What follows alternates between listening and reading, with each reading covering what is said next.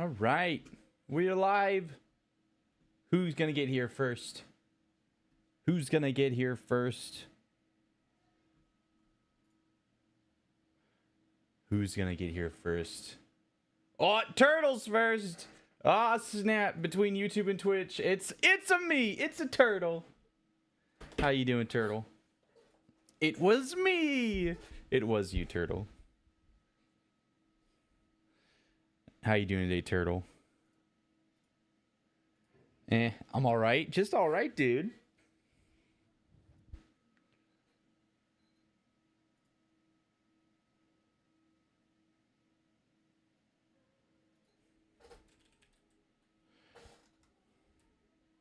Got a headache out of nowhere. Eyes hurt. Well, so you get feeling better from being sick, and then now your eyes are hurting from a headache. Feels bad, dude. Feels bad. Feels bad. What up, Pro Gamer? How you doing? We got Pro Gamer and Turtle in the house. Why did Overwatch not win? Dude, I'm just as surprised as you are.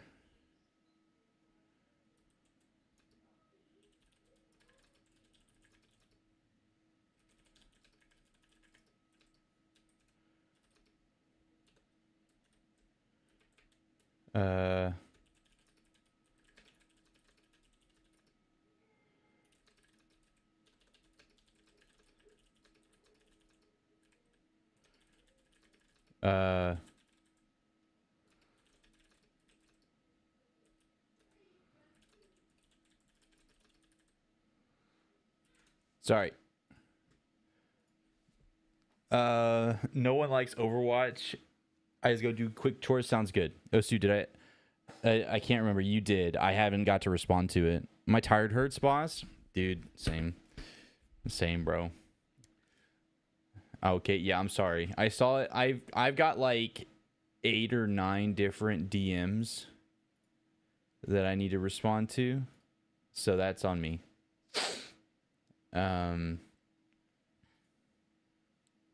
My hurt tires. Oh, bruh. You ever take your time? No big. Yeah, I don't think. Let's see. So it's the 15th, right? So that's next Friday. We'll see. Next Thursday. Next Thursday I am playing Overwatch with Aki. So I was planning on streaming that, and then I don't know.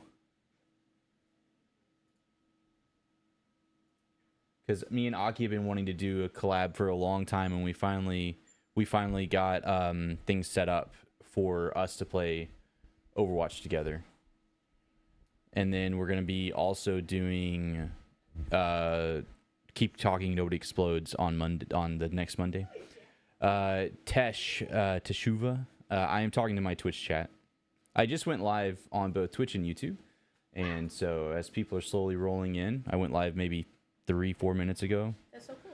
And so between you here in the YouTube chat, Teshuva, and people in my Twitch chat, I'm talking with them. Hi. Hope you're doing good today, Teshuva. For all I know, we might not have enough people. Zane hasn't gotten back to me. Yeah, it's putting together a tournament is a lot. You know, especially when it's a bunch of communities that don't primarily play Overwatch. I know for me, it would have been me. If I would have done it, it would have been me, you, Pro Gamer, and Nightshade. Thank you so much for following me, Nightshade. Welcome to the Tsunami Gaming Family Make Waves. Appreciate the follow, May, on Twitch. I appreciate that. May, how are you doing today? I hope you're doing well. King, and we probably could have gotten one more. And maybe I'll do it, but I don't know.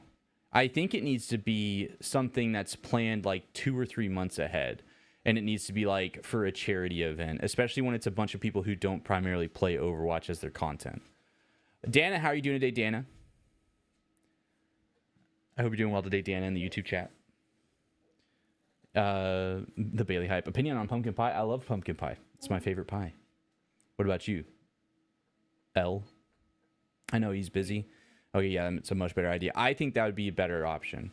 Is if you get everybody to collab when it's around a charity event, and then you can have it to where, you know, people are fighting for a charity of the choice or something like that, but you need a lot of people. Like, y'all would have to probably reach out to nearly 50 to 60 communities to try to get enough for something like that. But L, how you doing? Dana, how you doing in the YouTube chat? Tesh, how you doing in the chat? Karam, how you doing in the YouTube chat? And I'm glad you're doing good. May, what brings you to the stream? We're about to be playing some TCG Card Shop Simulator, just catching up with everybody. I just went live, so I normally spend like the first 5 to 10 minutes talking with everybody before we start getting into a game for the early crowd.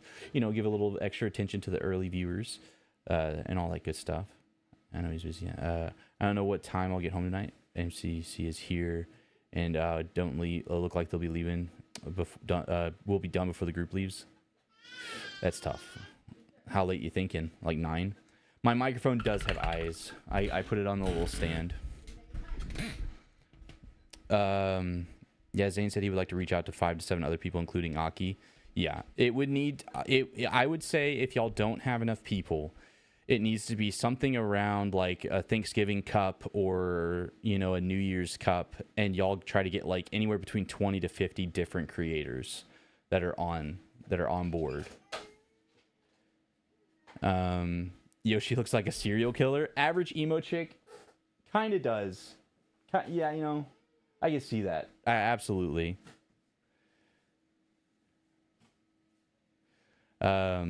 You got a shout out from another streamer, and I wanted to check out your stream. Oh, okay. Who shouted me out? Was it Faith? I know I was able to swing and drop a lurk for Faith, Basilisk, and Jate and Jess before I went live. But yeah, the microphone has some eyes. Mike has some eyes. This is Mike the microphone.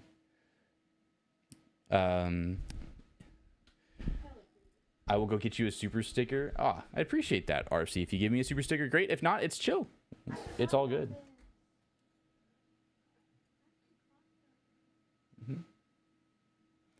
I will go home when the cleanup is done, but might have to come back to close up. Fair. So, long day. Long work day. Yeah, I mean, it's hard for me because I only have you and Trevor in my DMs. Yeah. So it's one of those things where we discussed it in the Reach Discord with a bunch of the other Reach creators, and everybody is just too busy right now. So it needs to be around an event that a lot of streamers will be ready to go. Because it took me and Aki nearly a month to finally get set up to spend 2 streams together. Now that's a mixture of me being really busy and being like trying to stick with my schedule, and then also for Aki to stick with his schedule. So it's just got a lot of things and a lot of different, variables. Yeah, it was Faithful. Oh, Faithful's sweet. She's super sweet. She's such a talented artist too. I love her little plushies that she makes.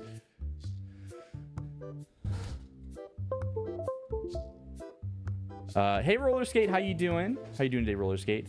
And May, what type of content do you like to normally watch? And Emo, Karen, L, Dana, RFC, Tesh, hope y'all are doing well in the YouTube chat. Roller Skate, I hope you're doing well. They were an hour late for the setup time. Classic. Oh, I forgot how much I have to like deal with setup and takedown with this game. It's nothing near to like IRL stuff, but okay, so got to get a better time. I think right now it's always really busy. This is the busy season, so you have a lot of people locking in and like bearing in on their content. And again, it's tough whenever it's not a group of people who play Overwatch so frequently. Aki's been playing it like every other week recently, I believe. Trevor plays it once a week normally. And me, I'm a mixed bag on that. So it's hard to really guess. So it's one of those things where you kind of have to send out a net to a group of content creators to see when they're good to go, if that makes any sense. So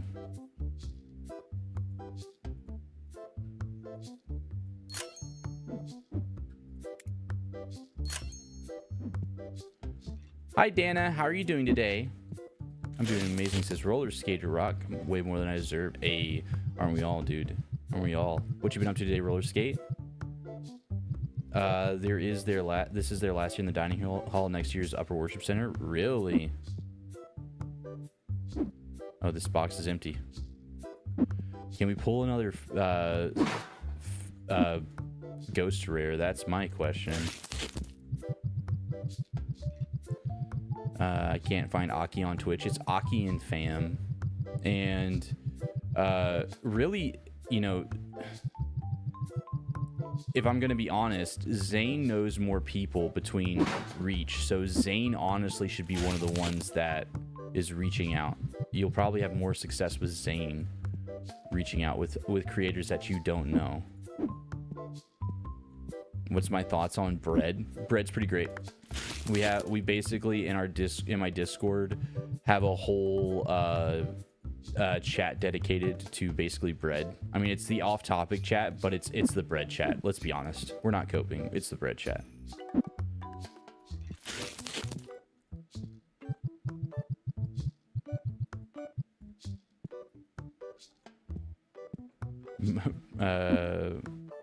But May, it's great to have you here. I would have to rely on Zane or you or Trev to do that, because I don't know the contact that many of the streamers like I'll do. This whole thing was Zane idea. I was just putting together because I love Overwatch. Yeah, there's been a lot of ideas thrown in the Reach Discord. It's just people acting on it. Like, there's just so much going on. There's so many, and I say that with, you know, a small handful of people who are talking the most and everything, but schoolwork and relaxing along with some cleaning. Bread chat. Well, technically speaking, at one point, TCG Card Sim was tied with Sue's Choice tonight. So we may just be playing TCG Sim for a few hours, open some packs, sell some stuff. Well, there you go. I got a ghost rare. It's not an expensive one, but we got a ghost rare. Let's go. Oh man, feels good. Feels good. Oh, love to see it. Love to see the ghost rare.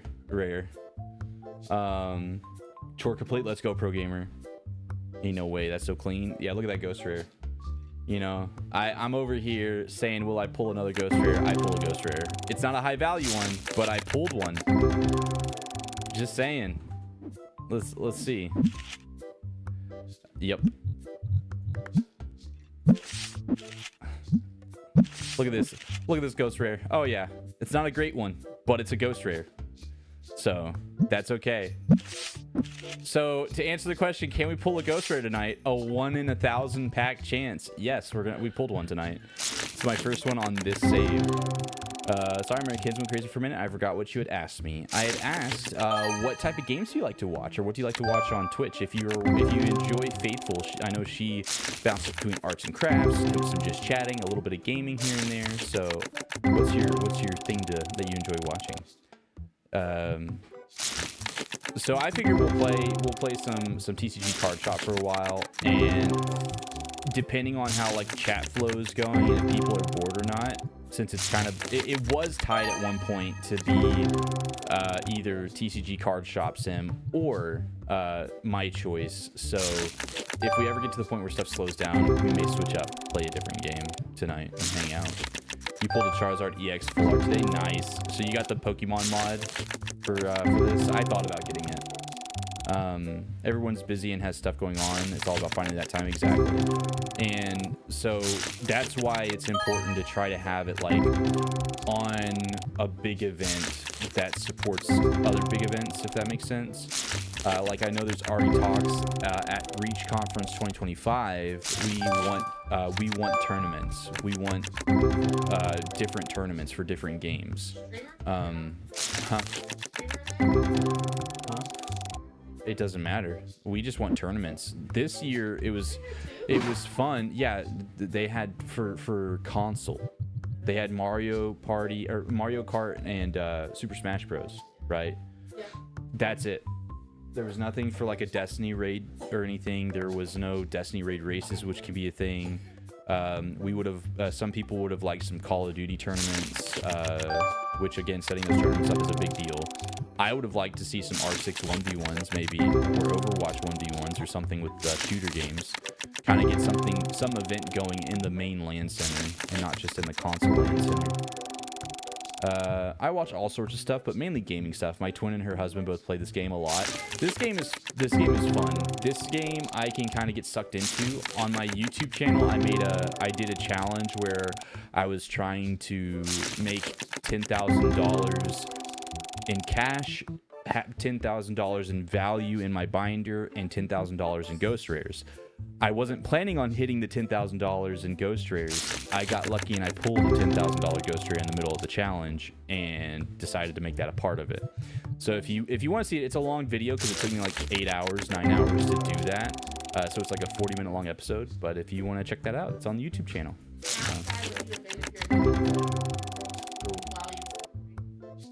Oh, my OBS. If my OBS crashed while I was recording that, I would have been sad. It crashed. My PC crashed the other day when I was recording the cringe reaction video yesterday. Yeah, blue screen.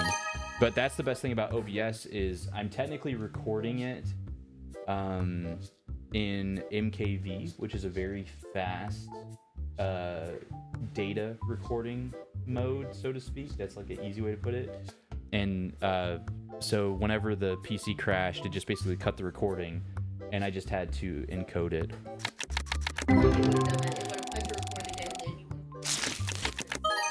Yeah. Nah, there's a Pokemon TCG app I got on my phone where you can... Oh, yeah, I saw that. Okay. Somebody was bringing that up in the YouTube chat a few weeks ago, the last time I played this... Excuse me. Last time that I played TCG Sim. And I was like, what are you talking about? There's no TCG game. No Pokemon TCG game. The only thing that is there's a mod for TCG Card Shop Sim, and they're like, no, there's an app, and I was like, no, it's probably fake, and like, bro, it's not, and I'm like, okay, and I know, so I saw that the other day. They're just doing kid gambling on mobile devices now, digitally. Let's go. No. The only thing that's doing that. I know. But now instead of like kids saying mom, dad, give me, hey, look, $100 card, let's go. Give me money to go buy physical packs so I can gamble. Now it's just like mom, dad, give me the password to your PayPal or whatever so I can be able to buy digital packs. Please, I need it. Is it better to pay $10,000 for a piece of cardboard or a piece of... I would much rather, like, if I'm gonna teach my child to gamble, he's gonna learn how to gamble with physical items. I'm kidding. No, that's bad. Neither's great. Like, no offense to Jeremiah, he's not gonna have Pokemon because that's a slippery slope. Because I played Pokemon and Yu-Gi-Oh in middle school, in elementary school, in high school, basically my whole life, and then that led to the addiction of Magic the Gathering, where whenever I was in college in my first year working at the camp, within 3 years, this was before I was dating Bailey, I had most of my debts paid off, so I was basically just throwing my money. If I wasn't throwing my money at streamers at the time that I was watching, R6 streamers that I was watching at the time, I was buying Magic stuff. Or if I wasn't throwing it at Smite like an idiot. And I had probably spent anywhere between... Oh gosh, anywhere between $1,000 to $5,000 to Magic in 3 years. Like that's a lot. That's a lot. Whenever I got out of Magic the first time after those 3 years, I did sell off most of my collection, most of like the big heavy hitting stuff of my collection, and I probably made back about $3,000 or $4,000, but I still lost about $1,000. Basically, I bought a console with cards. I sold 3 cards and I bought an Xbox One at the time. Which is insane. Yeah, like I sold 3 cards and bought a $500 console. So, like, it was chill. But at the same time, It's not smart if you don't have much money, which we do not have a lot of money, so he will not be buying packs. I will go to card shops and be like, hey, do y'all have bulk like Magic or Pokemon cards? Which, by the way, I have enough bulk of Magic, so my son has plenty of cards to play Magic without buying any.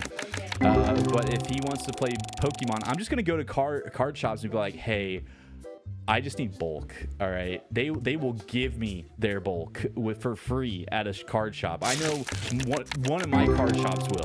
Like, they don't want to sort through the bulk. They'll just take it if it's from a person that's like close to their shop, like who's a regular. They'll buy bulk for super cheap from them. And so it's like, hey, I'll just pay you $20 for 4 Walmart sacks full of cards. Because you know what really got the hook set for me when I was in high school to keep playing Magic? My sophomore year, Excalibur in my city, they were doing a Friday Night Magic. I went to go play Magic with some friends, and I did okay with one of my friends' decks that I had helped build, and so I ended up winning I think 3 booster packs. All right, and they said, oh, instead of the booster packs, would you like to have like $20 in store credit? And I was like, maybe. What could I get with the store credit? They're like, anything, and it's set to your tab. And I was like, oh, that's pretty sweet. I don't what's that noise? Oh, it was that. I was like, I don't have any like collection. I only borrow friends' cards. And I remember Dale was like, oh, I got you. And he literally reached behind the counter and pulled up 4 Walmart bags full of just a bunch of miscellaneous singles of somebody's bulk that they brought in. Just loose cards, not in any cases, sleeves, anything. And he's like, we don't know what's in here. The guy who came in here doesn't know what's in here. I said, hey, I'll give you $20 store credit or $10 cash. And the guy took $20 store credit, and he said, I don't want to sort these cards because it's going to cost more in my time to sort these than to just get rid of them as a bulk. And you know what? You can have it for free, Jesse. And I was like, what? This is for me? And I'm not gonna lie, there was a lot of good cards in that set, or in the bulk. Like, there was a lot of good cards. There's a couple of good value cards, actually, that I still have now, that have like tripled in value since then. And so it was dope to get to. I went from nothing to a big collection, and he even gave me a big white cardboard box to sort and store everything in. And that's really what got me young, was being given probably close to 6,000 singles, or just bulk, miscellaneous bulk of Magic cards. 6,000 cards. I remember I counted that out.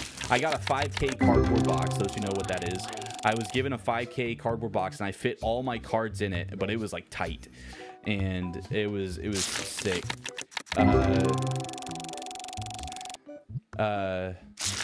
What up, 21st? How you doing? Hey, Gamma, how you doing? Yeah, it's a legit thing, lol. No, not gambling. Pokemon card packs are digital. Digital gambling is not a thing.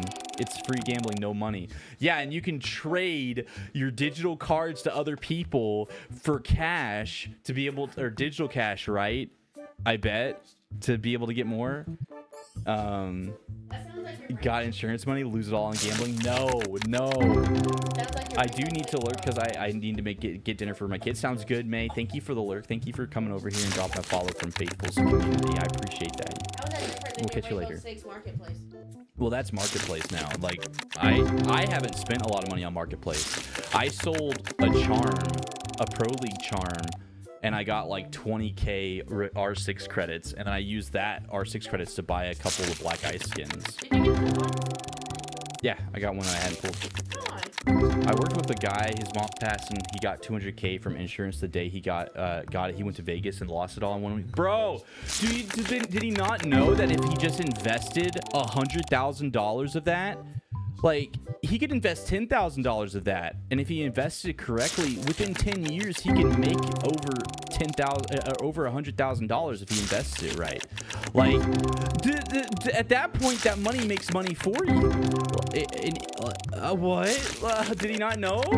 Oh, that sucks, Gamma. You know, I always like have that feeling. Like, I always will think when I see people with a lot of money waste money, I'm like, man, if somebody ever just gave me $10,000 just in cold hard cash, just out of nowhere, I would flip out, because it's like, you can do so much with 10K. If I was given 10K, great. Since we were talking about 200K, if I was given $200,000, that's a life-changing amount of money. It really is, because if you invest $100,000 of it, you can be making so much. Now, I would pay somebody who's way better at investing than me, who knows the investing system and whatnot, and basically have him make me a lot of money with 100K. I would use the other 100K to pay off my house and pay off a few other small bills, so then me and my wife would have more passive income to then go on a vacation every once in a while, which would be nice. Me and Bailey went on our first vacation this past August. It was for our anniversary, our 6-year anniversary. It was the first vacation that both of us have been able to take together in about 6 years, 5 years since we got married. Like, where we actually got to go for a few days somewhere and get a Airbnb and chill for a few days and actually have a vacation, not like a day trip or something. And so it'd be nice to have that. Like, 200K is an insane amount. Like, that's so sad. Ooh, $37 card. What up, Nick? How you doing? Not Nick Cage. Full art Lapra, not Lapras. It's Lapra. The S is silent. Let's go. Oh no, lol. Did someone say gambling? I did. Turtle's gambling, y'all. He has a gambling addiction. I can't fix it. I can't fix you, Turtle. I'm sorry.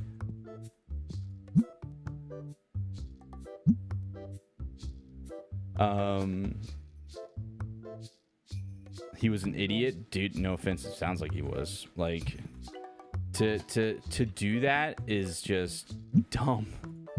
Like, it's so dumb. That's so much money. I mean, unless he was really well off, but either way, like, it's still, that makes me sad, Gamma. That makes me sad, because I know how much that would impact me and my wife and my son's life and people around us.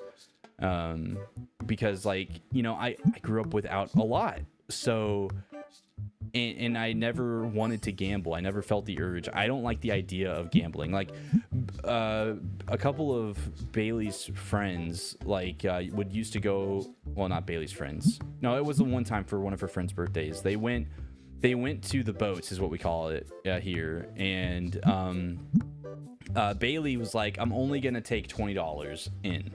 And that's what she did.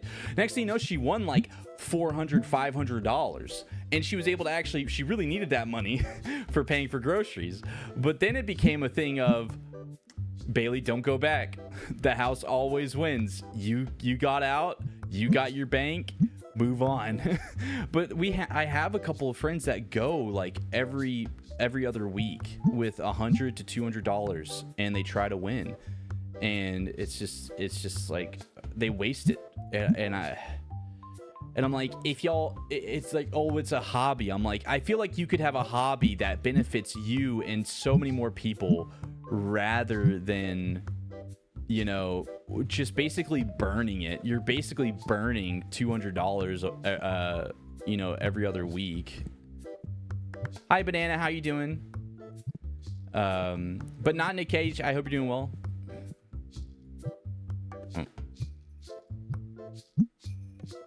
How's my day? My day's been pretty good. Just been kind of chilling, taking care of the little guy. He's a little sick. So taking care of him, trying to relax because tomorrow's a busy day. I got a lot of editing to do tomorrow. I got a lot of recordings done last night, so that was hype. You know, getting all those recordings done. And it was like 5. I got like 5 recordings done last night. I got the boys coming over, or not coming over. We're gonna be playing some games and recording some games on Sunday. We're gonna get some more prop hunt episodes recorded because everybody's really, you know, The prop hunt content's been doing really, really good on YouTube, and I'm very grateful for that. It's doing good for me, I should say, for my size, for our size, for the YouTube community. So excited for that. I'm hoping to get.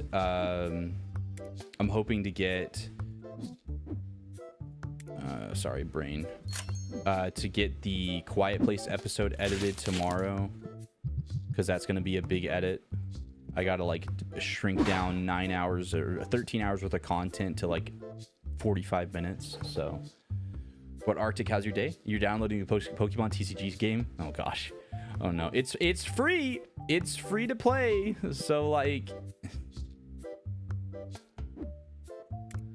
oh.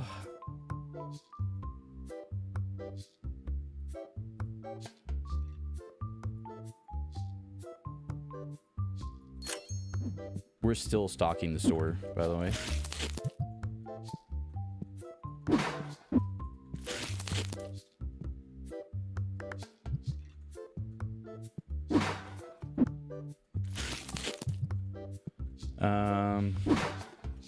I've had such bad luck. You could pull 10 slips of paper in a hat with my name and no one else's name, and the hat size will be pulled.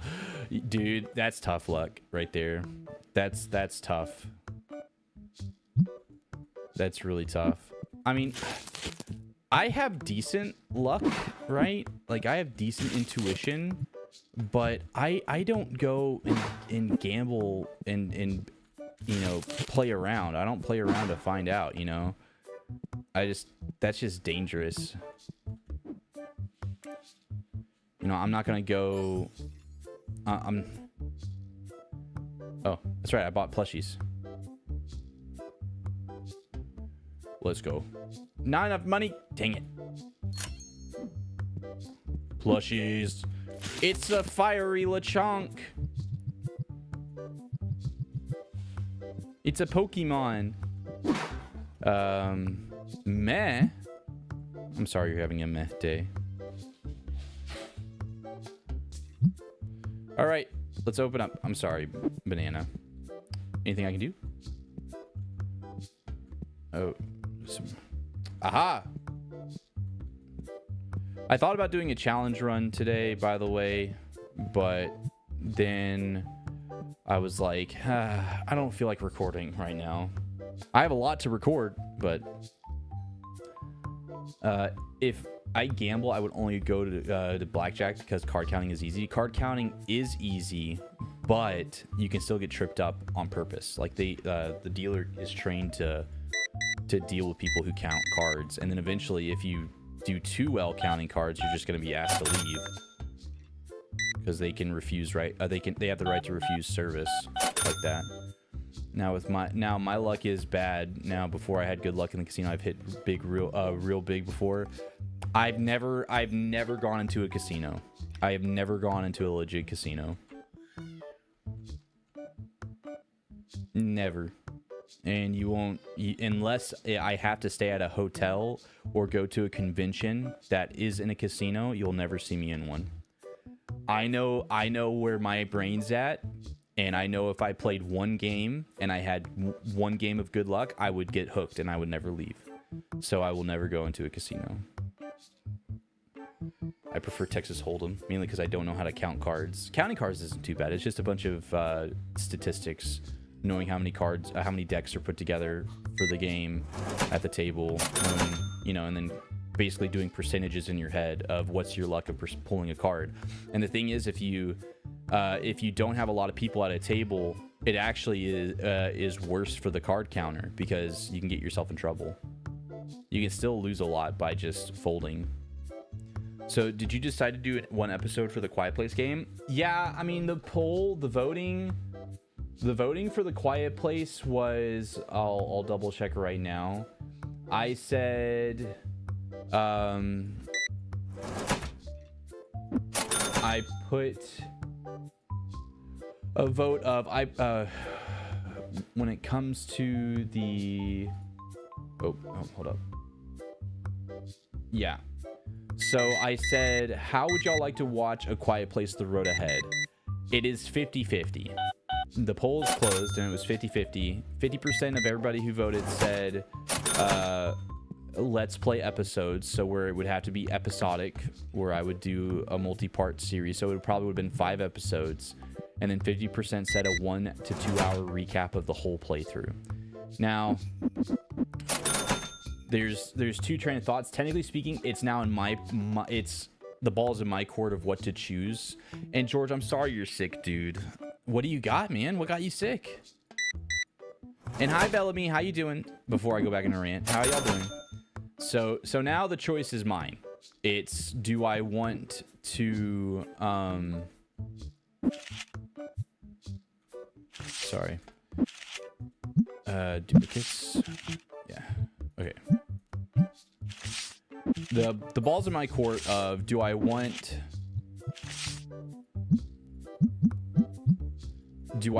to make my life easier,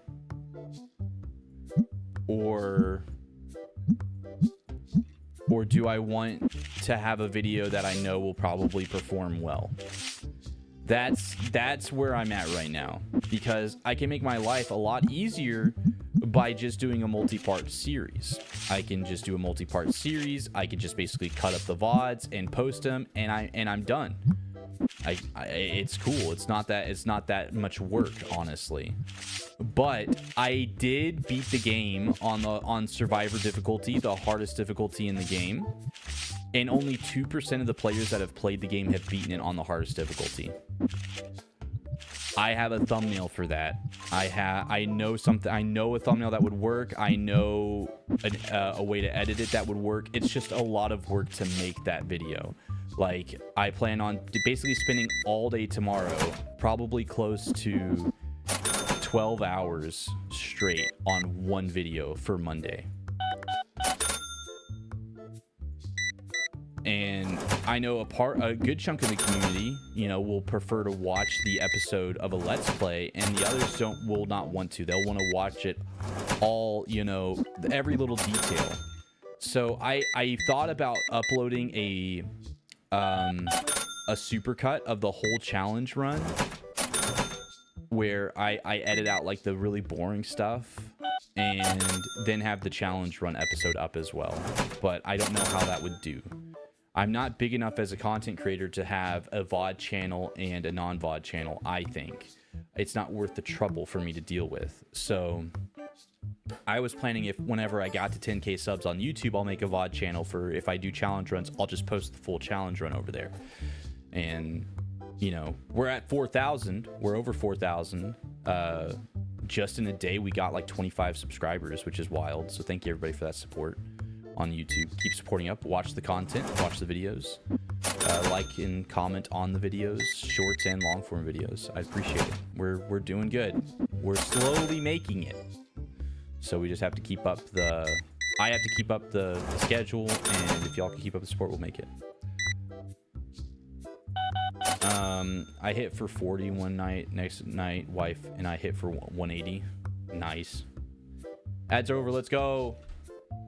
I'm not really good right now. I feel like heck. Oh, dude. It'd be like that. Some days we're down. We don't feel good. Everything's kind of like feels against us. So I get that. It's gonna be okay. Not sure. Been coughing like crazy. Oh, so it sounds like you got some form of a sinus infection or a cold. Oof. I'm sorry, George. Yeah, Jeremiah's kind of got that. He's been coughing a lot. We may be taking him in a couple of days if he's not feeling better. Taking him to the doctor. And then Bailey's kind of got a little bit of a cough. Not much. It feels weird not having braces. Doesn't it feel free? Are you completely done with braces, or are you just having them off for a little while? But ads are over. Did everybody hear my spiel about A Quiet Place?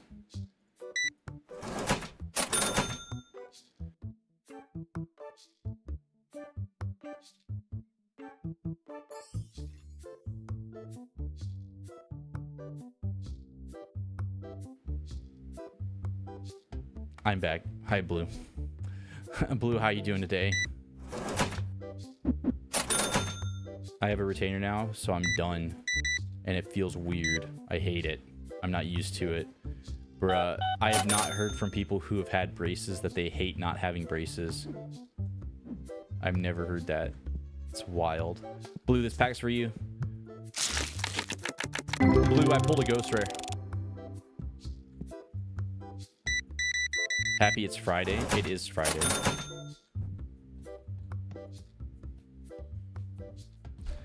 But if there's ever anybody that just finds, you know, $10,000 to $100,000 on the ground, can I have like 10 bucks?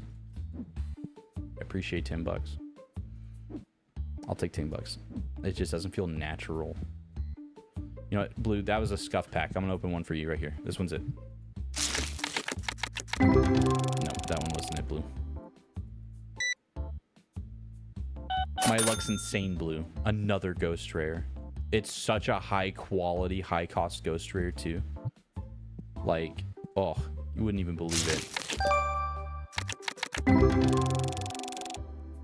Okay, so crazy busy all week and literally just putting work away. Hope you're doing well, bro. You've been taking enough breaks, right? You've been relaxing, right? I'm glad that you're able to finally kind of chill, Nick.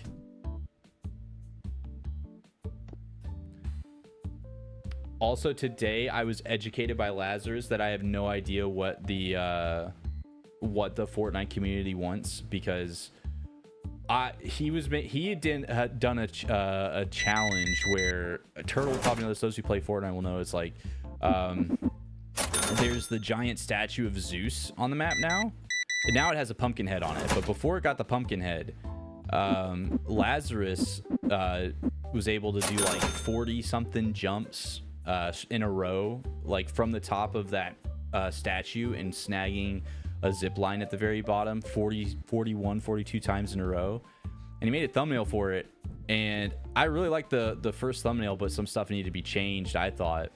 And while we're like helping him figure out a design in the Reach Discord, he has like a little bit of inspiration to put like the actual character skin of the Zeus character. And I'm like, I don't think that'll work. That doesn't like tell me anything. It just literally is a dude. It's just a dude with a gray beard and or white hair and white beard with a green dot on the top of his head with world record behind it. Like, what? And then he makes like makes like 3 different thumbnails, and on YouTube you can have a tool that will basically rotate through different thumbnails, and the YouTube will select the one that is performing the best after I think 24 hours or something like that. And so ends up like this thumbnail with just a character model of this Zeus character chilling there was the one that was the most clicked on. I'm like, why? Like, I didn't get it. I was like, I feel dumb because that doesn't make sense to me. And it was funny. I thought it was hilarious. That's such a big bag for one pack, dude. Some people just want the big packs, you know.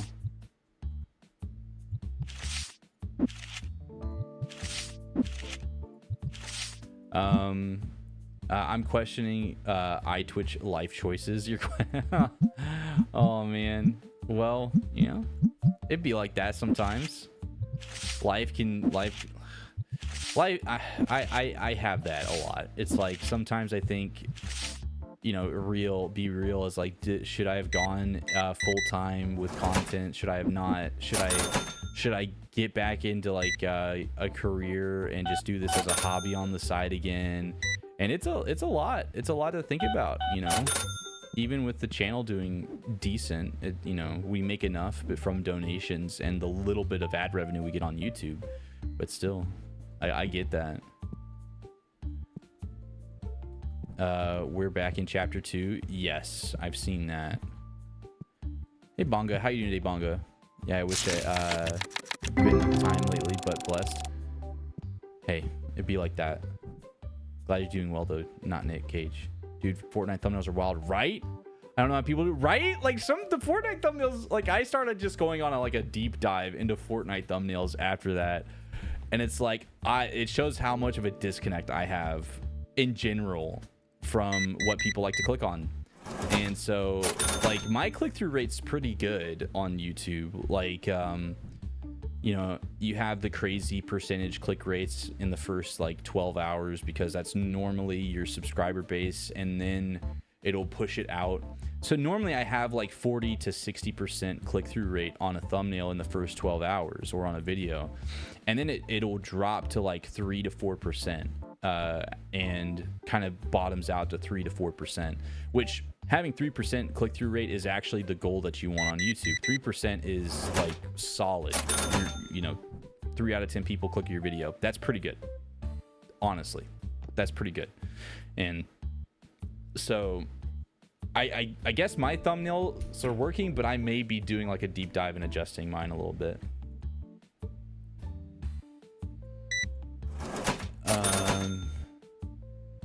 Look at DM Soup. This is the stuff that works for Fortnite. Stretch res 1440 1080. So like, what's the title for that? What's the title for that video though? Because I do pick up from, besides like, I will say that's one thing like Fortnite thumbnails have going for them, is they're very brightly colored. And so I'm like, okay, that makes sense. People click on the videos because they're so brightly colored. Like they're like, all a part of it is they're just such a good contrast. And so like in that thumbnail I see purple, and so my mind is like, okay, is that like an epic weapon? I don't know. Do they have an epic weapon? They're trying out 1440 by 1080, so they're trying to play in almost 4K. What's the point of the video? My wife and I are doing a marriage study at God Squad Church, or XP Church. Yes, the name change. I got the priorities in line. Just, man, ready for some gamer fun. Fair. Dude, so I can kind of vibe with that, because this week I finally ran out of all of my backup recordings that are easy to record recordings. So, you know, videos that are, the raw footage is about no more than an hour long. Really, it's about 25 to 35 minutes of footage. And it'll maybe take me 2 hours at most to edit the video. Like that's kind of what my average video is. And I finally ran out of those videos. I finally ran out of those recordings. And I was like, oh no, that's not good. A whoopsie daisy. I don't know what I'm gonna do, because I haven't had time to record anything. And you know, all this time I've spent editing my recordings, I kind of had forgotten how much fun it is to record gameplay, to record videos, because all I've been doing is editing the last like month or two. Because the last time that I recorded anything, it was like 2 months ago. And I did like 2 or 3 days of just batch recordings, of just huge recording sessions, and getting so many videos recorded. And it blew my mind. I was like, wow, I actually can have fun because I can record something and I don't have to just worry about editing right now. But now tomorrow I had to do a lot of editing, so I get that a little bit. Running a small group's one thing. I know trying to get like all the alpha gaming stuff sorted, which I need to hop back on that. I need to make sure people are getting their stuff done, because I guess I'm kind of the one that's the lead on that. I don't know anymore. So I need to work on that. 1, 2, 3.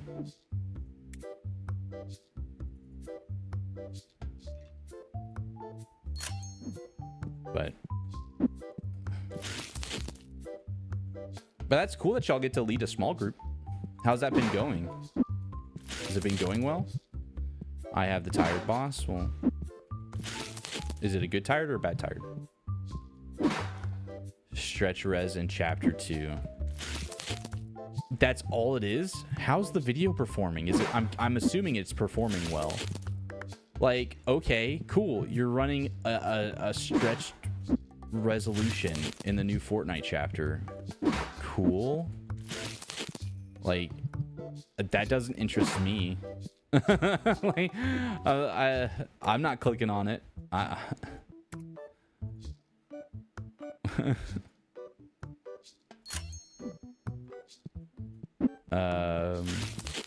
Mr. Zero. How you doing today, Mr. Zero? It's a mentally drained tired. Well, what can you do to help with your mentally drained tired?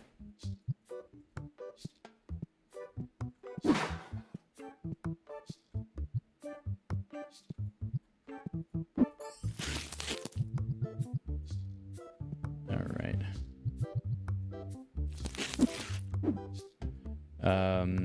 We're not leading it, just participating. Okay, we're all reading a book and discussing it more or less. Okay, okay. I'm sorry, I misread. I read that as you were leading that. My bad. My bad.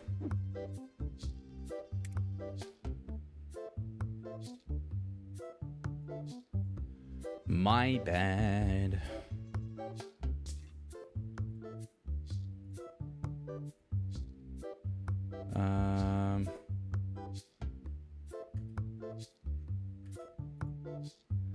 I mean, I guess we can buy another accessory. I know people have been asking for special card sleeves for a little bit. Deck boxes. Oh, snap. We're doing that.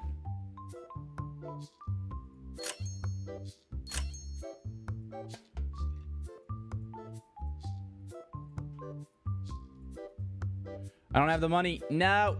Ah. Well, we'll just buy one of each and we'll see how that goes.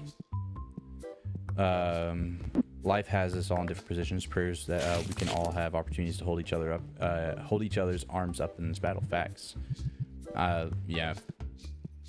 Like, I know for me, it's just been, you know, I've been a one-man army for so long, and I'm so used to doing everything myself, and I have so much going on. I don't have time to really train anyone to help me or anything like that.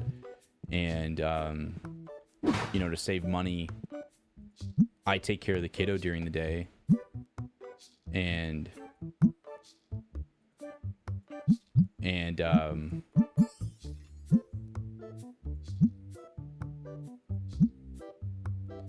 bruh, okay, yeah, that's fine. And so it's a lot of like juggling, and there's just times I just want to chill. It's like I just want to relax. All right, I just want to relax. I want to do my own thing and relax. What do you sell? We are selling cards. We are selling card packs. We're selling accessories. It's basically a nerd store, Bonga. It's like a Pokemon store if you got into a Pokemon store or something like that, or a TCG store, trading card game store. So we have a lot of different things.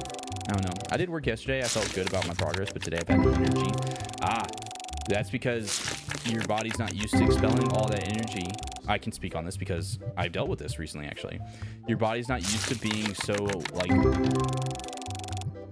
busy, and your mind, your mental's not used to being so busy, and being so what's the word? My brain goes to profitable, but that's not the word.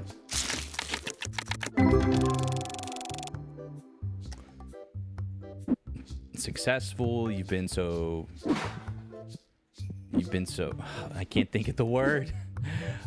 You've been so, oh my goodness.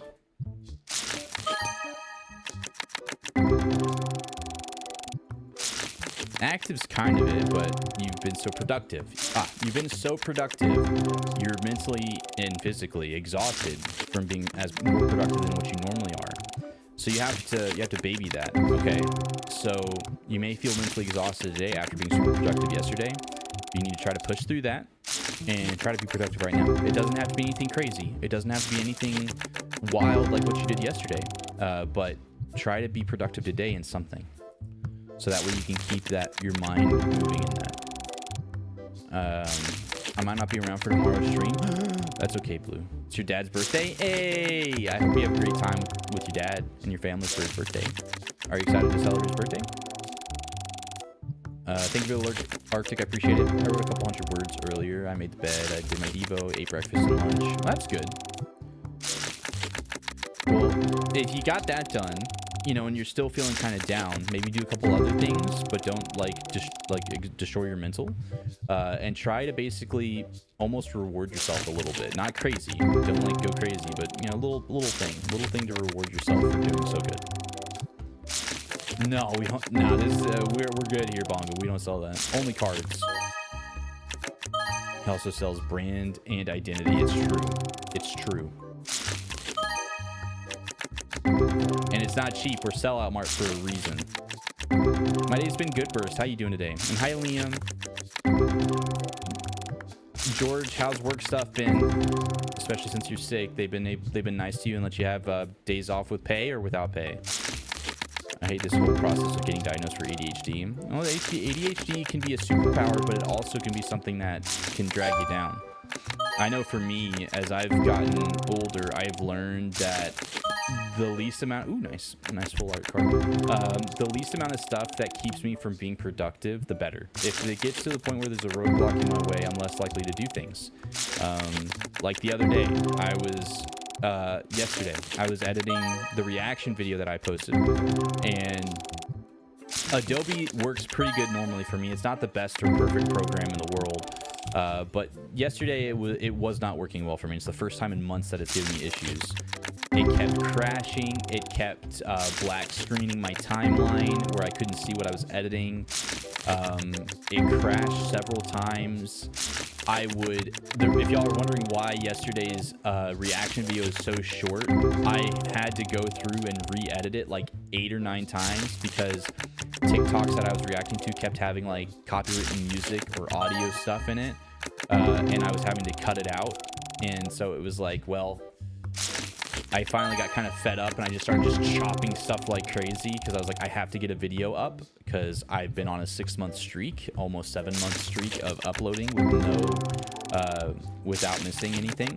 And so it's like, I'm going to get the video out. And so I had to just kind of start going crazy and cutting stuff to get stuff uploaded. And I was still 15 minutes late, but I still got the video up. It's the first time I've been late with a long form video in a few months. Because it's a mental disability. Only I really know what's going on is in my own head. I wouldn't say ADHD is full on a mental disability. It's only, and this is for, and I know I have dyslexia, and a lot of people say that that's a learning disability and it's a full on disability. I don't agree. I had a really intense case of dyslexia, or I still have and deal with dyslexia. I think it was, something that it was harder for me to read, and it was harder for me to get into stuff. And labeling it as a disability gives it so much of a negative connotation. I don't know what other term to give it. Bailey would be better at a term to give it. But I know whenever I was going through middle school, high school, everybody treated me like I had a major disability, and I'm like, no, I just kind of get words mixed up and numbers mixed up when I read. It's not that bad. And I had it pretty bad. Like, words were constantly shaking on my pages when I was reading. Most of the time my brain would actually flip paragraphs full on upside down and then mirror them. And it was hard for me to focus through that and learn how to read and learn how to slow down, more importantly, because ADHD mixed in with dyslexia is great combination. And so I think you need to be careful if you call, calling something a disability, because then without realizing it, you'll put yourself down. Yes, people can be disabled in many different ways, but most of the time, people who don't let their disabilities define who they are in a negative way do way better in everything. So if you do have ADHD, if you do have something like that, and I know I'm not like an expert, I'm just speaking from my own personal self. Don't dog yourself too much. Don't dog on yourself too much. Don't make a mountain out of a molehill. A molehill can still be a problem because a mole is tearing up your yard. But if you go digging in the molehill to go after the mole, next thing you know, you've made a crater, and then all the dirt you've piled up, you've made into a mountain that you have to deal with. So be careful with that, you know? Just be careful with that. That's all I kind of warn. And Blue, dude, Blue, look at this, this ghost rare I pulled. You want to see this ghost rare? I pulled a ghost rare this stream. And yo, what up, Krogan? I could not. I've been seeing your YouTube shorts, I believe. A good job keeping it up. Keeping it going. I appreciate that. How you doing today, Krogan? I could not read, dude. It's so hard for me to read that purple that you have for your name. But now I know that that's Krogan because you're the first person I've seen with that color purple for your name. Dude, wild. that I had to like focus up because I was having a hard time reading your name. But yeah, I'm glad. I hope you've been enjoying the shorts when you've been seeing them, Krogan. I really hope you've been enjoying them. I've been working really hard to stay consistent, dude. 2 shorts a day, 2 long form videos a week, and I'm hoping at least by December. I want by December to be posting 3 long form videos a week. And if I can get ahead and we do more Let's Play content, I'm going to be moving to doing 5 videos a week. So that's a big one right there, but we're going to see what I can do. We're going to see what I can do. But I hope you're doing well today, Kroger. What up, Femboy? How you doing, Fem? It feels so stupid, though. I remember running at the speed of my chair. Granted, it's big, round, fluffy chair. And I did do a workout yesterday, so my legs are sore. Well, hey, don't feel stupid. Don't feel stupid. It's one of those things where I know for me, over the years, as I've been kind of landlocked to a chair and a desk, I've realized, man, I'm not as active as I was before I did this. And, you know, you want to dive straight into doing stuff. It takes baby steps, you know? So you do some big goals and you don't allow yourself to regress. Okay. That's a big thing. And that's something that I deal with. You know, you do a lot of cool things, you make a lot of progress, and then you regress and then you beat yourself up. You can't do that. You have to reward yourself for what you've done and then do your best to get people in your life to encourage you to keep pushing through that and keep doing what you've been doing and building healthy routines. And that's in the end what you're trying to do, is you're trying to build healthy routines. I'm doing good today, Liam. I can't complain. I could, but it wouldn't help. I've done so much research on ADHD, and I am so unbelievably convinced that I have the inattentive type. My mom thinks I don't have it. Well, Turtle, a lot of people try to self-diagnose themselves because, and they are wrong most of the time. Most of the time, not all the time. Most of the time they are wrong because they overthink everything. Especially if you have ADHD, you overthink everything. Again, it's a superpower. With ADHD, you can think through so much and think and have so much on your mind at one time. At least I can. I can be thinking about 10 or 15 different things. And as I've gotten older, where it's harder for me to focus on doing that, I find myself getting really stressed out if I have more than like 2 or 3 things going on. Because now I can hyper focus on one thing and I can get that done. Like whenever I went into EMS, I hyper focused on that and I nailed it and I became excellent in it. I then was at the camp and I hyper focused on ropes course stuff. I hyper focused on construction and I got really good at that. I got really good at a lot of the construction and remodel stuff that I did. Electrical, I was not great at first, but I got really good at running cable. I got really good at tile work. I got really good at fine or simple cabinet work. You know, I got really good at all that because I hyper focused it. Streaming, I got really good at it because I hyper focused it. You know, that's a superpower, and it can also be a detriment because then if one little thing gets in my way and keeps me from doing something, then I don't want to do it. So be sure to be careful about Googling and self-diagnosing. You are not an expert. You are not someone who has learned about every single different version of ADHD and seen it in real life. And that's something that I have to tell myself. Whenever, you know, we've all been there. You're doom scrolling on TikTok, YouTube Shorts, Instagram, and you see one of those sad boy shorts that you're just like, that's me, you know, and then you realize, no, that's not me. I'm only seeing myself and imagining myself and make-believing myself in that situation because I feel sad about myself right now. And that can be devastating to your mental too. All right, so be careful when you're on social media and you come across things like that. sure, some of those things can like speak to you and be emotional and encourage you to do better, but some can also drag you down further than where you're at because you see yourself in those shoes. So apparently I found out I have sick days and I haven't been able to use them, so yeah, it sucks. So you're off without pay? Yeah, how come you can't use them? I agree with Bonga. What?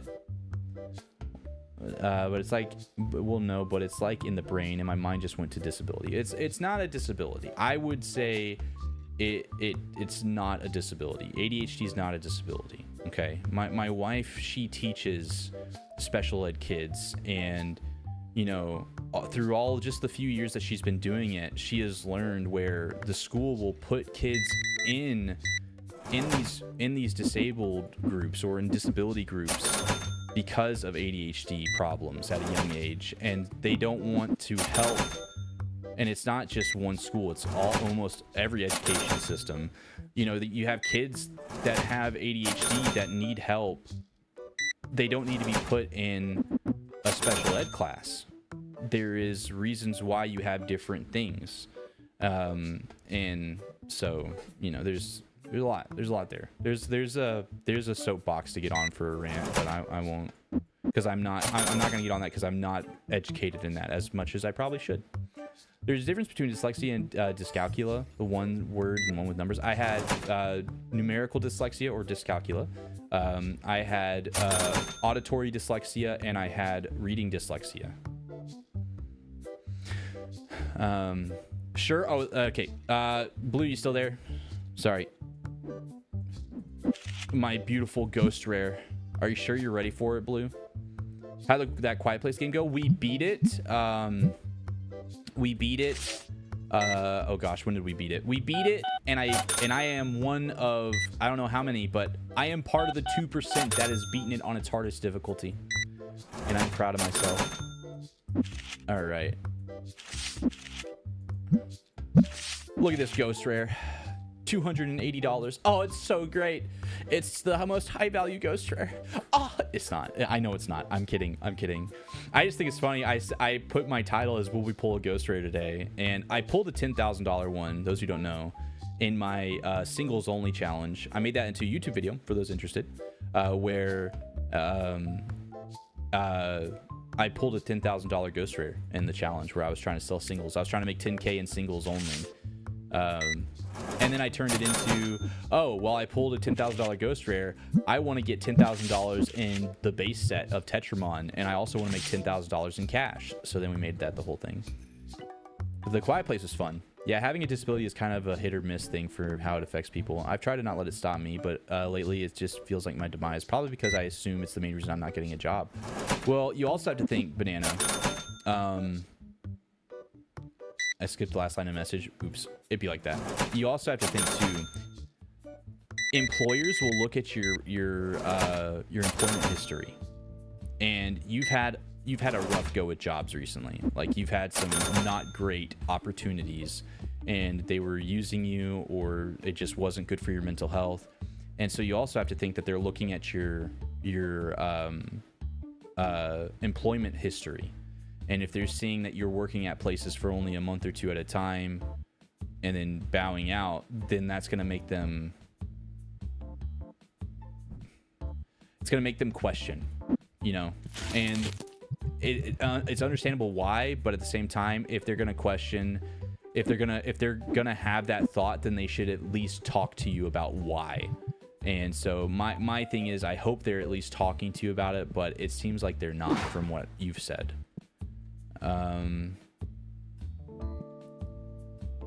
Google sucks. Google does suck. Like Google has a lot of great information, but the fact that we have information at our fingertips can be dangerous, because then we can assume that we know more than somebody who went to college for something, and that could be the case.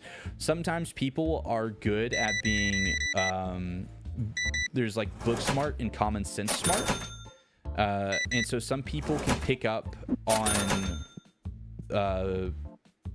patterns a lot easier than others. Some people can deal with all these different issues a lot easier, and they can seem like they're educated because they're good at memorizing information. But there's a reason why there is school for others, or for people to get high education, high levels of education. And so the best thing about Google and the best thing about the internet is also the worst thing. You have instant access to information with the touch of a button. So you then assume that the first few things that you read are your answer. Or sometimes people will go on a huge diving spree of the internet where they research this particular topic, and maybe they do come to a good conclusion, or they do come to an understanding that most people haven't reached yet. But that can still be dangerous, because you may have the knowledge, you may have the book understanding of it, but you don't have the real world application understanding of stuff. It's like when I was going through EMS school, we were told, well, you know, the first half of the year that I you know, in my EMS certification course, all we did was book work. We did book work and we practiced skills. And we practiced those skills so that way in the second semester, we could go and work under different healthcare providers in the ER, in a OB unit, on an ambulance, or in different medical situations, and get our hours in, and basically be interns. And so you learn all those skills, and you think you know everything because you're in a perfect environment of your classroom and you've got it down. But then as soon as you go out to do those things, I remember learning how to intubate somebody, which is basically shove a tube into their throat, and you have to use all these different things. And when you're working with a dummy head, it's pretty easy. But then the first time I went to do that on somebody, you got to feel the actual weight. You got to understand what was going on. And next thing you know, you think you know everything, and then you don't. And I'm grateful that I wasn't one of those jerks that thought they knew everything and never asked. I never asked their EMT basic or their paramedic they were paired with for help. I always would look to the paramedic or to the EMT basic and be like, hey, I understand the skill, but I've never done it on a person. Can you please show me one time? All I need you to do is show me one time, so then I can do it. It's different when it's from a classroom to real life. And I got so much respect from EMTs and paramedics because I did that. I didn't think, I wasn't a cocky kid that thought I knew everything. And then once I got to see it in real world application one time, I then had a combination of the book knowledge and the real world common sense knowledge. And you know, it's a big thing. Yo, Femboy, thank you for the 500 biddies on Twitch. Can we please get some hype and hearts in the chat for the 500 biddies? Thank you so much, Femboy. I appreciate that. Thank you.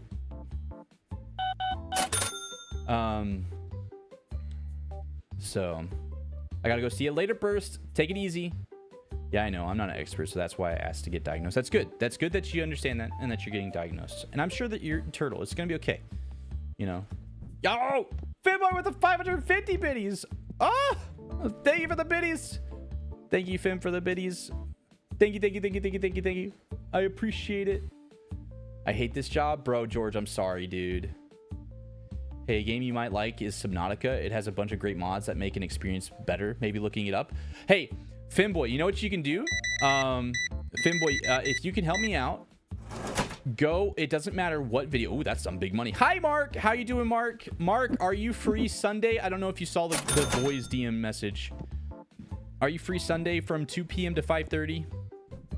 Femboy, go on. If you're, I don't remember if you're in the Discord. If you're in my Discord, DM me Subnautica and the mods that you think would make for a good video, for either a series or a singular video. Okay, DM me that, or go and comment that on a YouTube video. In fact, I would prefer you to go comment that on YouTube video. Doesn't even matter. Go to the last reaction video I did with the cringing one, where I looked up cringe TikToks. Be like, hey, Sue, I think you should play Subnautica modded, and I think this would be some cool mods that you should have on it. That way I can see it, and then I will remember it a lot easier. So either way. And Mark, I hope you're doing well today. What up, Daisy? How you doing? Hope you're doing great today, Daisy. I would love to play Subnautica. I just don't know what mods to do. honestly.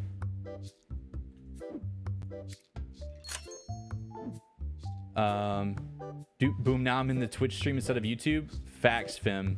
Now you have the horizontal experience. Yeah, I understand that. Why did I start off with the legendary Pokemon? I think everybody in the TCG app on their phone starts off with one. Tangy, how you doing, Tangy? Hey, what's good, fam? Great to have you here. It's different in a real world setting. It is. Glad I found you on Twitch. It's great to have you here on Twitch. It's where, you know, it's where I'm most used to streaming, right? I've been streaming on Twitch for 5 years and YouTube vertical only like 6 months, so I can treat a chest wound, but it's so different than trying to treat a chest wound while getting shot at and you're watching said person bleed out. Exactly. And what we were told, if we ever had to deal with a gunshot wound, is just shove stuff into the wound. I remember when they first told us that, and I was like, that makes sense. They're like, and don't pull anything out until you get to the hospital. And I was like, that makes sense. But dude, Femboy, thank you for the 1,050 biddies total. I appreciate it. Thank you, thank you. And y'all, intubating somebody is terrifying. Think of it as you have this, basically a hand grenade. It has a spoon on it. It's called a spoon. It's not really a spoon, but there's a spoon on it.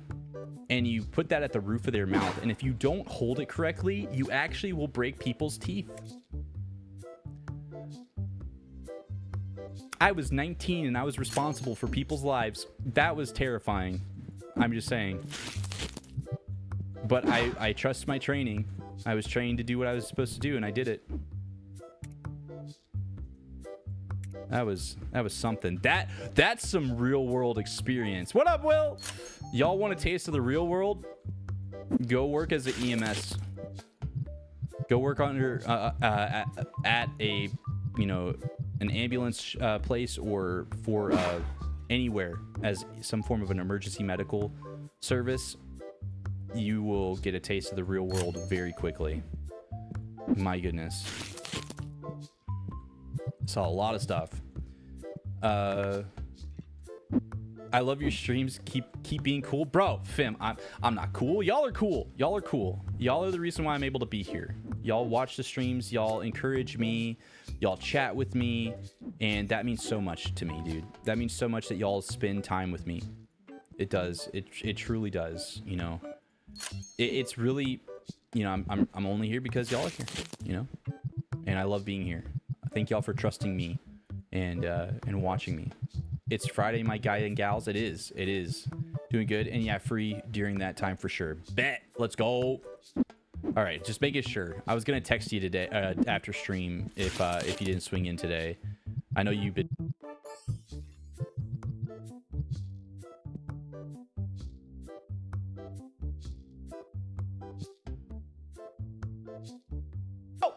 I'm a firing my laser. I don't know how many times that's gonna play. That might play a lot. I'm a firing my laser. There's the link to the Discord. All right, I'll do that. Yeah. DM me stuff. I would really appreciate that, Femboy. I know I'll forget stuff, especially during stream. It just all goes, you know. So, would love that. I'm glad you're doing good, Daisy. What you been up to, dude? I'm waiting. I haven't answered your DM, Daisy, because you said it was about hackers, and I'm going to be doing a clip reaction to community clips in the Discord, and I want that to be part of the reaction. So I have not forgotten. I promise. I just haven't responded, so I don't forget.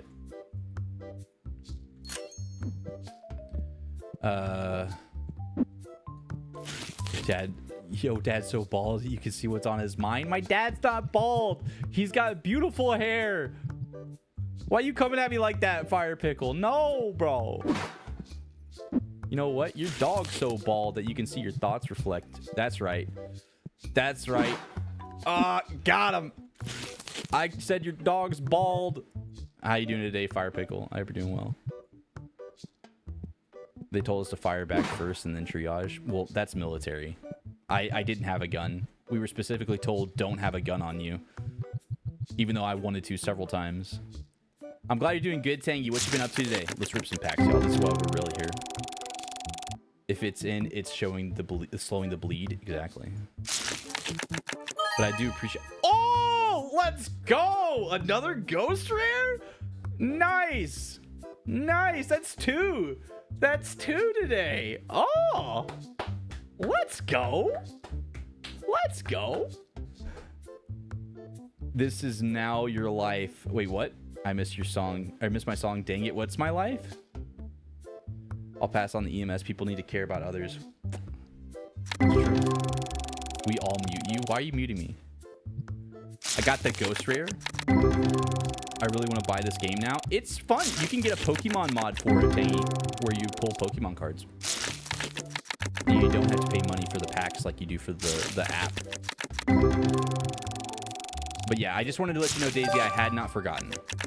Actually, now that I think about it, just base game Subnautica would be great. It's kind of like a horror exploration game that takes place in the water planet. And I have done a playthrough of it before, Fim. That's why I'm okay with... I would rather do it with mods. I have technically, about 3 years ago, when I was first trying to do... I did a push for becoming partnered on YouTube, which was getting 1,000 subs and getting like 2,000 hours of watch time. I was away... I was like... 200, 300 away from the sub count, and I was way behind on the watch time. So I started streaming 2 times a day during the summer. Like at the beginning of summer, I was streaming 2 times. Ooh, nice pull. Nice. I was streaming 2 times a day. I would do a 4-hour stream on YouTube, take an hour break for dinner, and do a 4-hour stream on Twitch.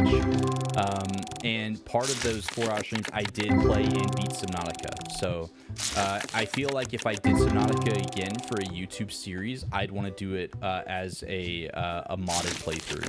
I just don't know what mods to do. I got that ghost. That one looked nice.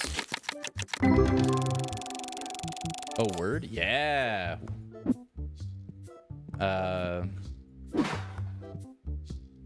The song went, "This Is Now You're Alive," died very alive. Oh, was work that bad today, Will? Will, I pulled a ghost rare. I pulled 2 ghost rares this stream. I'm kind of crazy, bro. I'm just saying. I'm kind of crazy. I kind of got the lucky hand tonight with the pulls. Well, all right, I'll try to find some scary mods. Yes, that'd be great. That'd be great. Some scary ones, some ones that make the game a little more difficult, and all that good stuff. Question, are y'all down for like retro game let's plays? Like, if I'm gonna be moving eventually to where I am posting basically a video a day or 5 videos a week is probably what I'm gonna try to go for. If I'm gonna be doing 5 videos a week, I'm gonna have to supplement with like let's plays probably. And I was debating on like doing a nostalgia let's play series where I play through old games, and I think I've mentioned that before, and I did that technically with Henry Stickmin. But I'm thinking like retro, even, for some nostalgia games. You gotta play Gas Station Simulator. That game was so fun for me for some reason. All right, bet. Gas Station Simulator. You can, if you want to put that in the recommended tab in the Discord or DM it to me, Tangy. That'd be great. You know it. Work can never be fun. Oh, it can. It's just rare. Hi, Sleepy. Nightboss. Gotcha, Banana. Thank you for hanging out. Great to have you here. Speaking of retro and scary, how's Alien Isolation? I have not started it yet. I don't know. I still haven't decided, George, if I want to stream it or if I want to record it and do a let's play of it. I am probably going to do a let's play, is my thought. I think it would be more fun as a let's play. Because I wouldn't have to be like interrupted by chat, or I wouldn't have to like try to keep talking to chat while playing the game, and I can actually get scared. But maybe I should stream it. What does everybody in Twitch and YouTube chat that are here think on Alien Isolation? I know it can get a little gruesome and a little intense at times with language and whatnot. So up to you. Whichever one's easier for you, Tangy. Yo, what up, Gambit? How you doing today?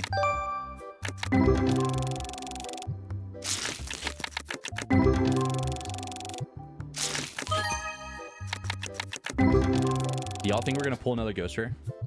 Also, new Alien VR game comes out December 18th. Bruh. I haven't, you know what's sad? I bought an Oculus Quest 2 3 years ago, 2.5 years ago. Nice. I've only used it like 5 or 6 times for stream because I don't know what it was. People just didn't show up for the VR streams. Like I even had it to where I could read chat while I was wearing the headset and I had a lapel mic and I was talking with people, but nobody really liked the VR streams.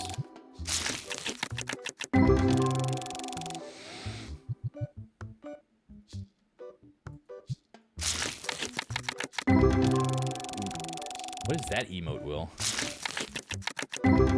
I think streaming it would be cool, especially if done on brutal difficulty since the alien hears your mic.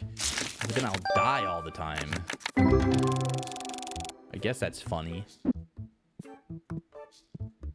Alright, we're stocked up on everything, right? I guess we could get more figurines. Do I have some?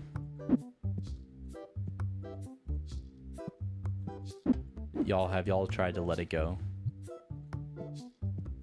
Let it go, let it go. Turn away and slam the door. Play Baby in Yellow with your baby. Isn't that a horror game? Gambit? It would be a fun way to watch Twitch for Twitch to sabotage you, bruh. They're always sabotaging me, man. They don't need help.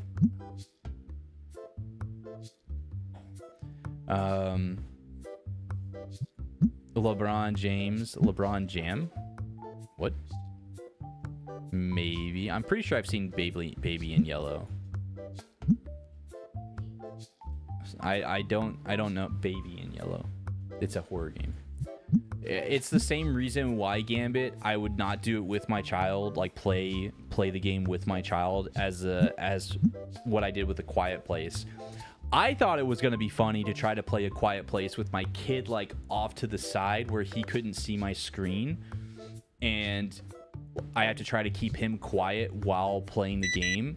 I thought that would be funny, but then I went, oh, I'm going to probably get canceled by people because my kid's involved with a mature rated game and a horror game. And so I decided to not. Even though I think it would be a pretty funny video. Just kid goes, wow! It's like, shh, no, no.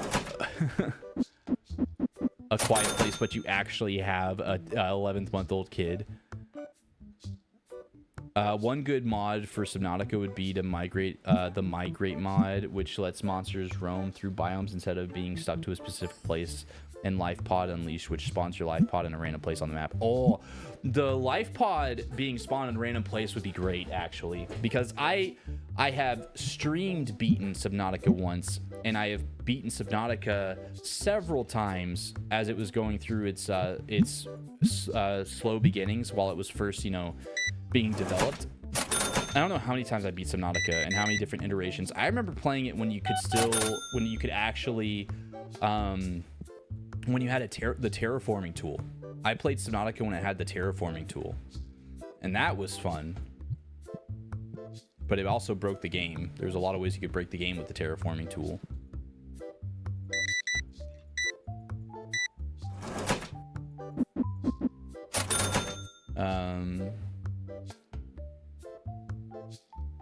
The trees cut down to make Jenga blocks are repeatedly forced to relive their own death. Also, hello, bro. Why are you walking in here open with an opener like that? Now I'm depressed for Jenga blocks all around the world, dude. Oh, dude, F's in the chat for Jenga blocks. Oh my gosh, I'm so sad. I didn't know I could have feelings for Jenga blocks. Shower Thoughts is a great name, by the way. How are you doing today, Shower Thoughts? That'd be really funny. I thought it'd be funny, you know, or like having him like strapped to my chest in a baby carrier, turned away from the screen, and I have to like try to not wake him up and not get mad to get the monster to kill me. But, you know, I don't think that would be upsetting considering he's so small he wouldn't even see the game really. Yeah, and that's what I was thinking, but I've decided to just not worry about it. I'll only include my kiddo and my wife in content that's relevant and is not edgy, which I try to make my content to be family friendly, even if it's a mature rated game. You know, I do still try to be respectful and enjoy the story. It's like A Quiet Place, The Road Ahead did have some cursing in it. Of course, it's a little violent because it has aliens that are literally eating your face off. And so I try to be like a PG-13 family friendly channel. I don't know if that even makes sense, but you know, I know a lot of y'all play games like that. And what up, Adam? How you doing? Adam, we have Mark official for Sunday, so we're good to go. Everybody's ready to go. We're gonna be recording some more prop hunt episodes on Sunday for y'all with the boys. Y'all been liking the prop hunt recently on YouTube, and then we're also gonna be doing another grounded playthrough since it's got the yoked version that's out. It's basically full release from my understanding. So we're going to be doing another playthrough of grounded, but we're not going to be streaming it. We're going to be recording it. And we're going to be making that into a series on YouTube. I say I'll be editing it into a series, but the guys will be part of it. So y'all can look forward to some more grounded, a little bit more cohesive playthrough of grounded, which there is an old playthrough on the YouTube channel, and it's pretty good. It's funny. So if y'all want to watch some old stuff, you can go in the playlist and you can find the grounded series that ends abruptly because VODs got corrupted on the recording. It would be funny. It would be. I think it includes the Echo Dead Zone. Ooh. And you know what's great about Subnautica is it's been so long since I played it. I don't remember like where everything's at now. I would probably like remember it as I'm going through it, but hi Josh, how you doing today, Josh? I hope you're doing well today. Wah, shut up, Kicks baby. Wah, no, don't kick the child, no. Dude, I actually watched A Quiet Place the other day, yesterday or 2 days ago. I really wanted to watch A Quiet Place after beating A Quiet Place: The Road Ahead, which is one of my favorite games now, by the way, because it was so fun. I loved beating it on the hardest difficulty. Again, I hope I can get that video done tomorrow. My whole goal tomorrow is I'm going to wake up, and then I'm basically going to sit in here and edit that video. And I'm going to put a lot of care into it. I'm planning to put 10 hours into it, 10 to 12 hours into that edit for y'all. So, where I beat the hardest difficulty, and I'm part of the 2% that's beaten it on the hardest difficulty. So, shout out Thought says the user is so funny it is. Air conditioning is just domesticated wind. You're right. We trained the wind. We broke it. What up, Magma Foxy? How you doing? And Shower Thoughts, I hope you've been doing good today. Thank you for the funny jokes and the good thoughts. I appreciated the good vibes. It was great. Bruh. What are we bruhing? Sorry, George. Jump scare. I seen it. Will I T-pose on you? Maybe. Ah, Ginger. Ah! There's two Gingers in here. Oh, no. Facing the aliens is totally family friendly. Yeah.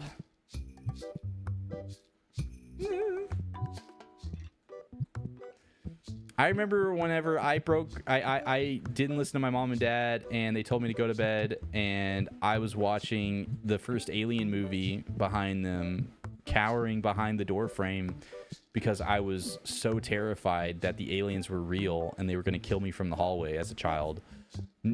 I may have some PTSD from that, so, you know, maybe I shouldn't have been watching that as a kid. I remember they turned around and they just see me, like, locked onto the door frame, just...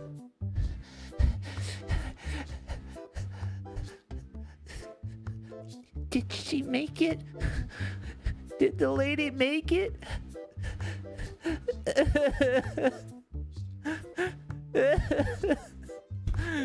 The face hugger killed them all. Oh, dude, I had nightmares for so long, like, because we had cats growing up, and sometimes, I don't know, those of y'all who have cats, have you ever just woken up to your cat just being asleep on your face? Because that happened a lot growing up with our cats. And several times as a kid, I woke up in a panic state because the cat was on top of my face, and I thought it was a face hugger, and I thought I was dead. Legit.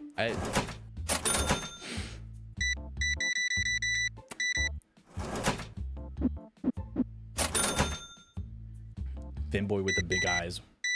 I'll bust out the funny chops. You're always funny, Adam. Come on. You, James, and Mark are always funny. I think y'all are hilarious. Oh, ad break.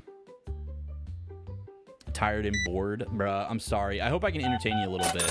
I'm sorry you're tired and bored. Long day today, Magma. If you have a good PC, do like film graphics on Subnautica. It gets a lot darker, and with the migrant mod, more monsters come out I'm all a the time. firing my laser. Maybe, I don't know. Maybe I could do a filter. I'd have to see. I watched it when I was little. Yeah. Yes. What's an ad? Fair. Cats are face huggers. They are. That got Josh to laugh. It's true. Like, it was bad. I was terrified, dude. I was terrified. I thought I was going to die by a face hugger. And then, fun fact. Okay, so I don't know how my parents allowed me to do this. Okay. I just turned 14, I think. When did... Okay, hold up. Let me look it up. I don't quite remember.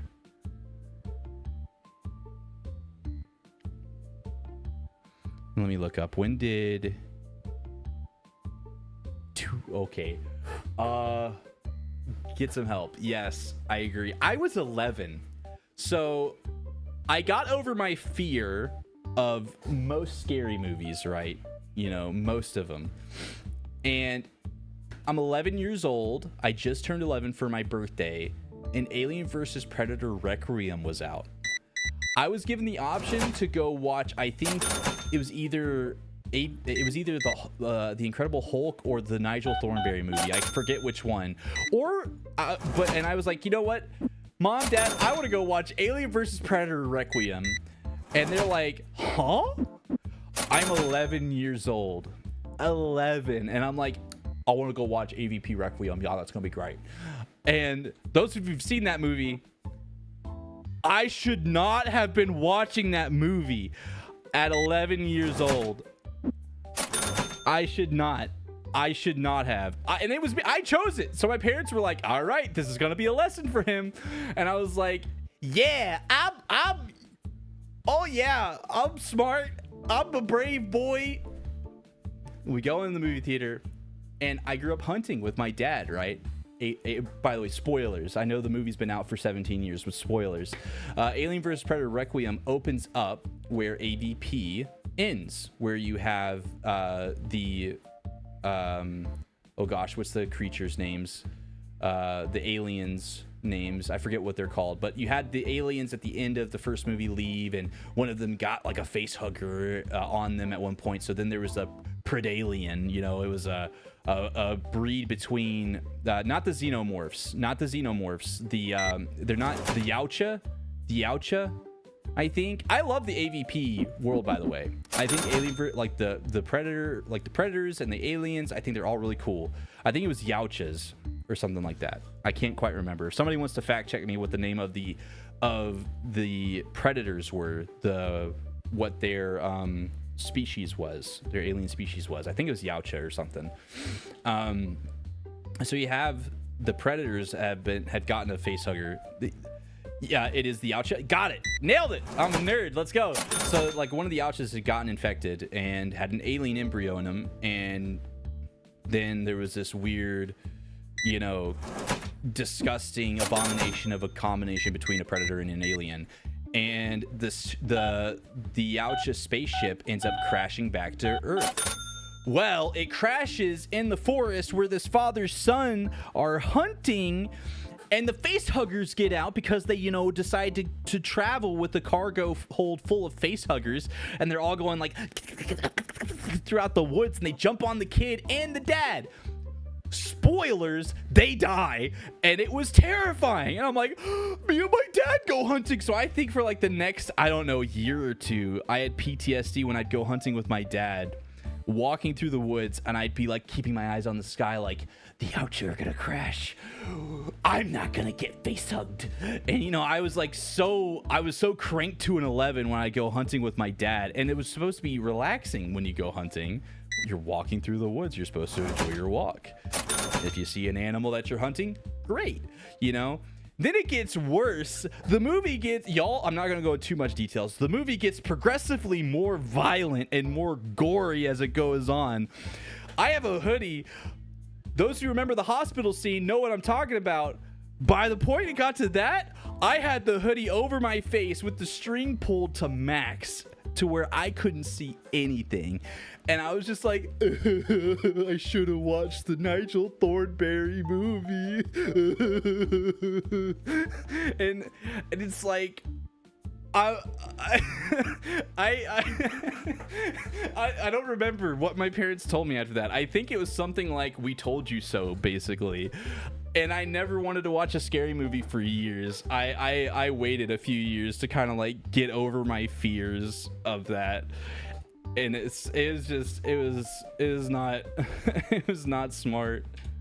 I'm not bald. You're bald. You know what I have to say to that? You know what I have to say to that?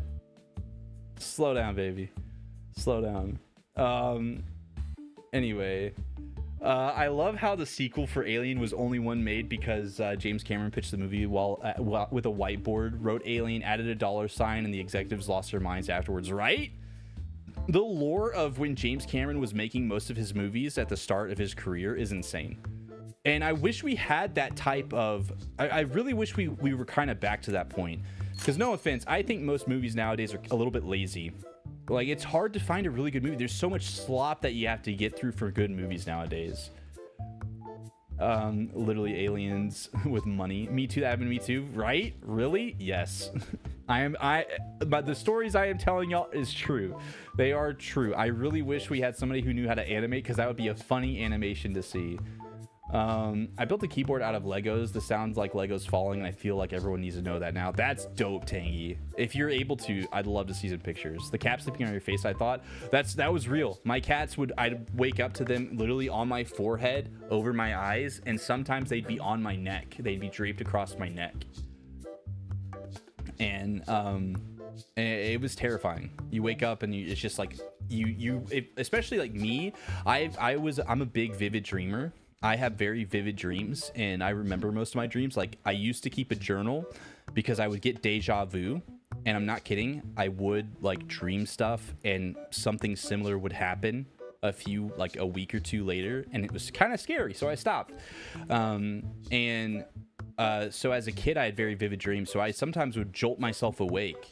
And if there was a cat sleeping on my neck or my forehead, I would most of the time get cat claws into my face, and it was awful. It was absolutely awful. Do not recommend. Do not recommend.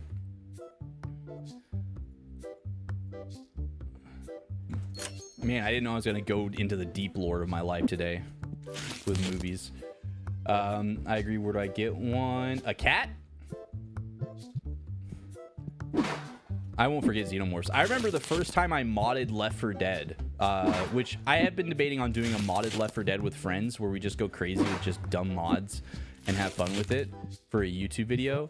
But the first time I did it, it was Stay Puft Marshmallows. The second time that I modded it, I made the zombies were Stay Puft Marshmallows, excuse me. The second time I did it, I made the zombies Xenomorphs. Game over, man. Game over. Ah! Yeah, Yalcha, POV, you stub your toe, bro. I did that today, actually. I stubbed my toe today, and I about lost it. It was a test. It was a test today, and I almost failed because it was, it hurt. It was like on my kids. He normally Jeremiah has a little walker, a little stroller walker thing that I put him in to just basically keep him entertained because he loves to go full sprint down the hallway. And normally he'll run into your toe and stub your toe. Well, today I ran into it, so I was my biggest enemy today by stubbing my toe into my son's little walker, and it sucked. I am locked into the Lord, Adam, and the Lord and the lore. That's right. I'm locked into the lore and into the bro. I got the Bible down. Dude, I know my lore. All right, you know I do.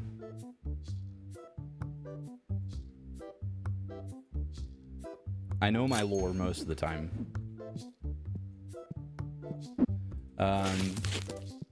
The maternity ward scene is what gets me, dude. Right? Like, how did that make it in? Even as a rated R movie, I was like, as an adult, I rewatched those movies a while ago, like last year, and I was floored. I was like, geez, it disturbed me. It disturbed me as a kid. Like, the PTSD was real from those movies. So there's a reason why kids shouldn't watch scary movies unless they're like mature enough. And I agree. Like, there's some good scary movies or psychological horror films that have really good story, really good plot, or they're just stupid and they're funny. Like, I get that. But there does, like, a kid does need to be mature enough for that. They need to understand it's not real. They need to understand. And what really got me was, like, my mom was really into Criminal Minds. And so she was always watching Criminal Minds. I've watched, I don't know how many times I've watched through all of Criminal Minds with my mom. A lot. It was a lot. And that was like, it was hard for me to trust people. Like, watching through Criminal Minds, it made me to where I was wary of everyone, which is a good thing. But at the same time, if you get to the point where I was, where I just would lock myself away and not want to talk to anybody else, it was like, I'm glad I'm making you laugh here, Josh. I'm glad I'm making you laugh. I'm glad we can get some laughs going. Dude, a D&D campaign using the AVP series would slap. I'm down. Dude, the AVP world is wild. Like, I don't know how many of y'all have read, like, the Alienverse, like the Alien comics or any of those comics. There's a lot of stuff going on in that world.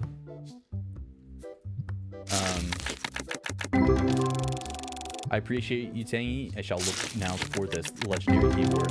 It's a Lego keyboard, so it is. My beautiful keycaps come in tomorrow. $518 card. Yo. Nice.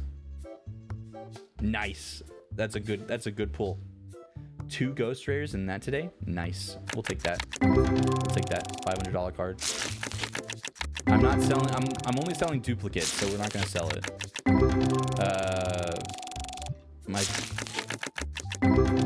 Hey, well, I'm going to bed. If I can think of any mods, I'll let you know next stream. Love your content. Enjoy your night, and good night, fellow chat people. Good night, Finboy. Thank you for the 1,050 biddies today, and thank you for hanging out. I appreciate that. Thank you for supporting me on YouTube, and thank you for coming over here to Twitch and dropping a follow, and again for the biddies. Thank you for everything that you do. I appreciate that, Fim. You get some good sleep tonight.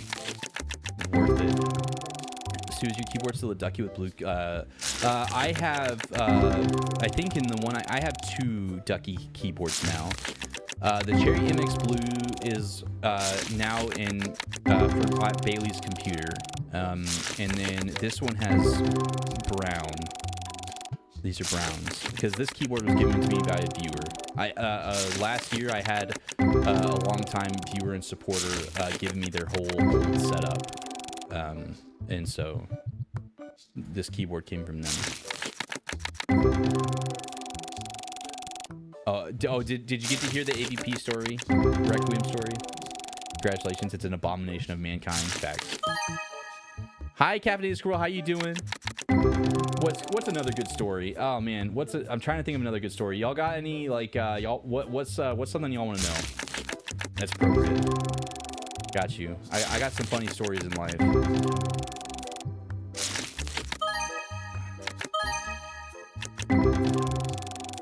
Decent pulls back to back. Wait, so have you never heard of had a linear switch? A linear switch. What exactly is that? Do you know the Muffin Man who lives on Drury Lane? Well, she's married to the Muffin Man. The Muffin Man? The Muffin Man! She's married to the Muffin Man. If you're talking about like a keyboard switcher, like between the 2 PCs, I have a USB switcher, so that way I only use 1 keyboard. So technically, Tangy, I use, yo, what up, Faye? Faye Nightshade. Are you perhaps related to May Nightshade? Faye, thank you so much for following. Welcome to the Tsunami and Family Make Waves. Appreciate that follow, Faye. I hope you're doing well today. Can we get some welcome to the chat for Faye as a new member of the family and deserve a warm welcome? Please and thank you. But Tangy, I technically use 2 keyboards, so I can't really get this one in the frame. It's this one. I have a Razer Tartarus. It's a one-handed keyboard. I have this for editing and for gaming, and then I have the 60% keyboard in front of me for like typing. So.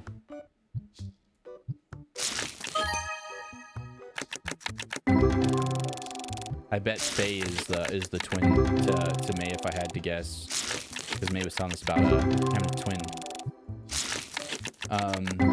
They're switches that don't have a tactile bump, so they are typically used when gaming because they have a quicker response time. It's the key on your keyboard. I don't know what the Razer Tartarus has, but it's what I use for gaming, so it does pretty good. It normally has really quick response time. So if you want to look up the Razer Tartarus one-handed keyboard, you'll kind of know what switches are in that. I don't really use the Ducky for gaming unless I have to. Hello, on the phone with the twin and was sent over to you. Yup, hey, I was right. The big brain. So Faye, what is it like to have a twin? That's an important question. I ask that to almost every twin that I meet. It's like, what's it like to have a twin? Most of them say it's 99% awesome. And I'm like, what's the 1%? I have to share my birthday with somebody else. And I'm like, oh, you know, fair, you know. We actually have a friend, Hannah. Her sister is a year older. I forget if a year or 2 years older. But they were born on the same day. But like a year apart. And that, not that it was directed to me, but not fun. Oh, you have a twin? I didn't know you had a twin, Tangy. Oh. How did I not know? I've known you forever, Tangy. Have you told me that and I've just forgotten? I just small brained and forgot? I probably.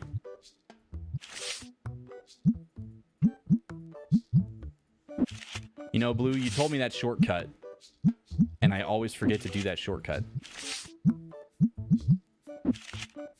I'm remembering now because I said something. I gotta be optimized. Click only 2 buttons instead of 3. Right?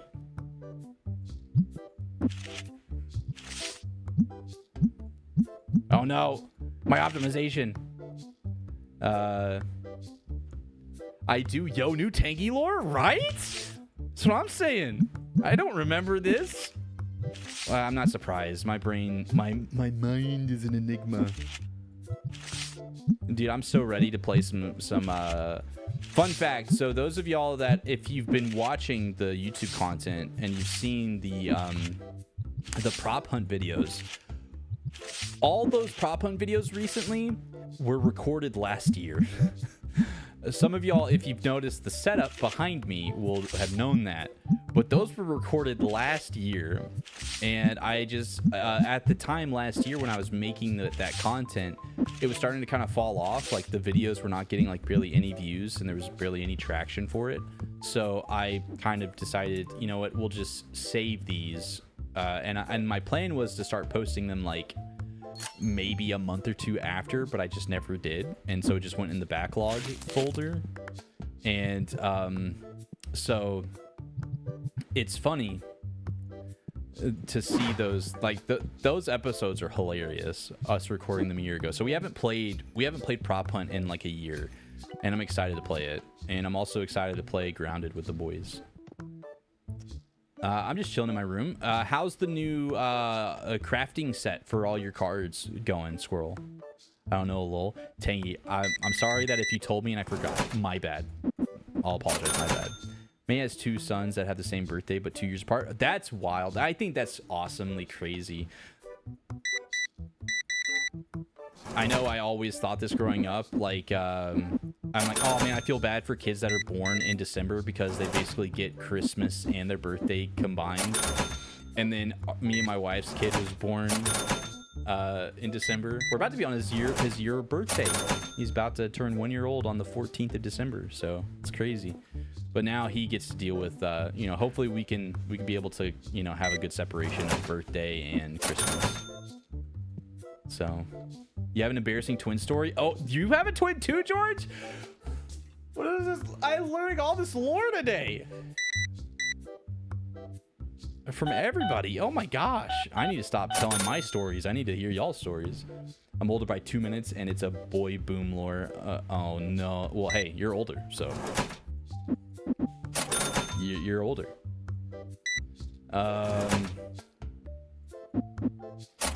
I dated a twin, but we split a couple years ago. I ended up looking up the other twin, and she left for college. One day, I didn't know she returns to a twin I thought was my ex.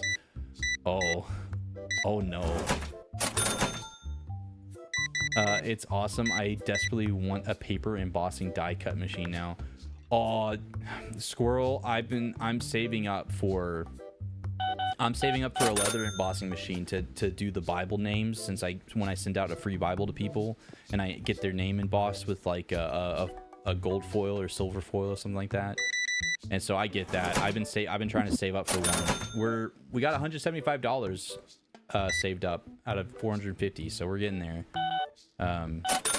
So I get that. Oh, it'd be so nice to get.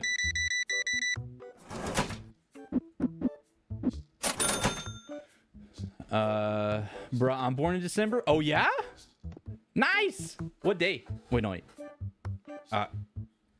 Are you close to the 14th? I don't want you to dox your birthday, because you shouldn't share your birthday unless you're over the age of 18. Even then, you have to be careful on the internet, because that's creepy to do. Or there's some creeps out there on the internet, which is sad. I told her she looked hot just because my ex and I were cool with each other, not knowing it was her, and her mom heard it too, and it was funny because it was the only time I ever mixed them up. Oh dang. Just one of those moments. Please make sure you separate the two distinctively, because mine was pretty combined and growing up, and not only as a twin but Christmas too. Yeah, that's tough.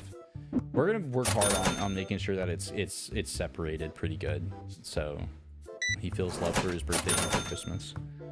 They're like $100 though. Yeah, I think I'll ask for one for Christmas. Big brain Squirrel. Smart. November, December. Oh wait. Oh nice. My youngest is about to be 2 on the 17th. That's sweet. My dad, his birthday is about to be in a couple days. Yeah, it's very close. Oh, that's fun. We'll have a birthday celebration for all the December peeps.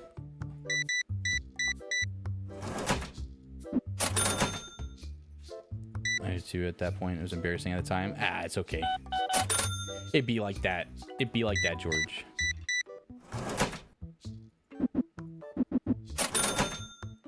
When my youngest was born, it was a week before Thanksgiving. Well, I don't think being born like close to Thanksgiving is that bad. Like Thanksgiving is its thing where, you know, it's a holiday, you know, celebrating what we're thankful for and whatnot. But I don't think it's as bad as what it can be for Christmas, because then everybody's like, oh, you know, and me growing up, I didn't really get gifts for my birthday from my parents normally, because I knew that it was too expensive for them at the time growing up, because I knew the financial issues they were going through and whatnot. So normally when they would ask what we want for our birthday, it was normally we'd go out to eat somewhere, and maybe they'd get us one thing. And I know what I ended up doing from middle school all the way through high school, since I knew my parents couldn't really afford anything, was, could you just get us some Little Caesars pizza, me and my friends some Little Caesar pizza, and they just come over and we play D&D like all Friday night and all Saturday. And that's what we did. And it was always fun. That was always a good time.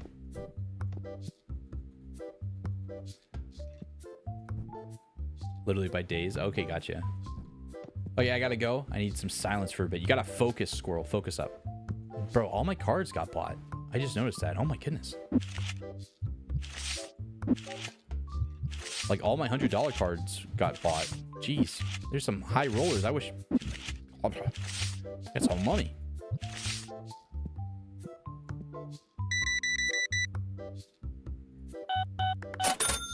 It's not that bad. It's more we were hosting it, so all of our plans changed because I was not cooking a huge Italian feast after recovering from an emergency C-section. Fair, yeah. Oh man, yeah, fair. Oh, cooking. I'm glad. Like I had some friends growing up where their family had like they'd have like a huge gathering, and all the cooking was like on the house that hosted it, hosted the family Thanksgiving and whatnot. And you know they're cooking. One house is cooking food for like 30, 40 people.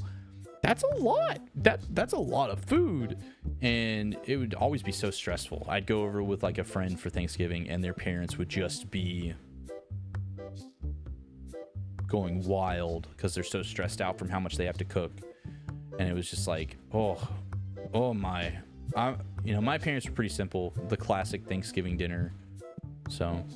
Yo, Black Belt, thank you for the raid of the party at 7 on Twitch. I appreciate the raid, Black Belt. Can you please get some welcomes to the chat for Black Belt and Black Belt's community, please, and thank you. How you doing today, Black Belt? Those coming in with Black Belt, let me know. How are you doing today? What was your favorite part of Black Belt's stream, and what's your favorite thing about Black Belt?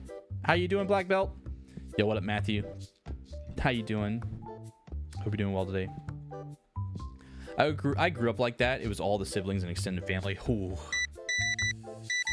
It gets stressful. Like, it's great to spend time with family like that, but oh, it can be so stressful. Like, oh. Indeed, welcome in, Raiders. Indeed. Black Belt, how you doing today?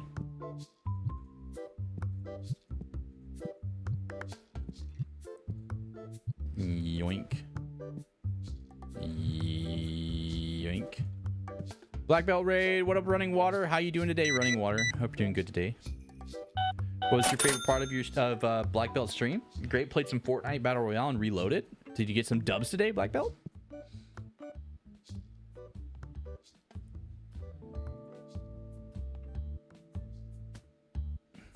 To answer love, Mr. and Mrs. Black Belt. Hey, that's sweet. That's awesome. W supporter right there. W community member.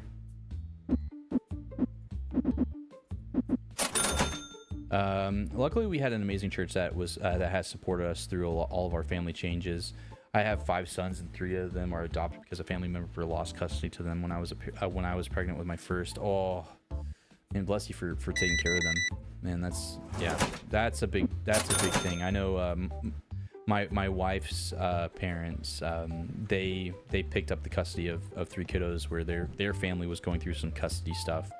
And for the last few months, they went from basically almost having all the kids out of the nest and having that taste of freedom and not having to deal with all that, to then having, a set of twins. Funny enough, wait, no, were they a set of twins?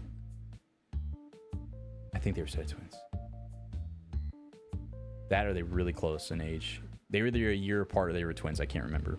If Bailey swings in, I'll double check. I can't quite remember. And then a teenage boy, and it was a lot. So foster kids can be a lot. So bless you for that.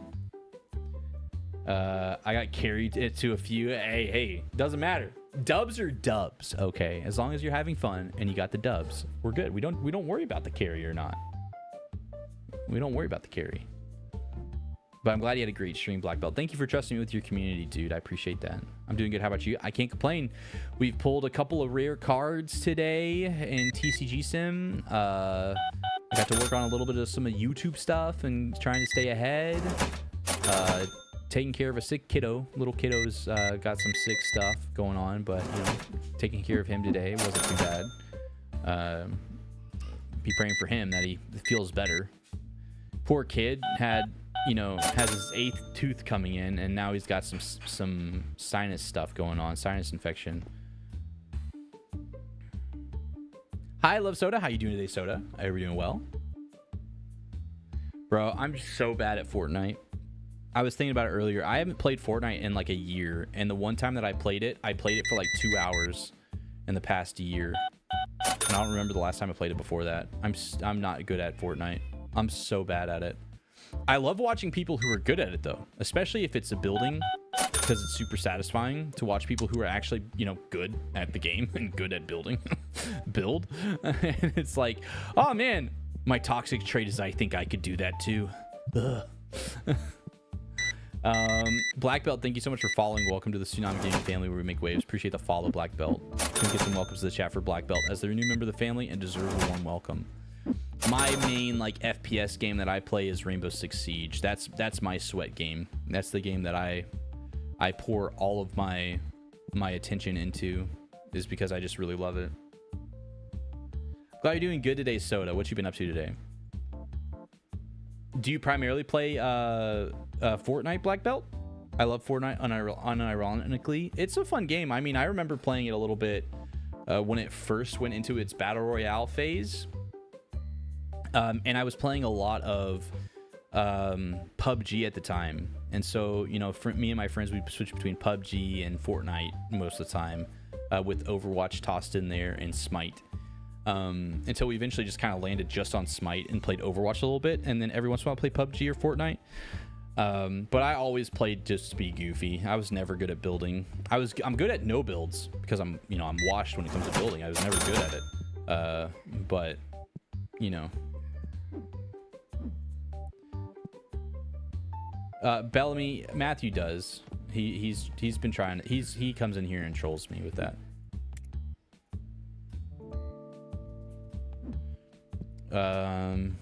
Nothing much. I'm just trying to find a stream to watch while drawing. Ooh, what you drawing? We just actually we painted this past Tuesday, and had a lot of fun with it.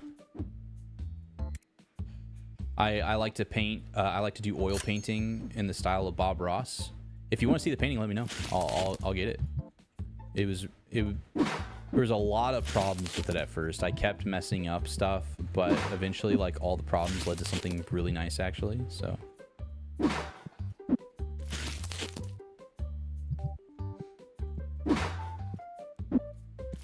Yes, I tried streaming Tomb Raider 2014. It was not family friendly. Yeah, Tomb Raider 2014, Tomb Raider in general is very aggressive. Again, Tomb Raider 2014, it got in a lot of hot water when it first came out because of how brutal the death animations were for Lara Croft. So yes, it's definitely a PG-13 game. If it's a mature 13-year-old. That's kind of what my content is, because I play a couple of Rainbow Six Siege is a mature rated game. And, you know, I'm trying to be a positive influence in that community. That community is very toxic. And so the little bit that I play it, we get some aggressive people in it. And we, you know, if anything's too much, I of course mute it and we ignore it. But in the end, we still try to be like a positive influence in the space. And so my content, I try to be as family friendly as possible. But we kind of sit around the PG-13. And so I would say, like, yeah, Lara Croft Tomb Raider 2014, it got better than the next Tomb Raider is not as intense with the death animations, and even the final one isn't that bad compared to the first one. But this guy's losing bad. He's just not going good for him. It's not going good.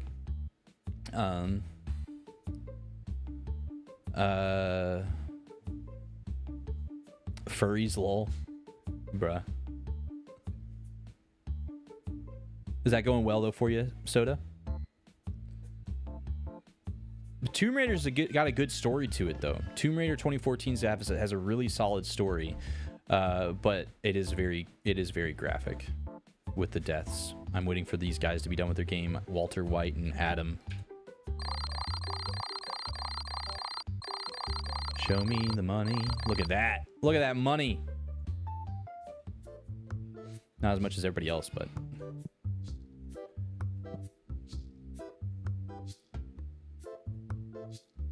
Let's see.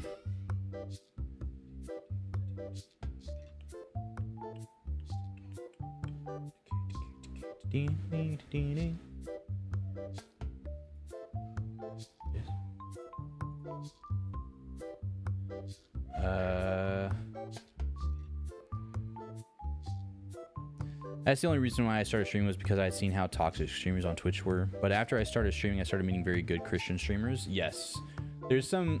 I don't know when you started Black Belt. I started streaming on Twitch about five and a half years ago, and at first there was not a lot of like Christian content creators on here. You were gonna be having a hard time finding them.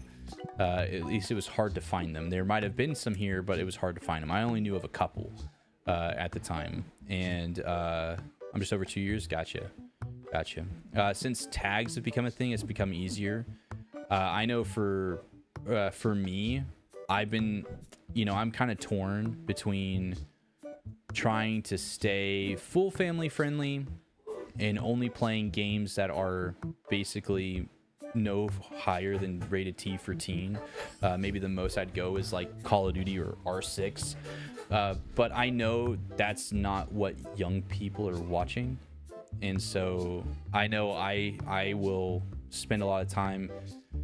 Like, we just played A Quiet Place: The Road Ahead, and I know a lot of people enjoy the horror games and whatnot, and so I'm gonna try to like walk that line and try to be an influence in that space and enjoy those games, because there is some good storylines and even scary games. But man, it definitely gets me like questioning sometimes. It's like, oh, do I just stick with family friendly content or what? Because we need to be in those spaces too, is kind of where my mind goes, right? So it's a lot to think about.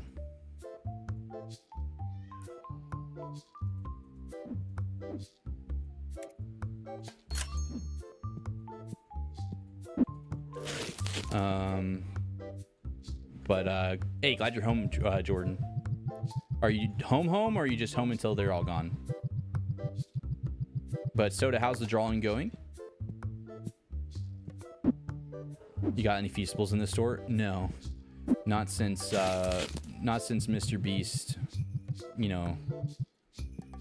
has been caught with gambling NFTs and coercing kids into buying into NFTs and doing pump and dump schemes and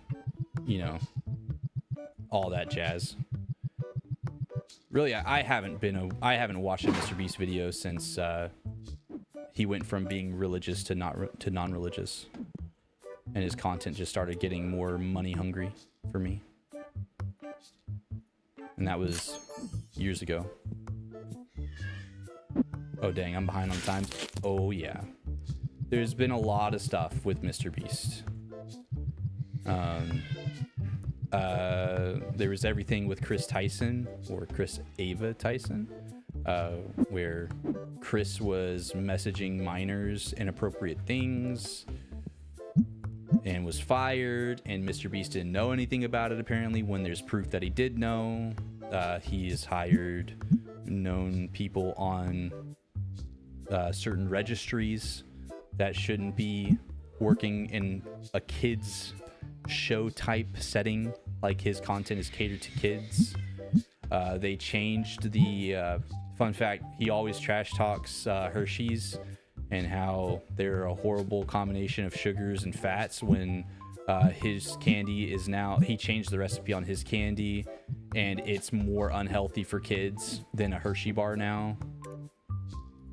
So, and then you have Feastables that's just got mold all in it. Like, I was never like a big hater of Mr. Beast, but now I'm just like, I don't even think about it. You should do some research. I tell parents not to let their kids watch Mr. Beast.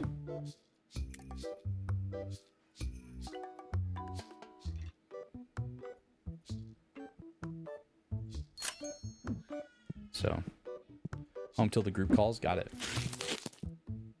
Okay, we'll get the food back on track. If the Lunchable food.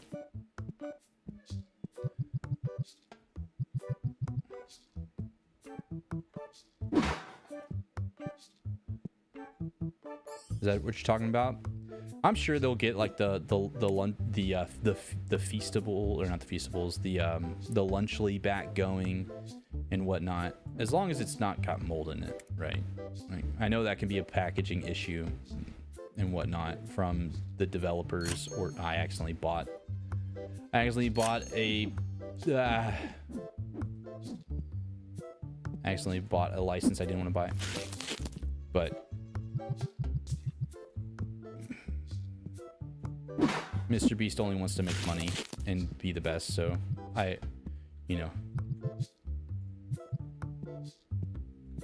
which good on him. I'll never be that successful. I don't know if I ever want to be as successful as him, because greed got to him. He used to be so vocal about helping churches and telling people about Jesus and spreading the word of God, and then he started making millions and started saying that he was atheist. So, or not atheist, he was agnostic. He didn't believe in a set faith. So I was like,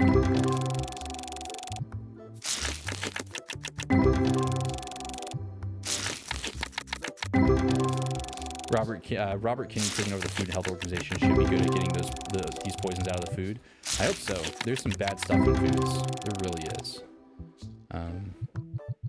I didn't realize that Robert Kennedy was taking that. But yeah, there's a lot of drama with Mr. Beast. There's a lot. Mr. Beast, Logan Paul, KSI. You can't serve God money. You can't.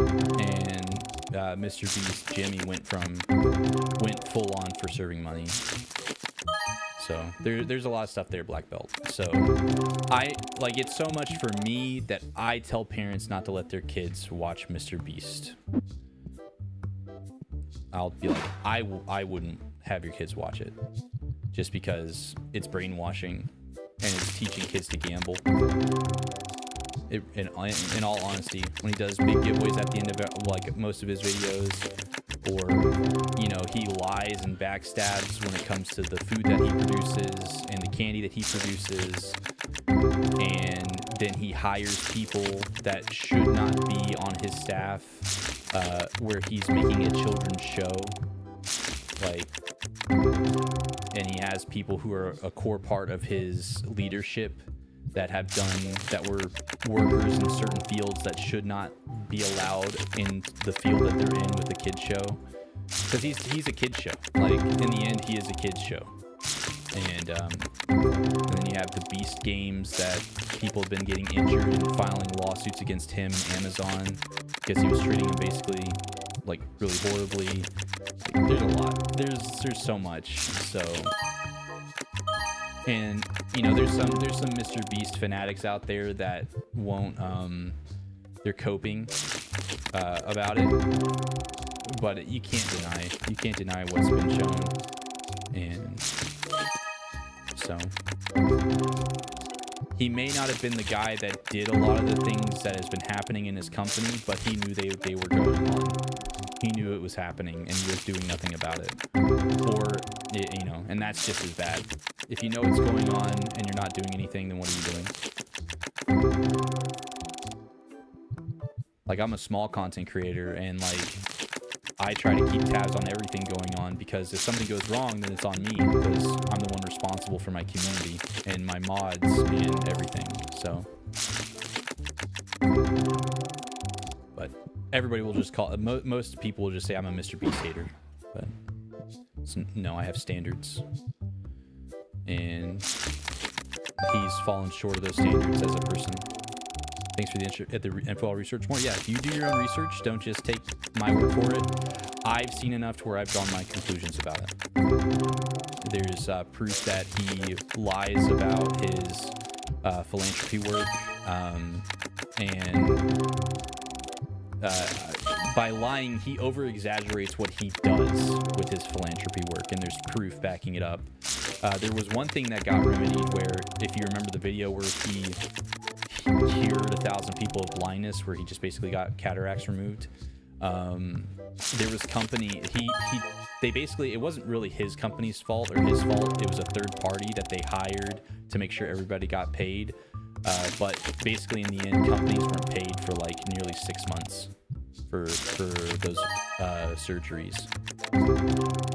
And it's like, well, that one wasn't his fault. But then there's proof that he was saying that he was doing more work for people in need than he was. And I'm like, if you're lying about those little things, if you're blowing those little things out of proportion, what else are you hiding? If you feel like you had to basically make it look like you did more than you did, what are you hiding? So makes me ask more questions than anything. So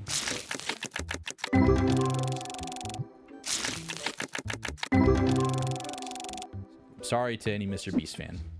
Me being a downer or a hater of Mr. Beast. It's just what I see. I can only speak on what I've seen, and all of his responses are, you know, understandably very understandably very lawyer-ese. It's all in lawyer speak, which is understandable. But it's just everything, like, I get it with the, you know, I've been making YouTube content off and on for, you know, 5 years, right? And only really in the last about a year have I been taking it more seriously. And let me pick that stuff up. Thank you. I've only been taking it more seriously in like the last year. I'm nowhere near Jimmy's size. I'm literally a drop. I'm the smallest raindrop in the biggest ocean compared to Mr. Beast, right? I have 4,000 subscribers. He has like 150 million. I don't even know how many he has. He has a lot, right? And I get it. Like, you want to keep people's retention on a YouTube video, and you want to keep them, basically you want to addict people to your content. That's really what the goal is as somebody on YouTube, is you're trying to get them addicted to your content and addicted to staying on the platform. And for me, you know, as somebody who has to like deal with being easily distracted and easily will like death scroll, I try to make my content not be that that addictive. I really do. Like, there's ways that you can loop a short or make a TikTok where it loops so perfectly that people just keep watching it because of how satisfying it is. And it's like, I don't want to do that. I could do it, but I don't want to. I don't want to, you know, get somebody addicted to stay. I want to make funny content, people get their laugh and they move on. And maybe it'll help them kind of get out of the death scroll. We watched some of your YouTube today. Oh, which one? Well, we started with Hashtag Rush. The boys would like it. And I told them I was on the YouTube channel, and then they wanted to see what I was on. So we watched the Keep Talking and Know When It Explodes, and they're like, that's you! I'm like, yeah, it's just level puzzles. Yeah. So cool. They were excited. Oh, that's cool. They're both big graders. Subbed. Hey, I appreciate that, black belt. His name was Jesse. He's like, I think that's what his name is. It'll blow your mind. And he just looked at me. I went ahead and I would just drop you a follow on Twitch. Sorry, I normally do that if somebody raids me if I'm not following them. My bad. I didn't do that. I got sidetracked. That's that ADHD brain. I subbed with all the changes. Oh, I appreciate that, black belt. I hope you enjoy the content. Really, deep down, I hope you enjoy the content. Again, there's a mixture of my content that is, you know, for all ages, and then there's some stuff that is more PG-13. I used to like blurp out like strong language and everything. I will blurp out like taking God's name in vain or F-bombs, but other than that, I don't blur that. I used to. And people, like, this was like last year or 2 years ago when God of War Ragnarok came out, and I did a whole Let's Play series on my channel because I think the God of War 2018 and God of War Ragnarok is a great story of a father and son going through the growing pains of adulthood. Like, honestly, it's a great story and example of a father and a son growing closer by first kind of falling apart and then building themselves together, realizing that, you know, they have to trust each other and they have to support each other and whatnot. It's a really good father-son story, and I think we need more of that in the And I was getting like parents emailing me, even though I'm a small creator. I was getting parents to emailing me or DMing me on Instagram saying they were disappointed that I was playing those types of games, even though I was like editing out every curse word, which took so long for those videos. It took so long. And I got a lot of flack because I missed one F-bomb in the very last episode because it was like 4 o'clock in the morning when I was editing it. And so I used to go through all that trouble, but I was still getting like chewed out by parents online, and they're like, "Why are you playing this game? You know, it's graphic." And I'm like, "Your kids are watching way worse, I guarantee you. Unless you are policing every little bit of their content. If you're over their shoulder every single second of the day, would you rather them watch somebody who is, you know, family friendly even when playing a mature rated game? Or would you rather them watch it with somebody else who will be really inappropriate about it or something?" And they're like, "Well, it's also just like it's Norse mythology and it's not Christian." I'm like, "Do you let your kids watch Lord of the Rings, Star Wars, Harry Potter?" "Well, yeah, that's not the same." I'm like,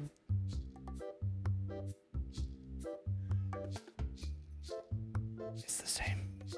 So, you know, I try to have a good balance. I try to have content that is appropriate for all ages that are 13 years or older. That's why I say I'm like PG-13. So, first thing seen was Walmart TikToks. Nasty, right? It is absolutely disgusting. Yeah, I do a mixture of reaction content and gaming content just because I'm doing 2 long form videos a week and 2 shorts per day, 2 long form videos a week. That's what I normally upload.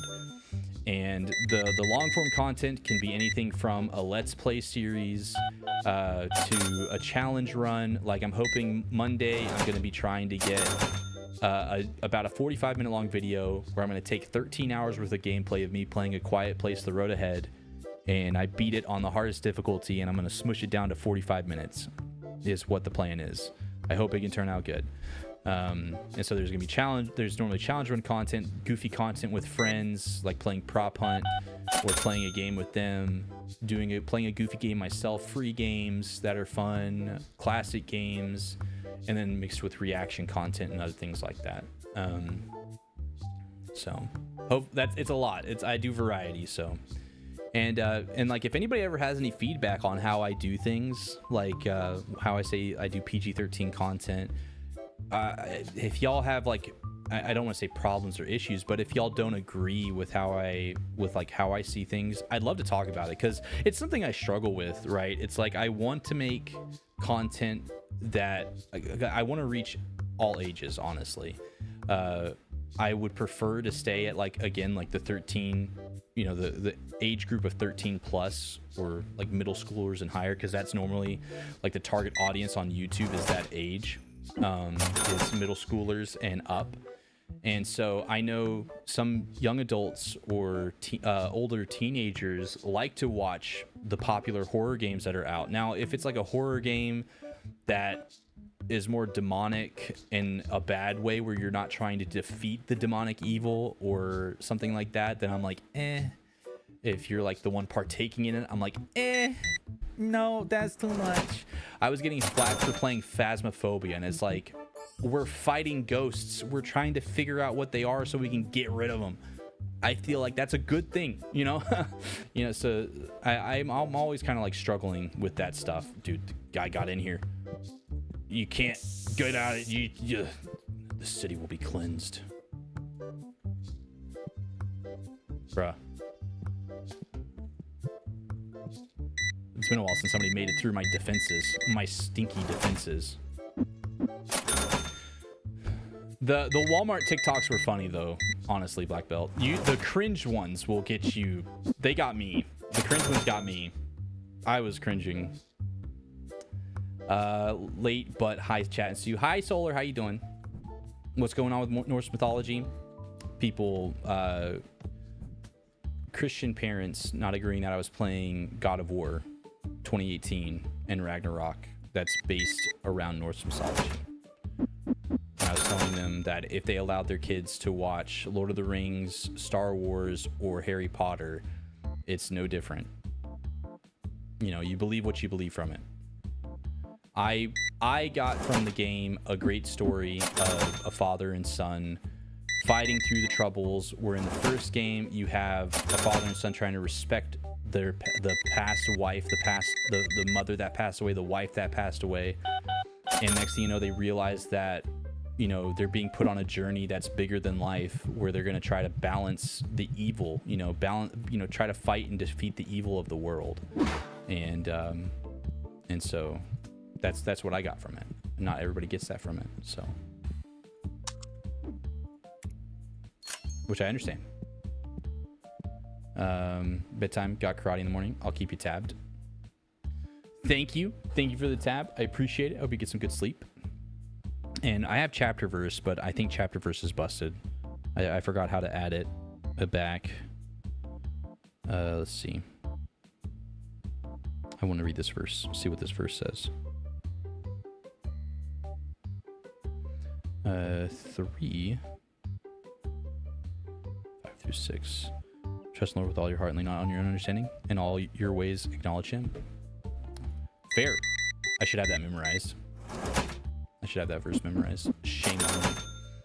I did Bible drill and everything. How dare I? But you're right.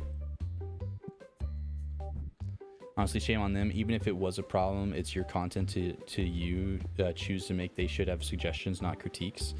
They should only have suggestions, not critiques. Well, it's good to have critiques. Like, in the end, Tangy, you know,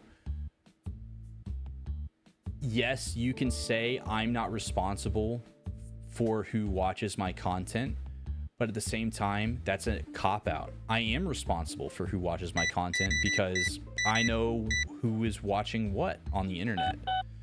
And streamers and content creators are responsible for the content you create. I hate it when streamers use that as a cop-out. You know, unless people are like breaking the law and, you know, blaming it on a content creator. I'm not talking about that. I'm talking about, you know, if you know you shouldn't say something that a kid shouldn't hear, you can't just say, well, it's the parents' fault for not monitoring them. Yes, to a degree, that is on the parent. The parent should be monitoring what their kids are watching. But if you're playing a game that you know kids watch a lot of, you should not act in that way while playing a game that kids play primarily. You shouldn't be inappropriate. You shouldn't be having adult humor in a game that kids primarily play, because eventually those kids will find your content and they'll see, oh, Mr. Streamer person or Mrs. Streamer person, I want to be like them, and if I want to be like them, I have to act like this. Because everybody is so tied to social media that they're gonna pick up on whoever they're consuming the most, whatever content they're consuming the most, they're gonna pick up on those actions and those characteristics. So yes, content creators are responsible, and I'm willing to take critiques. And I'm willing to take feedback, especially from parents that are allowing their kids to watch my content. I just ask that they respect me and understand where I'm coming from as well. And in the end, this parent, in my opinion, wasn't taking time to understand me. I was taking all the time to understand them and where they were coming from, but they weren't understanding where I was coming from. And that can lead to a lot of frustration and problems. Especially when it comes to being a Christian content creator. Like, this is one of the things where there's several Christian content creators I know that are partnered with churches, and that's great. You know, they get to have the support of their church in the background. They may even get like donations that are funneled their way a little bit, and they can be helping pay for their bills because they're doing a ministry technically. And you know, but most of the people I know that do that don't play games that are mature rated. They play rated T for teen or lower, and that's all they play. And the thing is, though, there's not just kids playing those games. There's kids that are playing all sorts of different games and consuming all sorts of different content. And there has to be people that is there for them too. So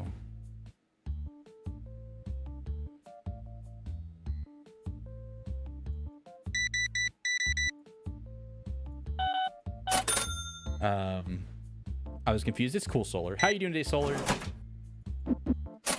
I'm surprised you don't have it memorized. Yeah, I know, right? Because I'm not leaning on God's understanding. I'm leaning on my own. I gotta work on that. I'm being real there. Hi, Charles. How you doing? Yeah. So I don't know if that makes sense, Tangy. Like, I get where they were coming from, and I understood and I respected them. And again, they're the parent. So they're speaking their mind of what their kids are consuming. And that's their right. They're responsible for those kids. I'm not going to take that responsibility out of their hands. And eventually the conversation did calm down to where I did get her to eventually somewhat understand where I was coming from.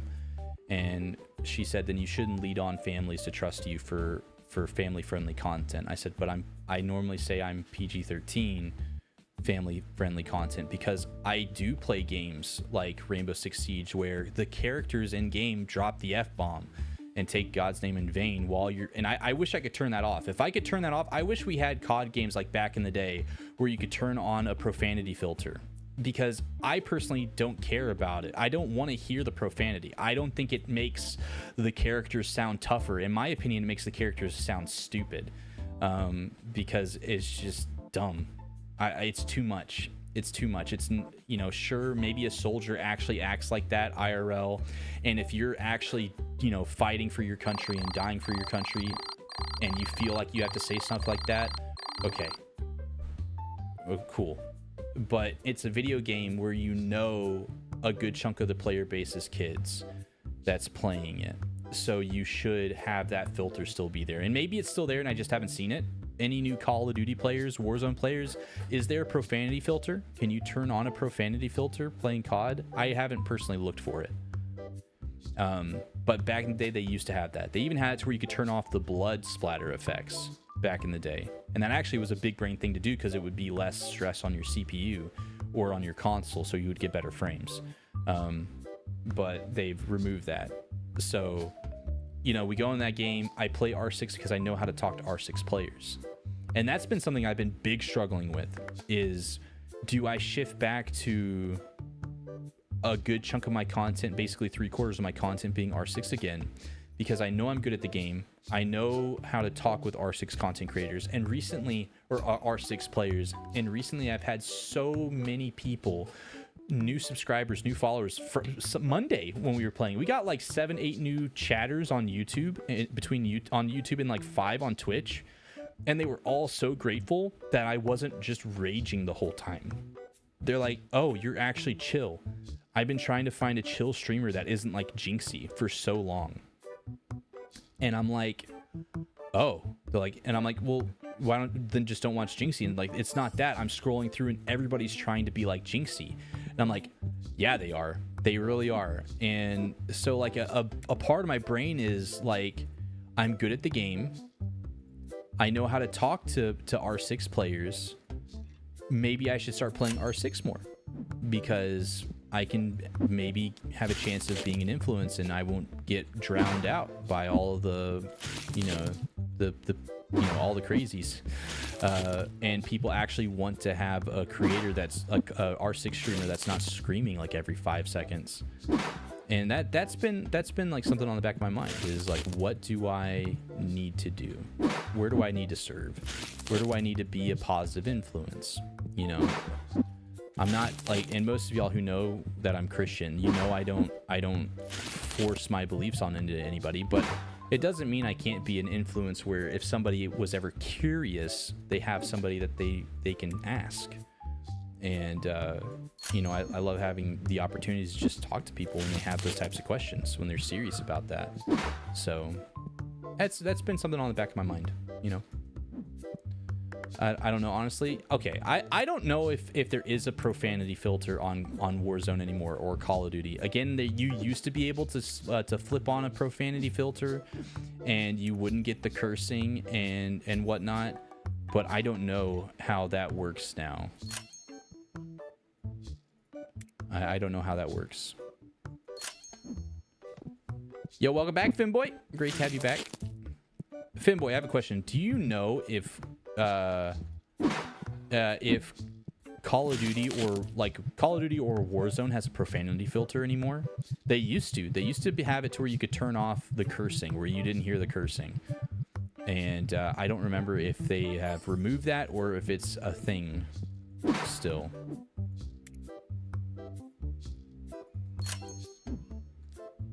I'm not gonna lie, that's a really hard thing to decide, right? Like, and it's been on my mind ever since Reach Conference, Tangy, which Reach Conference was so fun, y'all. There was so many awesome content creators there that were just hanging out and, you know, just chatting it up and encouraging each other. And it would be so cool, you know, one day to be able to meet one of y'all at a conference, at a con, you know, IRL. Like, that's the one thing I'm looking forward to the most, is meeting viewers IRL. That just sounds like so much fun. Like, it makes me really want to go in debt and buy like like a school bus and remodel it to be like a gaming bus, basically, and go state to state and you know, go to places and play games with people IRL or something. You know, I really want to do that, but I do not have that money, and I do not want to go in that type of debt. Especially with a kid now. Like, it would have to be where there's somebody taking care of the kid. But at Reach Conference, Tangy, you know, you saying, I'm not gonna lie, that's a really hard thing to decide. Pastor Susie said something that's really stuck with me, and I just don't know what to do with it. He said, you know, if God's given you an ability to do something great, then you need to pursue it with excellence, with all of your heart, and you need to shine Christ through it. So if he made you really good at a game, one of the examples that Susie said was like, if you honestly believe God's called you into something, then you need to do it with all of your heart. And if he's given you a gift, a talent, then you need to not waste that talent. And he said that, he's like, and I agree with him. He's like, I believe that talent can be in gaming. He's like, if you're good at a game, then you need to practice how to read. And if you're good at a game and if you're streaming at the same time, then you need to practice reading your chat at a good pace, so that way you're not just focused on the game, but you're also focused on your community, so that way you can be a community influence. And I was like, dang. And he's like, and if you're good at a game, you better practice and be the best at it, so you can be a positive example for it. And I was like, dang, right? And that's really stuck with me. With R6. Hi, Liam. Welcome back.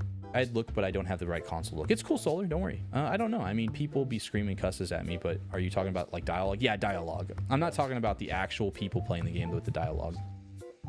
I personally don't mind the profanity, but that's because I understand the cultures of TF141. I do understand why others want it off.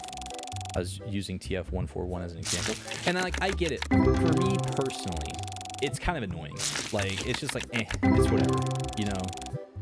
To me, it seems like an overacted character, if that makes sense. It's like, nowadays in movies, TV shows, games, to make a character seem tough really quickly, they do one of a few things, and it's like they make them look taller, they make them more buff, they make them look deranged, or they give them a sailor's mouth. And I think that's ridiculous, because I've met some of the strongest and scariest guys in the world, and ladies in the world, that terrify me, and they never curse. And I think that it's lazy writing when it gets to the point where you just make it to where people cuss like a sailor. And in the end, cursing doesn't bother me. Like it's not like you offend me if somebody curses like a sailor. It's like, okay. It gets, ooh, $121 card. It gets to the point where it's just like, I hear blah, blah, blah. Because to me, if people are using like the, you know, the F-bomb as a comma, I'm just like, I can't take this seriously. You know, like that's just where my brain goes. I can't help it. That might be super toxic, but my brain just instantly goes to, I can't take this conversation seriously because you don't know how to talk without saying that word every other word. And to me, excess of cursing is a sign of immaturity when it comes to conversation. But that's just how I was raised. So I understand people who do curse, and you know, they curse a lot. That's just what their upbringing was. To them, it's not a curse word. To them, it's not anything offensive. And the first couple of years that I streamed, you know, I used to play a lot of Call of Duty. I used to play a lot of Black Ops. And so I heard my share of profanity, and I've said my share of profanity in return to those people. And so, like, I went to like super, man, I'm pulling some heat right now. I kind of like went full 180 with cursing. I used to have a really bad sailor's mouth in high school. Even as like a Christian, you know, I'd still just, with the people I'd hang out with, I would just flip a switch, and I would say some not great things, and I didn't mean anything by it because I'd hang out with a group of guys where those words didn't mean anything to us. But then whenever I was around certain people, it's like, oh, it's the pastor, I'm not gonna curse, you know, type vibe. And so I do my best to not curse, and I'm not gonna lie, like, it's still, oh, nice ghost rare. That's a third ghost rare. Dang, that's a third ghost rare. I'm not perfect. Some stuff still slips. I do pretty good on stream, but it's something that I've had to deal with growing up and as I've become an adult. But still, I used to be like super against anybody cursing in my chat. Now it's like, as long as they're not spamming or they're not taking God's name in vain, I'll let it go. And there's like a 3-strike system where if it's like we've asked them to not use specific words or terms, you know, if they don't listen, then we're like, okay, we're gonna have to start deleting your messages. We don't want to. Just don't say that word so much, please. And we normally don't get a problem. Most people respect those rules, and I'm grateful for that. Thank y'all for respecting the rules and being willing to hold back the language for me. I'm grateful for that. And so there's a lot tied into this. This is a deep conversation. I see where you're at with the siege thing, but they also targeted you being chill, which is your personality. If they enjoy your personality, then they will enjoy your other content. In other words, I think it's just a hard decision to return to your roots when you tried so hard to diversify. I also really enjoy your variety, which makes me biased. Sorry for the paragraph. No, it's good thoughts to have, Tangy. It's good things to see. I love the variety too. Like, I love being a variety content creator. It's one of the best things ever. And most content creators that get locked into one genre regret it. They will tell you they regret it. They'll say, I wish I started trying to do variety sooner because now I'm locked in what I'm doing. Guns, Nerds, and Steel, who plays 7 days, like, that's been one of the things he's been talking about in his monthly update videos is, you know, he's been playing 7 days for years, and he's been making content over 7 days for years, to the point where if he wants to play other survival games, the other games in the genre of the survival game, he plays a zombie survival game, so if he wants to play other survival games, he has to basically be running 2 high-end Let's Plays at the same time, 2 high-end series of a 7 days Let's Play and another one, and he just has to hope that it sticks to the 7 days community that he's grown. And sometimes it does, sometimes it doesn't. And 7 days is in its final release state, where now it's like they're going to be kind of bandaging it up over the next few years, and then it's going to be fully released with no updates.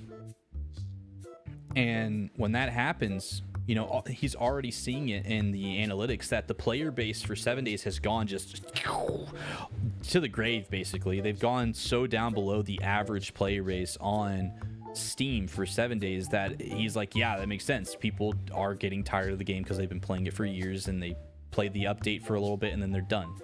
Unstable Powder, thank you so much for following. Unstable, welcome to the Tsunami Gaming family where we make waves. I appreciate the follow, Unstable. Can we please get some welcomes to the chat for Unstable and for Finboy? Finboy following. Finboy, I know you've been here and you came over from the YouTube channel. Great to have that here.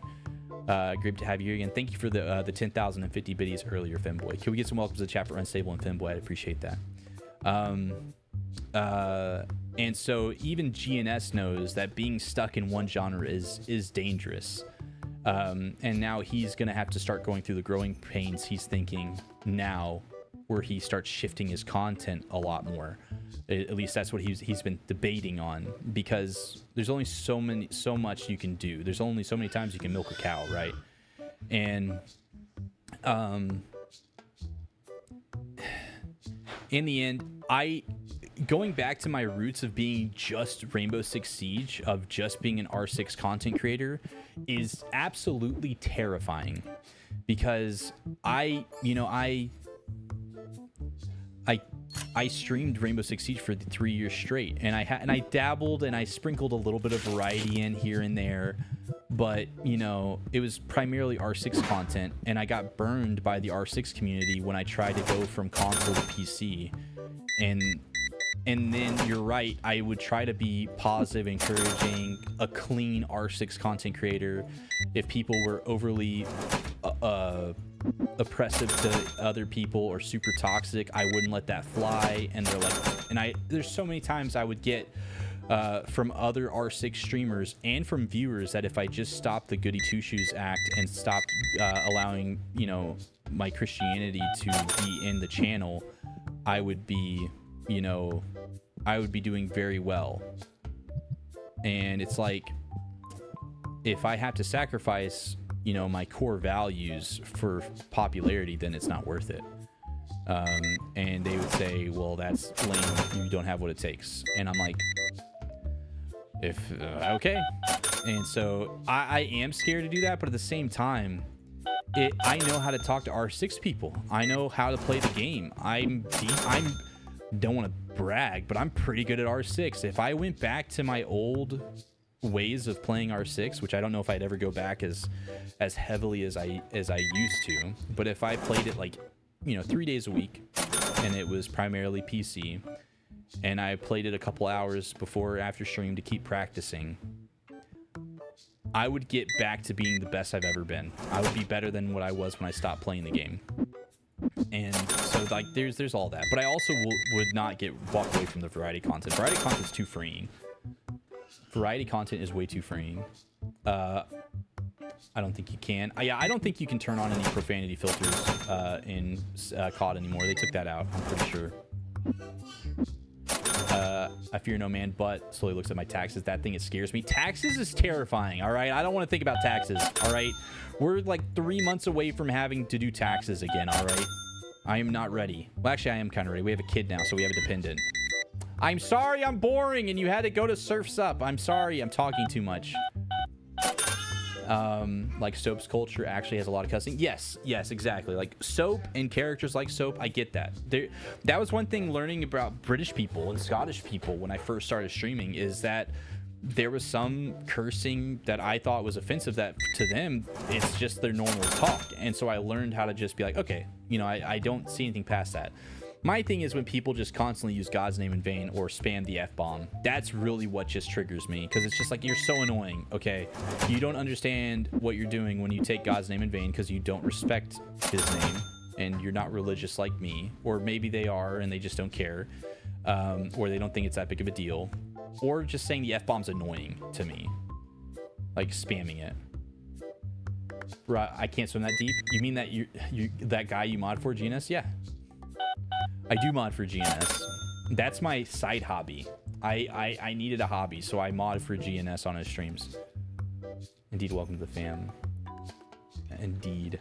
Hi, I'm Powder. Hi, Powder. How are you doing today? Sorry, we're in a deep conversation. I hope you're doing well today, Powder. We're in a deep conversation while chilling and vibing and selling cards. You know what, Powder? This one's for you. This pack right here, this one's for you. All right? It's going to be good. You ready? Powder, this one's going to be good. All right, you ready? I meant this one, Powder. That was okay. Powder, I know I can do better. I can do better, Powder. Hold up.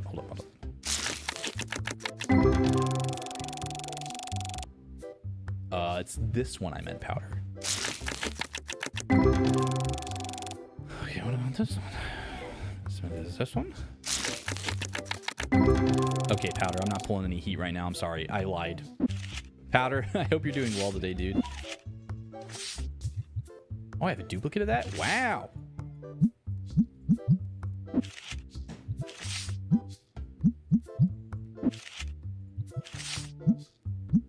What's this? That's Big Time Rush. Ugh. Big Time Rush isn't bad. Yeah, the waves are channel points. They're channel points through the stream element spot. You can do like gambling with them. You can do some sound effects on the stream element site. And then you have nom-noms, which are the Twitch channel points, which you can use the nom-noms to do like this. Fire in my laser! You just did that because that's your favorite. That's my favorite one, yes. That's not hard. There's a piggy. Why you got piggies? They're figurines. That's a kid hand on my leg. That scared me, I'm not gonna lie. Jeremiah just grabbed my leg. It scared the most out of me, and they're really cold. Hi, middleman. How are you doing? Cold. Jeremiah is vocal today. He's not been feeling good, so it's good that he's vocal. So it shows that he's got good energy. He's also been very explorative. I am kind of slow how to use waves. You can do exclamation point soundboard in the Twitch chat. Or you can do exclamation point gamble and do a number in front of the gamble. So there you go. Or gamble all, like Tangy. Tangy will show you the ways of gambling. That's really what people do, is they just gamble points. Hi. He was staring into that earlier. I said, Chad. But it was so beautiful, you like it. Boom. Well, that's One Direction. Love the energy, though. I can't handle T-Swift right now, either.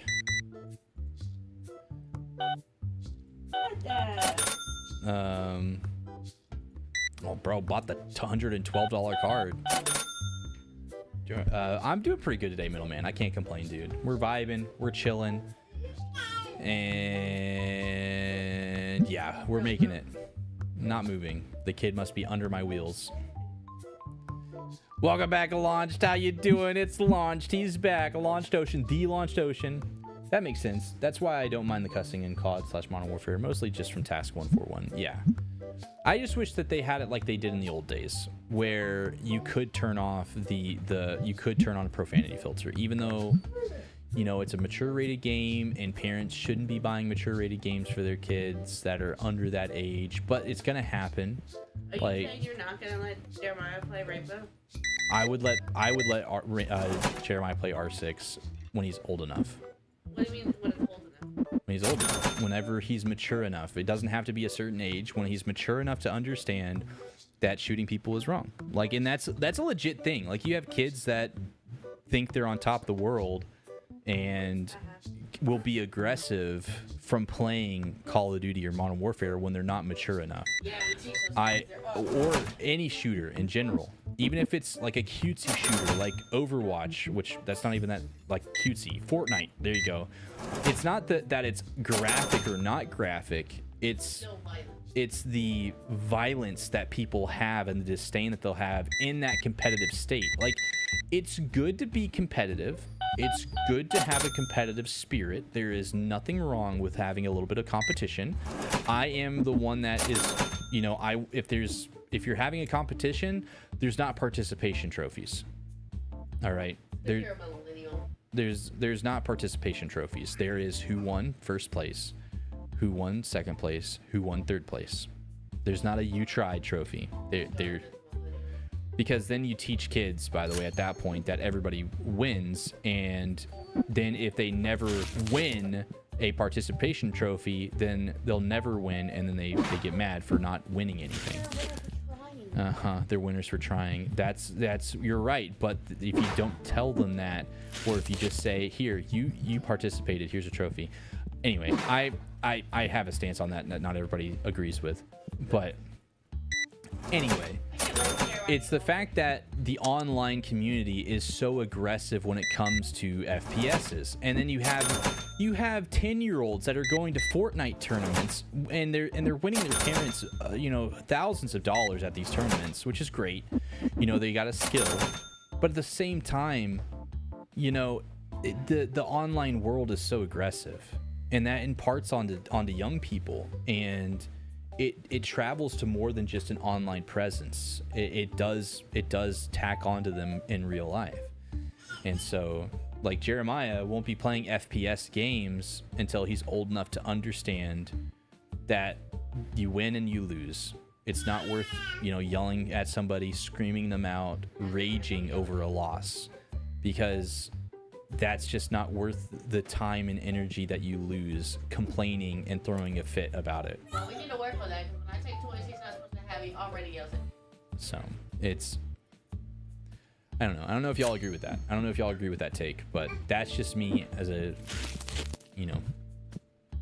as somebody who was there during the Black Ops 1 days, during Modern Warfare 2, during World at War, I was there in the trenches. Halo 3, a little bit of Halo 2, Halo Reach.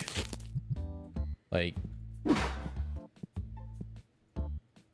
boom. That was a good gamble all though, Tangy. Not gonna lie. I always come back to you. There's a 1 to 2 minute cooldown on gambling. Is there? Oh, I didn't set that. That must be like a setting that's hard locked. It has been a little bit, Ocean. How you been? Your store looks nice. It's pretty basic still, but we'll try to... I don't want to expand it too much. I've been kind of saving up my money, right? Oh, I forgot to pay my bills. We're good. We paid our bills. I don't know if I'll be doing any expansion because I don't want to have to pay so much. We do need to get some more shelves. So...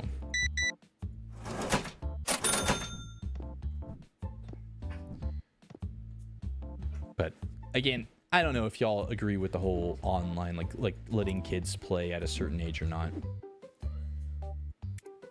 And one of the biggest things is just how many adults do play kid games and they purposely will seek out to like cuss out a kid in a game. Now, I will say, like, sometimes the kids kind of deserve it because they'll be toxic first, but they learn that from somebody. They either learn that from another adult that they played against, or they learn that from another friend that they were playing with. And so it's just the online competitiveness can be very, very bad for a young kid. And it's really bad if it's not being fostered, if like that is not being taken care of, I think.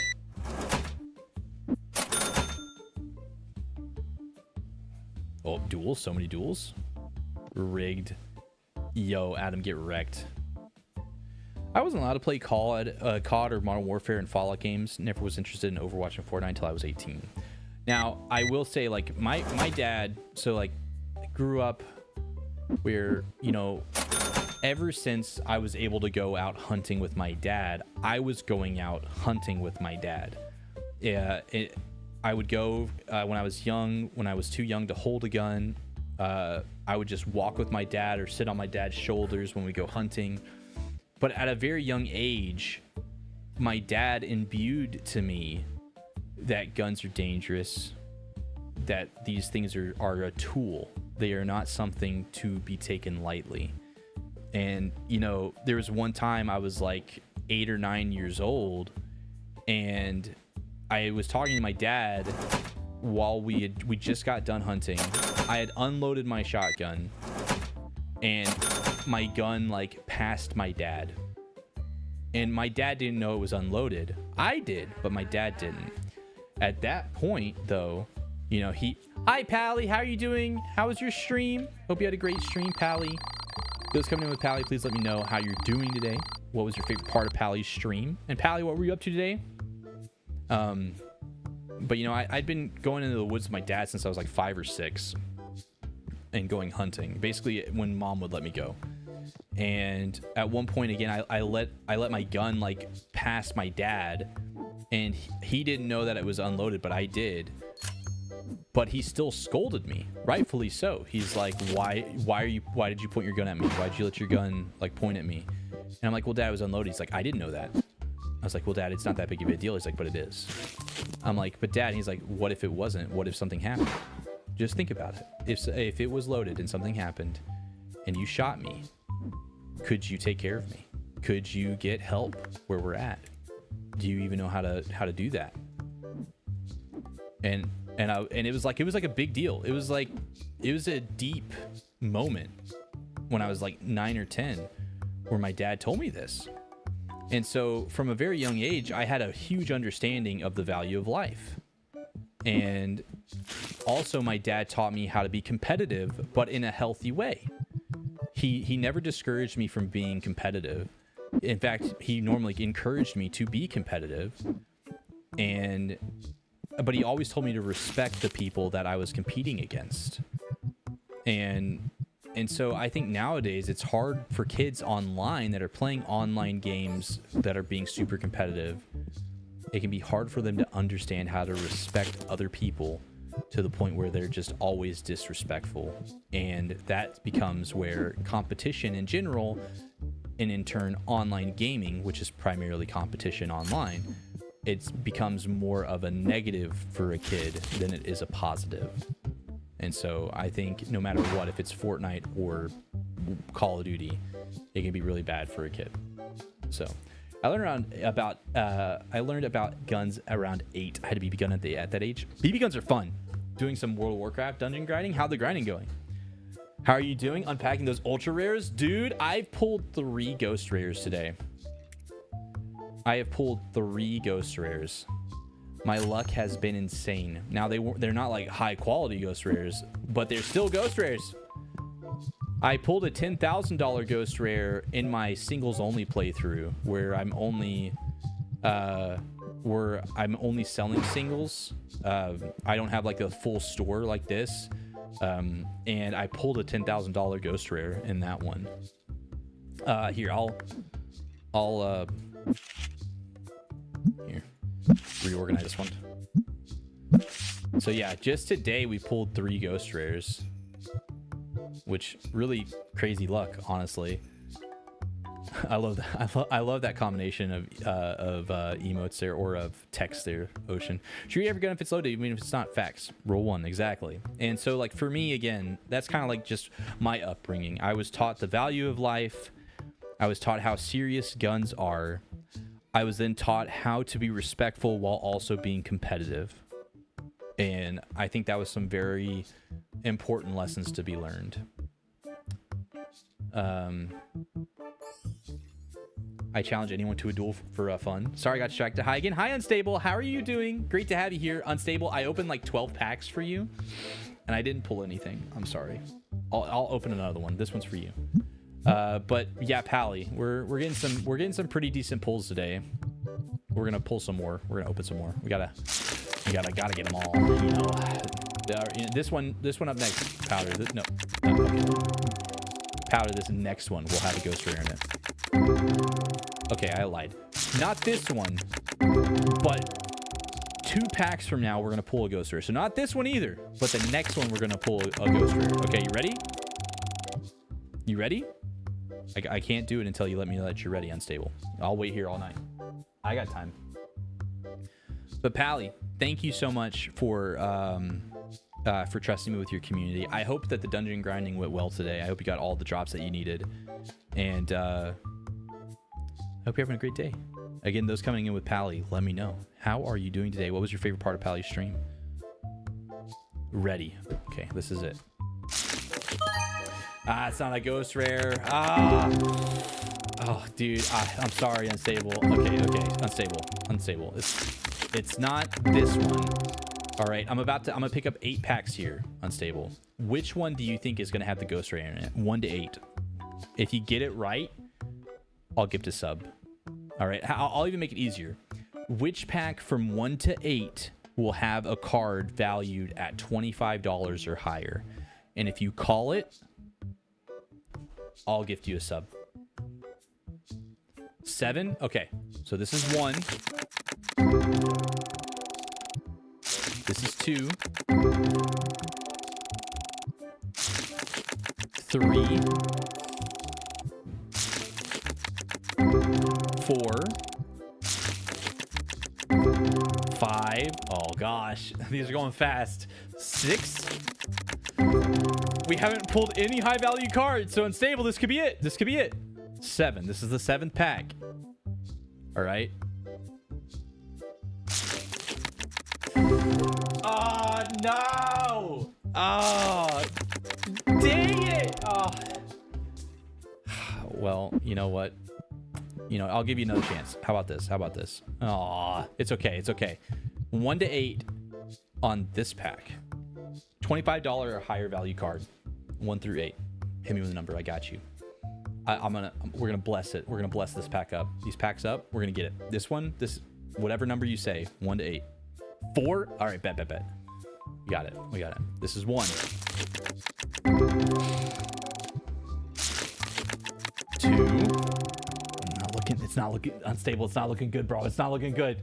This is 3. It's stable. I'm sorry. 3. What are these odds? We should at least get a $25 value card or higher. Come on. No! You meant number 5, right? You meant number 5. Dang it. You meant number 6, right? You meant number 6. Dang it. You meant number... No, that's not a $25 card. Oh, that's a $5 card. You meant number 8, right?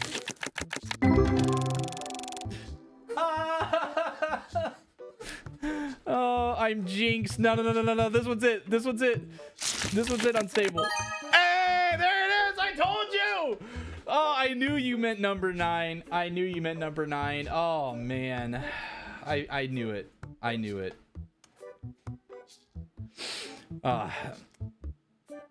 you meant 4 plus 5. That's what you meant. I knew it. There you go. Nah, that was number 4. It was number 4. It's number 4. Oh my. Yes. Oh, there's another one. Let's go.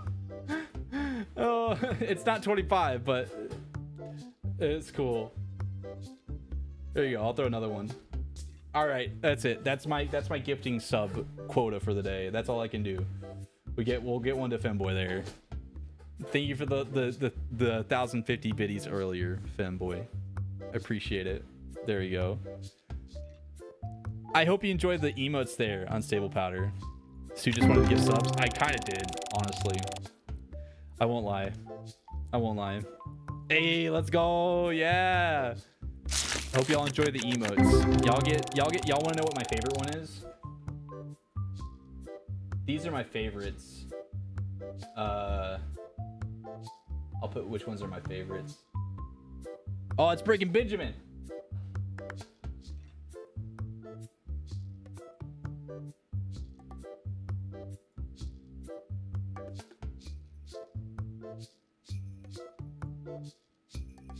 Okay, they're really all my favorites. I love all of them. These are mine. Those are good ones. The doggos and the dancing Gandalf. The Gandalf one's just the best, honestly. But Unstable, how did you find the stream, by the way, Unstable? And Ocean, carrying the YouTube chat right now. I appreciate that, launched Ocean. What you been up to, Ocean? What you been doing? I hope y'all been enjoying the YouTube content. I hope y'all like the watching me cringe. Oh gosh, I was cringing. Cause it's like, and the thing is, I was cringing at all of the lip syncing to a lot of the stuff. It wasn't even like the very first one was like a furry one. In the reaction video of me reacting to like cringy stuff. I wasn't really cringing at the furry thing. It was like the lip syncing. Like it made me so like feel unsteady. Like the whole you're making deviled eggs. Time to cut my sus eggs. Oh, gosh. What'd they do? Why are they sus? Because they're deviled? You want to duel for 4,000? I guess.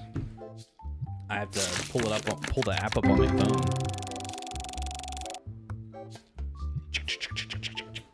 We gotta open packs.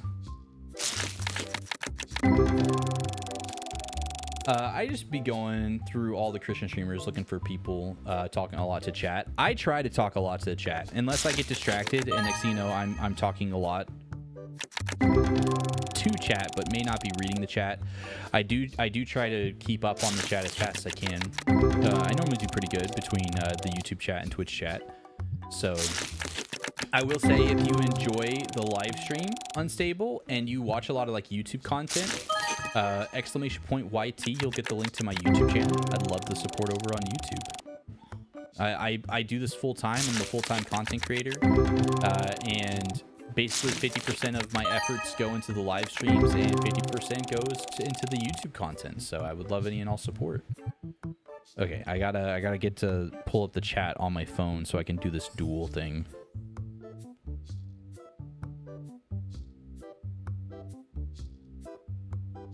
Get wrecked. You come for the king, you better go for the crowd, brother. That's what I'm talking about. They didn't smell bad when I removed the eggshell. Oh, so they're sus because they might be old. Rigged? I have no idea what you're talking about. Skilled. I think that's the word you're looking for. No, not rigged. Don't say that too loud. You're gonna get people rioting. You're gonna get people rioting, okay? We don't need people rioting in the streets.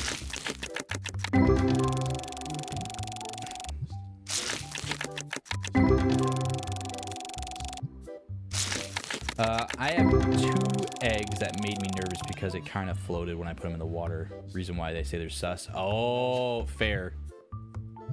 There's one time I did eat a bad egg that I boiled. It was awful. Yo, what up, Kyle? How you doing? Hope you're doing well today, Kyle. I might look into that. I've recently been allowed access to online communities. Like, this is my first ever sub. Oh, well, hey.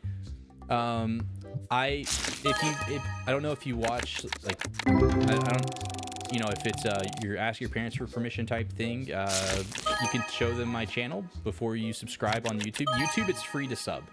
It's just like following on Twitch. So if you can, great. If not, don't worry about it. You can always ask your parents or whatnot, or your guardian. Doing pretty good. Had a shift tonight and need to get up early for another one tomorrow morning. Ugh. Oh no. So you about to go to bed, Kyle? You about to go pass out? That's awesome. I'm glad I was able to get you your first ever sub.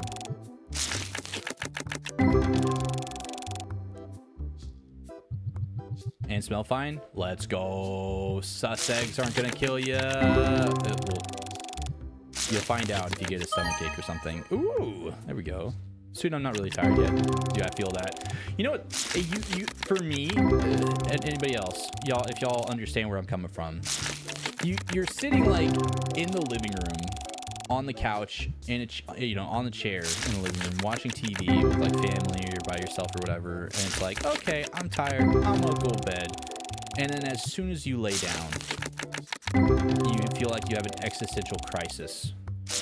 And next thing you know, you can't fall asleep and you're stuck there. Anybody feel that? Anybody? Yeah? Just me? Okay.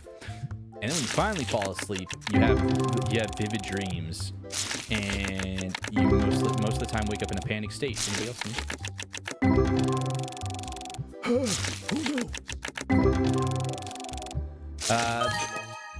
Hey, let's go. They don't really care about most content, mainly worried about giving personal information. Oh, got it. Okay. Yeah, fair. I will never ask for your personal information. You know, we'll never do that. All I'm offering is fun, goofy content on my YouTube channel. And if you like the live stream vibes, you know, you get that same stuff on the YouTube channel, except you can watch it whenever you want and however much you want. Guilty of that. Hey, let's go. Sometimes I lay in bed and think about things I've done back in 5th grade. Dude, same. I still will wake up in like a cold sweat thinking I'm running late for school. Or oh, here's one development recently that's come back. This stream has been coming back to haunt me. I'm a senior in high school and I'm in marching band. And because I was in marching band in high school, but I neglected marching band practice for too long, and we're going to a competition, and I don't know my sets or my music. and I'm the senior that's supposed to lead my group, and I don't know the music and I don't know the sets. So then I just bail. And then I wake up in a cold sweat. I've also recently had dreams where, again, I had this dream back when I was in high school, where I'm in high school, but a zombie apocalypse breaks out.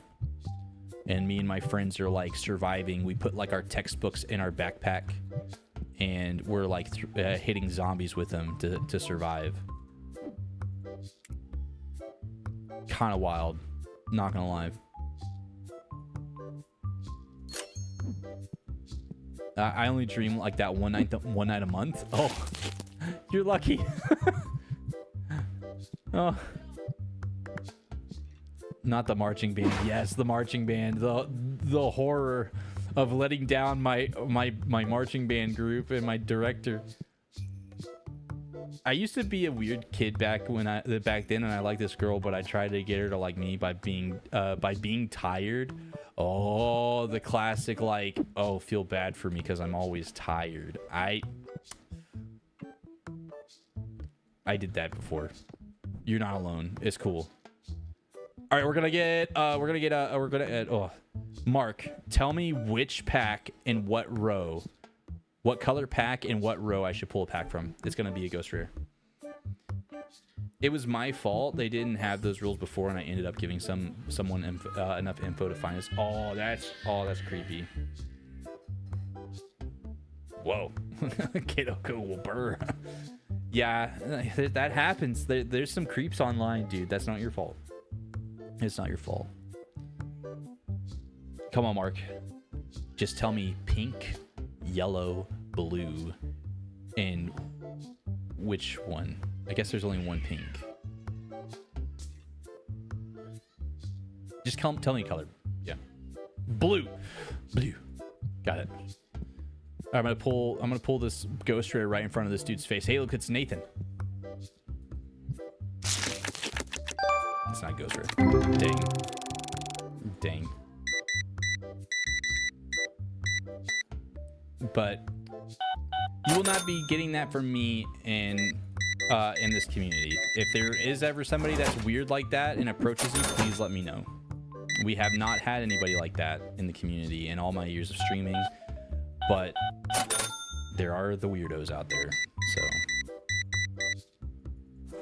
terrifying. They kidnapped me. That is terrifying. Jeez.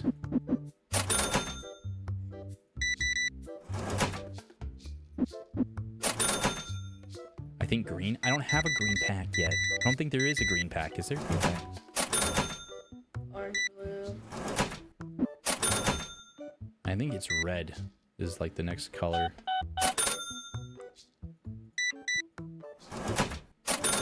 Bro bought 2 binders. I was just naming colors. Oh. I send many hugs and feel goods your way. There's technically a battle deck. That's a pre-con. Oh, hi. Yes, sir. Can I help you? Hi.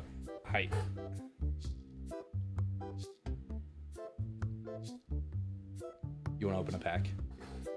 This is the only way you're gonna open a pack. Okay. I'm not buying you Pokemon cards. All right. All right. Oh, easy. Flailing. No, do you want? Okay, you gotta tell me. No. You gotta tell me. Do you want purple, orange, or blue? Bro, why are you flailing? Because Zelda walked around. You want? Hey, you want purple, orange, or blue? Ba, ba, ba, ba. He's staring at this finger. So, orange. All right. Here we go. Ready? Gotta press and hold this. Whoa! Mommy's turn. Mommy wants purple. And when you open that, can you fix the art painting that got pooped over? Yep. Right. No, only one. All of them. Now you click play.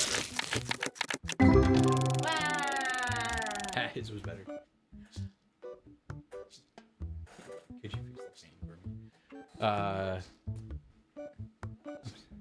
He was touching I was her. extremely lucky. A family member was coming home late that night and got a really bad feeling when they saw a strange car speed out of a driveway. It was many years ago. That's terrifying, dude. I'm glad that you're okay. Glad to pop in and see you. Great to see you, Kyle. Great to see you. Thank you for hanging out with us, and I hope you get some good sleep so you can get through your shift tomorrow. Did you say goodnight to him? Good night. I love you. Drew. J-Dog. Bow wow. Oh, wow. You're listening Thank you, to GNR. That's Galaxy News Radio for those who don't.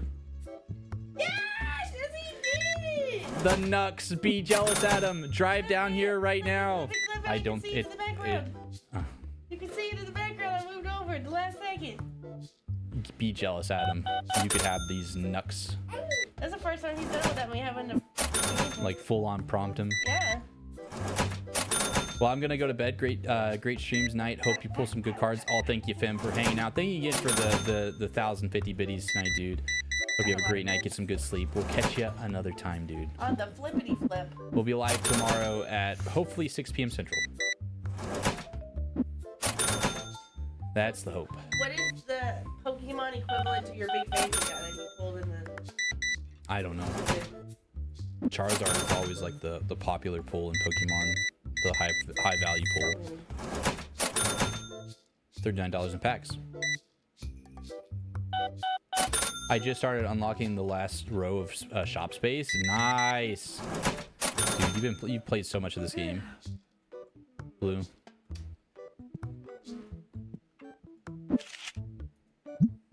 What?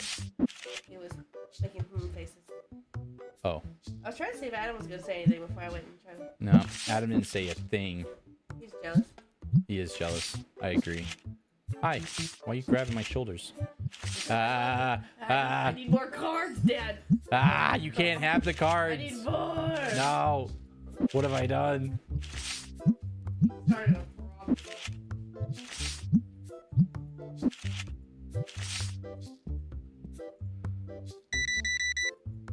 Man, it's already 9:30. Jeez. I'm only level 44. Only. Well, I'm only 10 levels away. Yeah, that's not too bad. I definitely had no qualms with the new rule. I'm extremely aware of what to say for sure. That's good. That's good that you've learned that. That's good that you've learned.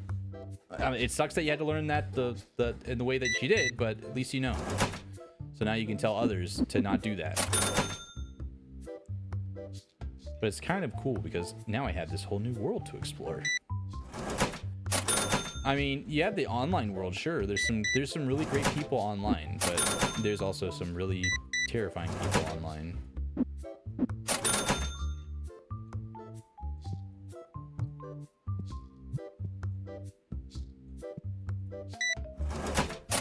The figurines.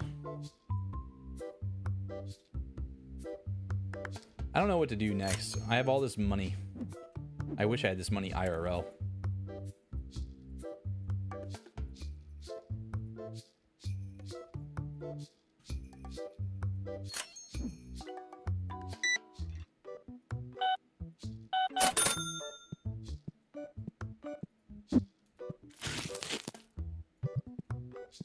Making devil eggs at 940. Well, devil eggs slap, so I see nothing wrong with it.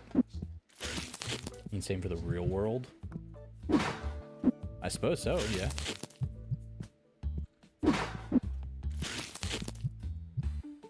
Well, unstable. What type of stuff do you like to play? What games do you like to play, dude? What are you into? Are you a Fortniter? I'm horrible at Fortnite.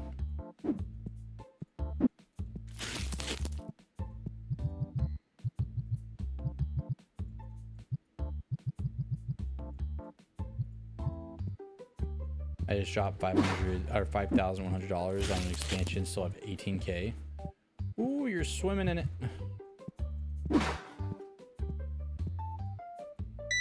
I before we ended the last stream that I was playing this, I had just upgraded like a lot for this size to expand, but now like my bills went up so much.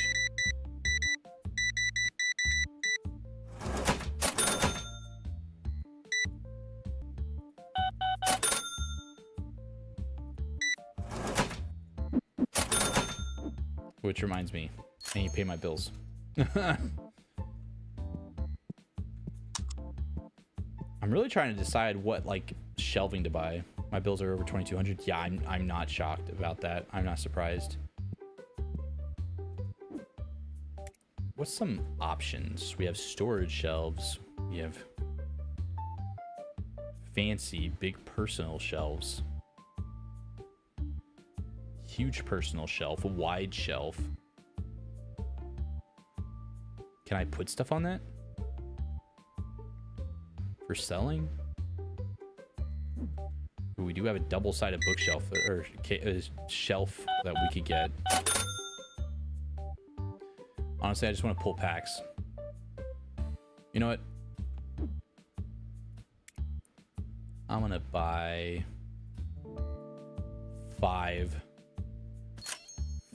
purples for the lulz. That's right. We're gonna open up at 5 of these. Call it the finale of the TCG stream. See if we can get something big. Jerky? Are you making jerky? Double are the best. Have 8 slots. Yes, I've heard. That's what Lotus was telling me.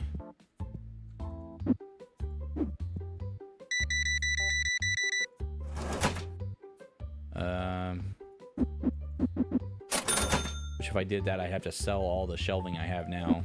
That might be another thing that we do before we wrap up this stream.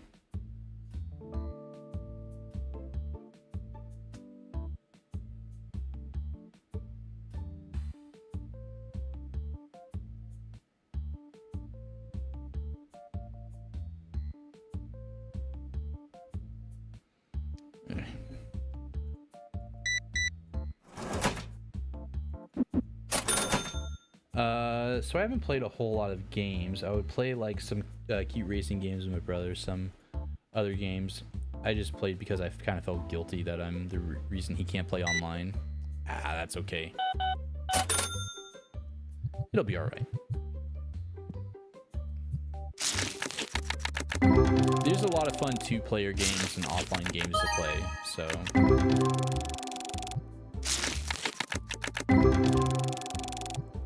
Yeah, I cleaned out last year's deer meat from the freezer and making it meat stick style.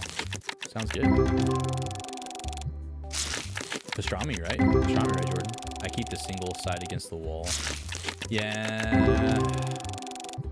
We could redo shelving. I've been debating on redoing it and getting the double-sided shelving. That's gonna be a lot of organization. 5 boxes of cards to go through is gonna be a lot. It's gonna take some time. Oh, ad break. Finally done with the filling. Yay!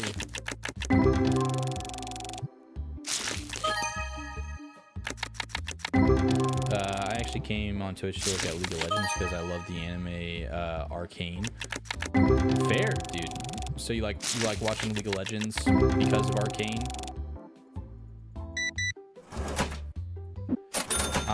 I don't know any League of Legends streamer. I don't know a Christian League of Legends streamer off the top of my head. I used to, but they stopped streaming a few years ago. But I don't know a recent one. Let's go, Blue. Making that money. I'm just going mainly to collect cards now at this point, if I'm going to be honest. The storefront's just to have my addiction to pull cards and finish out my collection. I have so many cards to get. I haven't even gotten to the other set.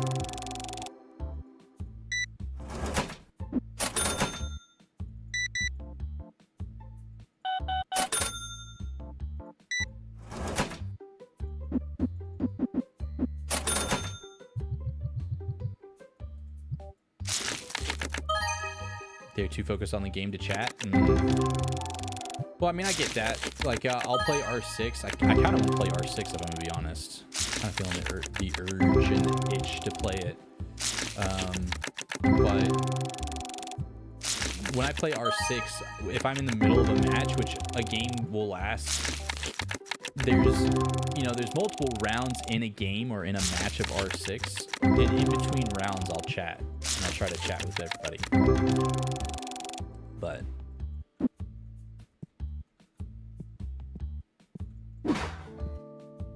you gonna buy something, dude, or are you just browsing?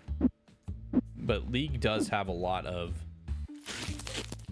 League has a lot going on in it. So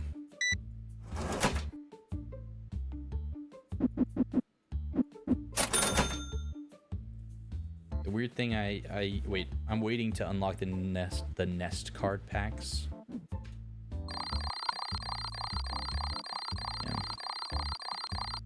A weird thing I used to replace relish when I have no relish is Japanese rice vinegar. All that stuff.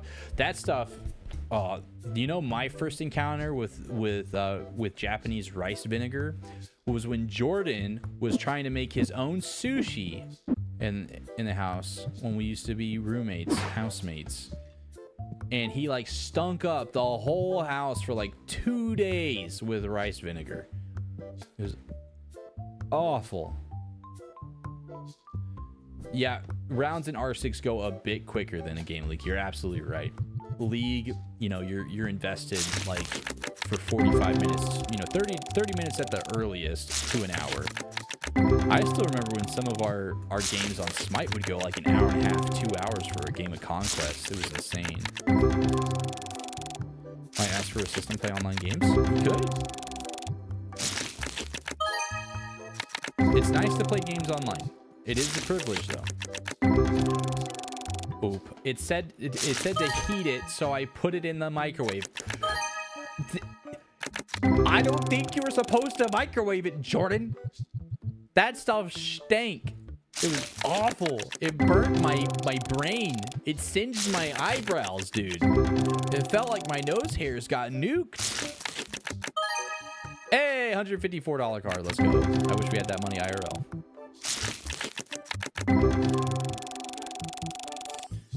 Oh, that reminds me. Oh. Made me think of the dryer.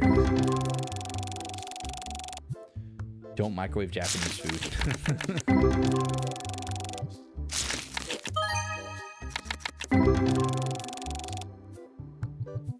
All right, come on. One more ghost rare. One more ghost rare. Do we organize the shop? I don't think I have the mental to organize the shop tonight. We're just gonna open all these cards. Speaking of dryer, any luck? No. Nope. And it's and just running it on a time dry isn't gonna do it. I'm gonna have to replace it. The motherboard is gonna have to get replaced after it got cooked.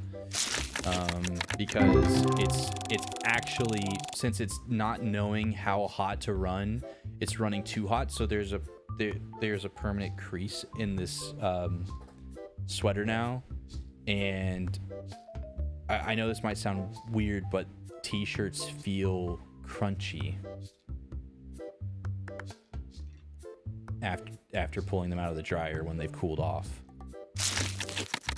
Yeah, I'm gonna have to order them. Is computer the best? League of Legends is only computer, right? If you can get a computer, a PC, then yes, that's the only way to play League, is on a computer. And a computer, you don't have to pay an online fee for playing a game. Unless there are some games where you have to pay an online fee for some PC games, but most games on PC you can play online for free. So, adding fillings to my eggs now, not the crunchy t-shirts. Yeah. The fibers got burnt. Yeah. Yeah. So I'm probably gonna order it probably tonight before I go to bed to try to get here in the next few days. And the Amazon listing, I should have ordered it the other day. It's $20 more now, so $180.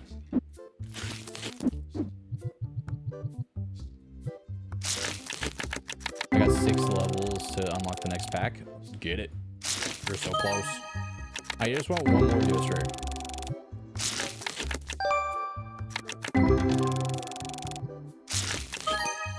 Ooh, nice. We are getting some solid pulls though.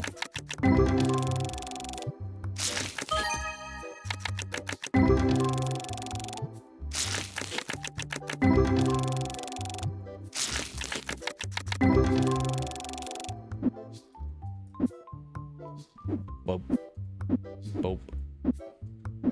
Boop. Josh is back. Tell a friend. Hi, Josh. Welcome back, dude.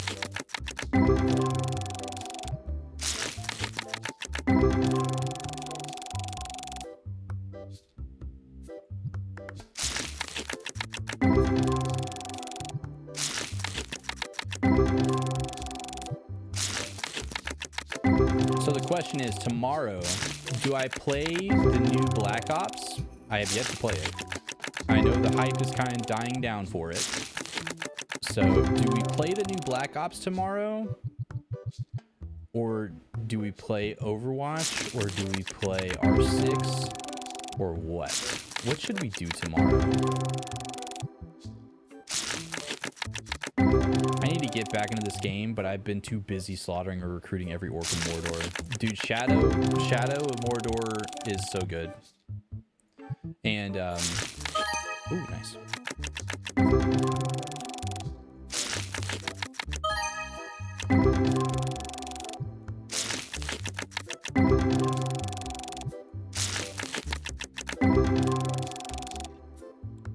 They really make Celebrimbor seem like he's more hardcore than what he is in the books.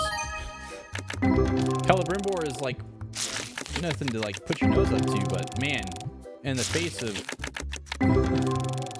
Sauron, like he didn't stand a chance. Sauron appealed to everything about Celebrimbor.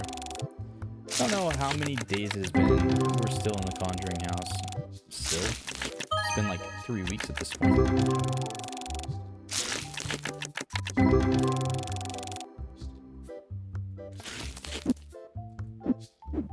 Come on. Just one more ghost rare. I've opened up so many boxes. Ooh, $115 card though. Nice.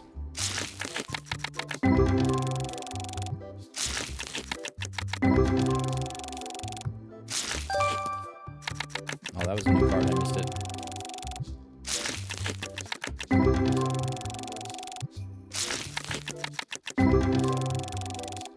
Well, yeah, it took Master Smith of the Second Age and added all the bitterness, anger, and hate. Yeah. They made him so much more intense than what he is, but I liked it. I liked that version of it. That's kind of how you adjust the lore right with that. Kind of the vengeful spirit type vibe.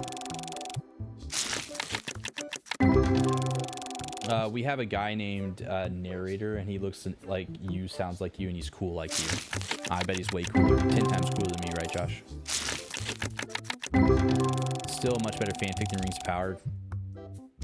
Don't get me started. Like, don't. I got to episode 2 of the second season, and I lost interest. I couldn't get past the second episode. I was just like, eh. I wasn't hooked. I told myself if I wasn't hooked by the second episode, then by the end of the second episode, I wouldn't watch it.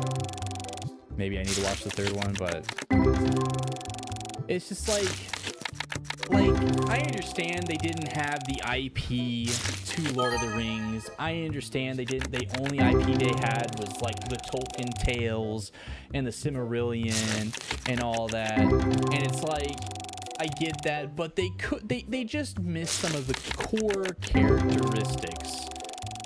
And they adjusted like the whole thing with Mithril being the lifeblood of like being basically the Mithril. Oh, $650 card. Let's go. That's nice. Of basically being the reason why the elves can exist in Middle Earth is just such a load of patooey. Like, I somehow have too much filling Well, that's why you have crackers to eat that filling. Especially if you have Ritz crackers. Want to be part of the boys? I'll be a boy. I'll be part of the boys. Duh, boys. Why not? I waited for reviews, and after reviews, I full on knew it wasn't for me. Yeah. Like, I tried. I watched through the whole first season. I watched along, actually, with the watch parties of Nerd of the Ring, too. Nerd of the Rings, and, like, I got in his Discord, and I was having conversations with people. And so many people were just, like, partially happy. There was roles that did really good, and actors that were doing so well in their roles.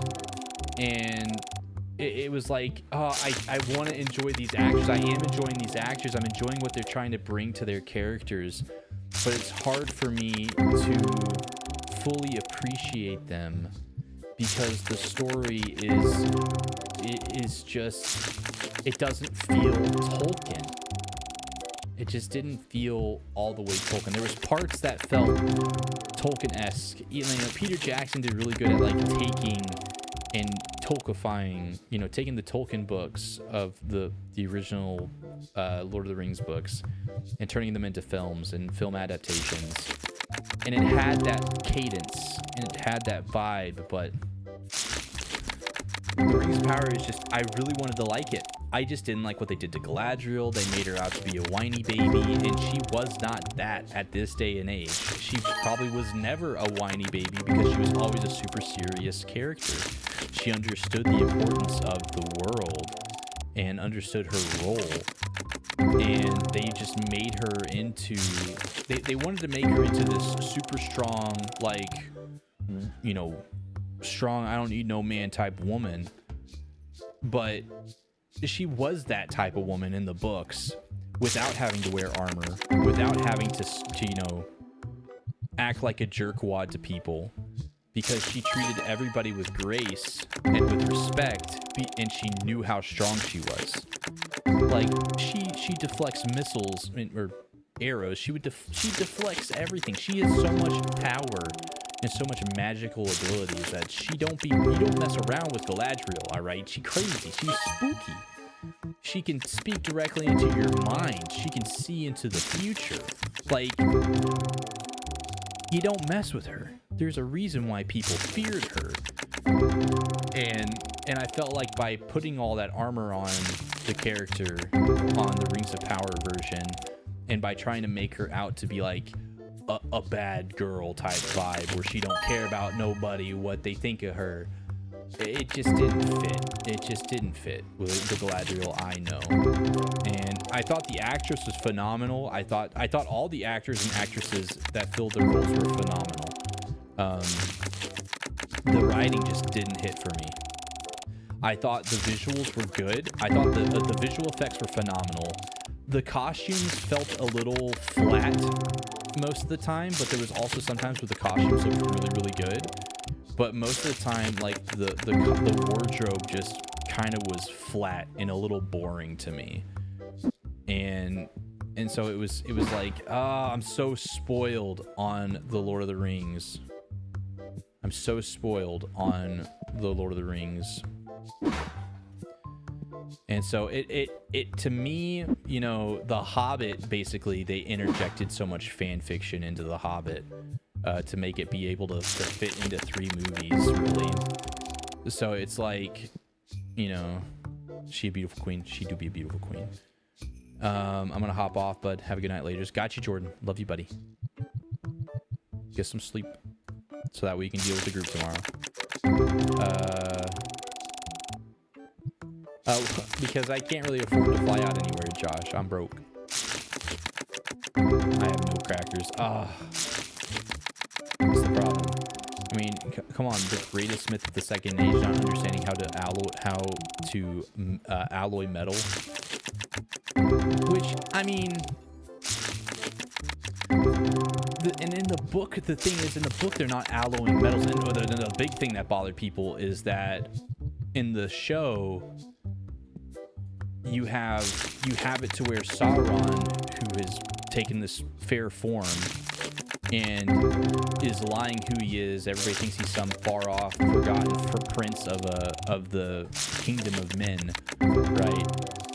and he's able to basically fool Celebrimbor into making the rings early, and the rings hadn't been made yet canonically.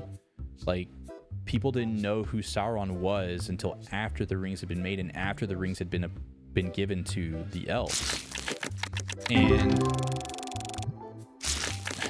it was the test run. Those rings were the test runs too. And they make Elrond, like, oh, I really liked how Elrond was in the first season. And he was probably the best part. Him and Disa and Durin. They were the best characters. Like, I honestly, I just wanted to watch the dwarves and Elrond trying to like make amends with them and trying to get things going with them. That was the best part of the first season.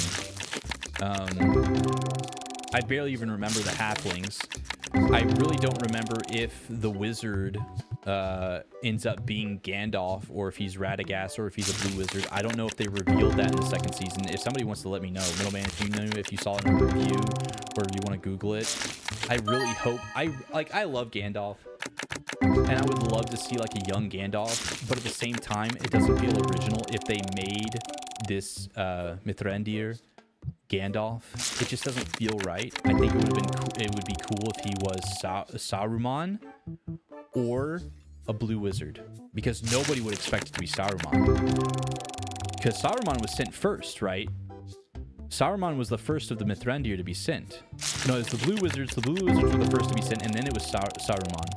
A lot of people were like, well, Nerd of the Rings, he was always talking about how the Mithrandir or the wizard or the man in the meteor, he was going to be a blue wizard. I would have liked to see him be Saruman. I think that would have been a good twist, but... Gray Fox, thank you so much for following. Welcome to the Tsunami Gaming family where we make waves. Appreciate the follow, Gray Fox. Can we please get some welcomes in the chat for Gray Fox as a new member of the family? And deserve a warm welcome. How you doing today, Gray Fox? And that's just the headline on the problems. Yeah. Tolkien elves mature emotionally faster than humans. I cannot be convinced she'd act that way, the way she does in Rings of Power, beyond the age of 13 or 14. Right? She would not act that way. And where's her husband? She is a married elf lady, and her husband loves her and will die for her. Where is he? Like, where is he? He's a really cool character in the books. I want to see him. Like, come on.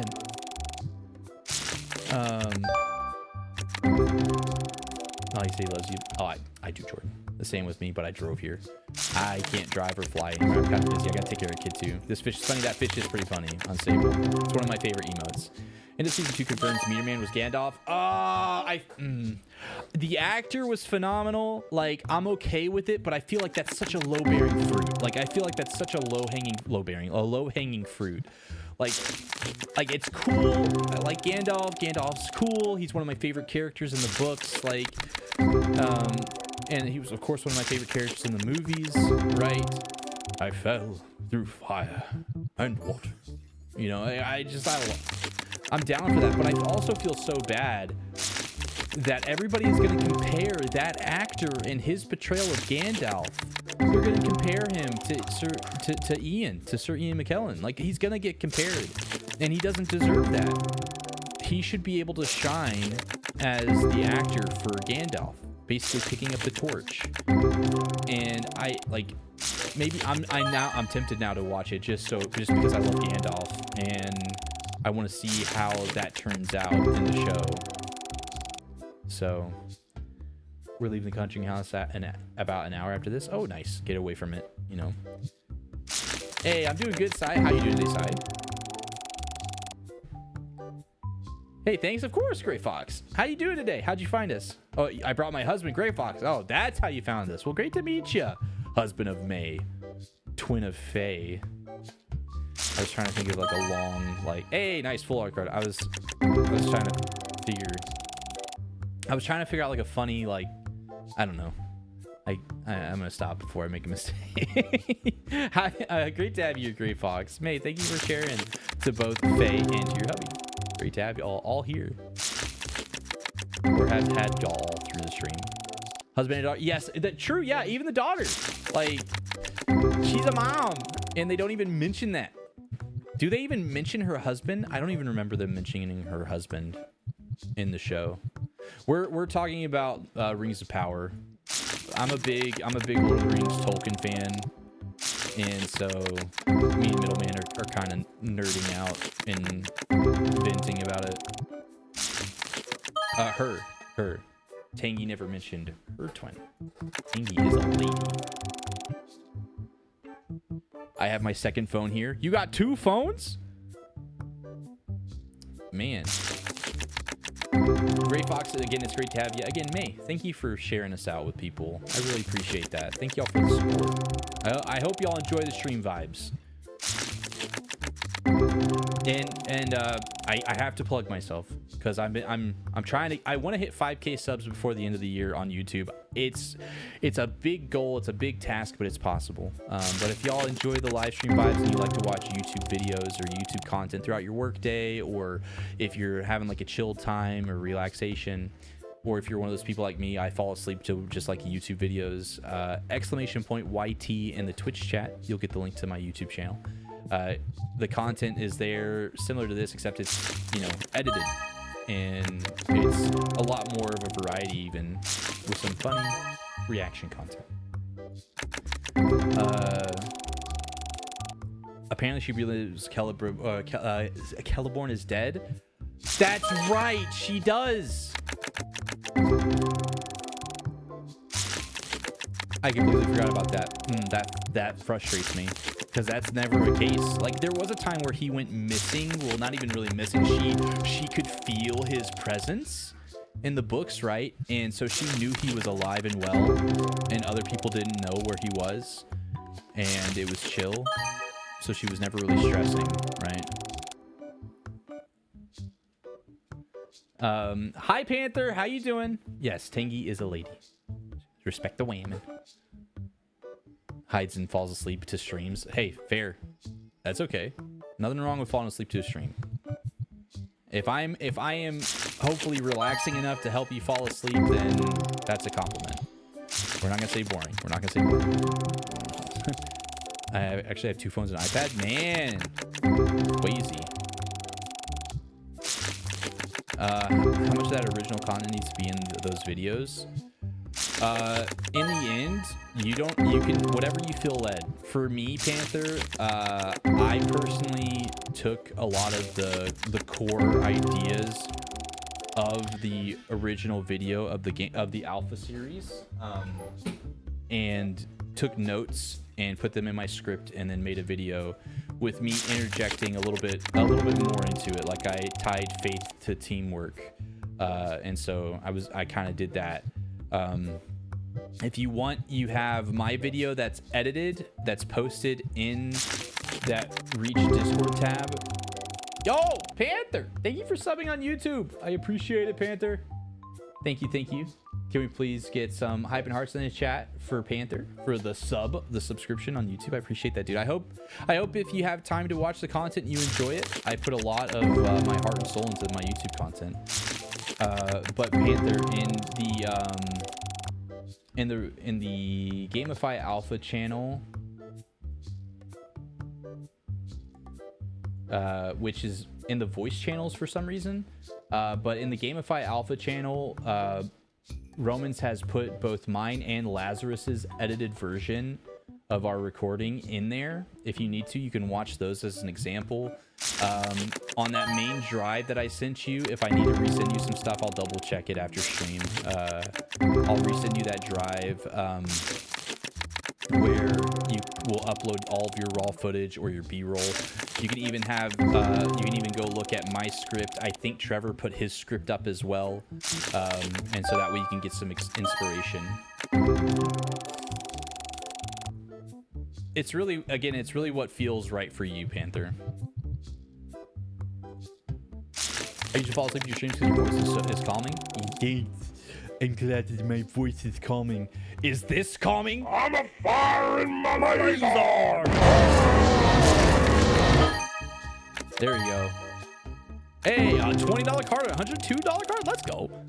What time in the U.S.? Sai, it is 10:08 p.m. So here soon, it's about time for me to hop off. But not quite yet. Not Nightbot lost his sub. Oh, rip Nightbot. He'll be alright.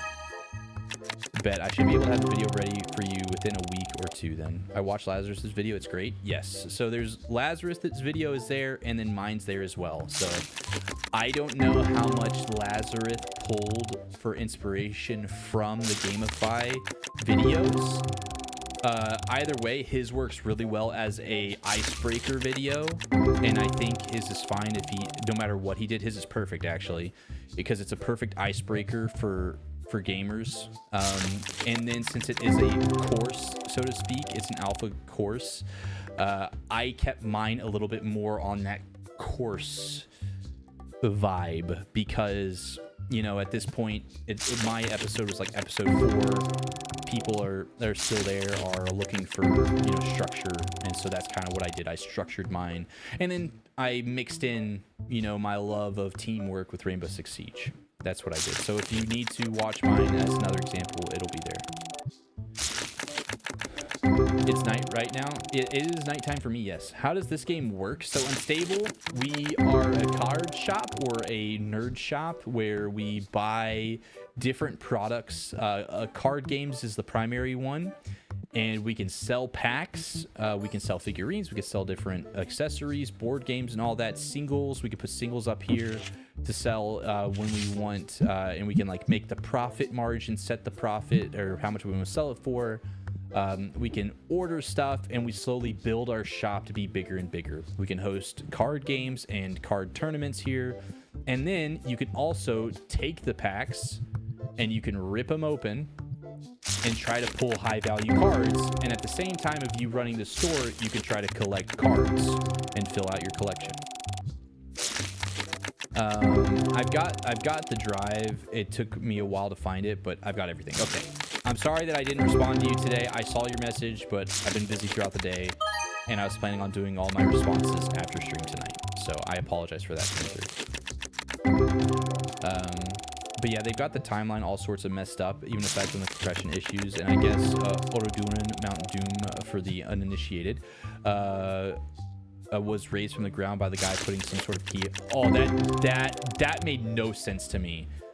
That made no sense. Okay, so it was a sword hilt that was a key that broke some form of rock barrier to allow water to then go into the base of the volcano or into the dormant volcano, which then caused it to erupt so violently that it turned the once fertile area into the wasteland that we know as the oh, I forget what it was called. What's the Elvish name?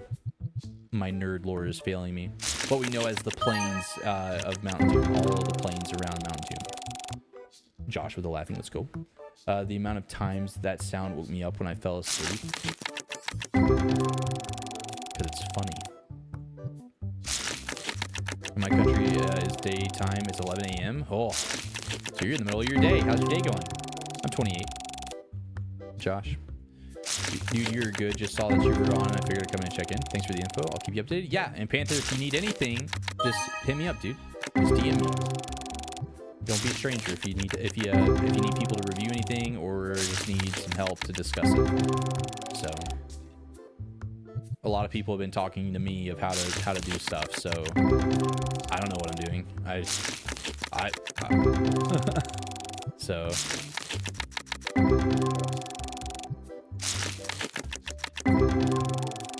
Yeah, I'm only 28. Only. Some people may say that that's old, but can I have your number so I can actually show? No, I won't give out my personal number to people.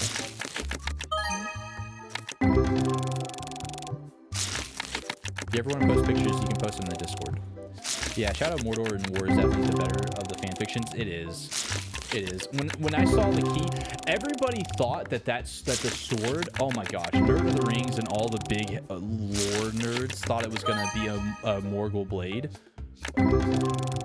And like everybody was like, dude, this guy, I forget what his name was before he was revealed to be the big bad Sauron. Everybody was like, he better not be Sauron. He better be like a Witch King or something, or where he's gonna be one of the Nazgul. And I think that would have been way better. Or being like a leader of the kingdoms of the north and be one of the, like, basically a descendant or the people, a descendant of the people who ended up betraying Isildur, you know, and being the undead army.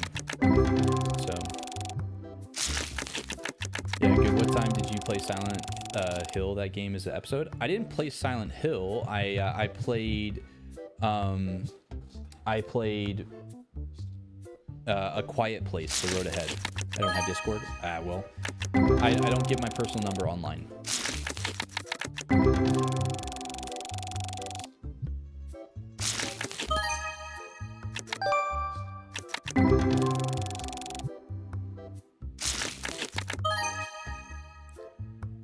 Pulling a bunch of new cards. I've opened up so many packs and I'm still pulling new cards.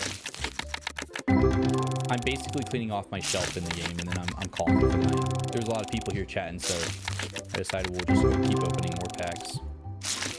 I didn't want to start a new day.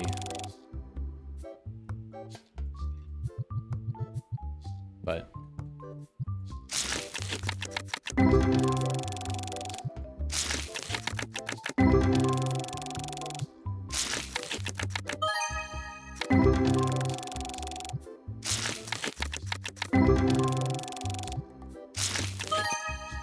if I have Discord, does that mean I can call you on this cord?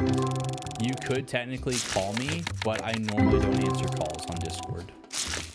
And I respond to DMs when I have free time. I don't instantly respond to DMs on Discord.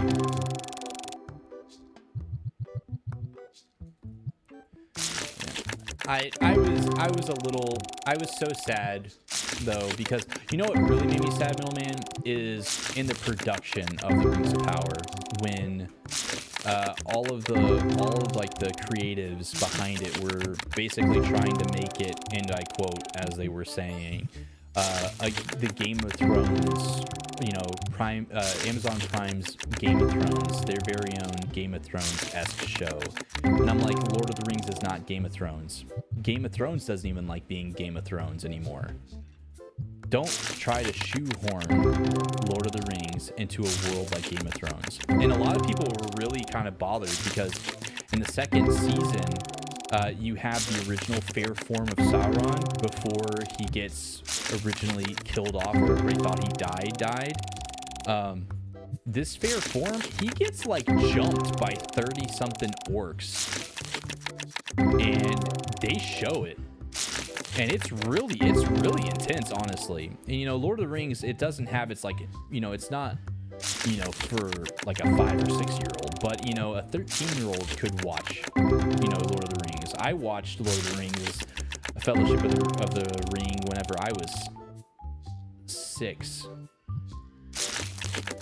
or 6. I was 5 or 6 when I watched it. And it was so intense. It was pretty wild. What was the valuable lesson you learned growing up? What was a valuable lesson I learned growing up? Dude, my kid is going through it right now. I need to wrap up so I can tag in, and so we're gonna open these packs really quickly. A valuable lesson growing up was to have faith and trust in God for me. Family was going through a lot of rough stuff financially. A lot of uncertainty was happening, and I had to learn to be self-reliant, and I had to learn to trust. So that was some important lessons I learned growing up. When day do you play a quiet game? I have beaten it. The last time I played it was like last Saturday. Monday, so in 2 days, in 3 days, I am hoping to have a video of a recap of me playing through A Quiet Place.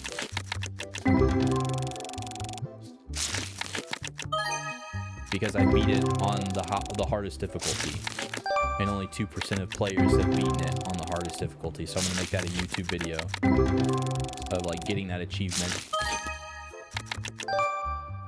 $88 card, dope. So you have a card gambling problem? Exactly. This is why I don't play Magic like that much anymore. I go in spurts of playing Magic, and every time I always buy like a pack every time I go play Magic somewhere, and it's a problem. So I stopped playing it so much. Doesn't help Adam moved away too. So like Adam moved away, and I played a lot of Magic with Adam and James. So, but Adam is also pursuing life, so it is what it is. It's chill. And then James has his own play group that he goes plays with, and so it's like I end up just staying home working. So, but yeah, this is why I don't play Magic like I used to. Like, I got married, and like before I got married, I realized I had a problem. Like I was telling y'all, like this was like a year or two, like about 4 years before I got married to Bailey. I had most of my debts paid off. I had nothing to really worry about.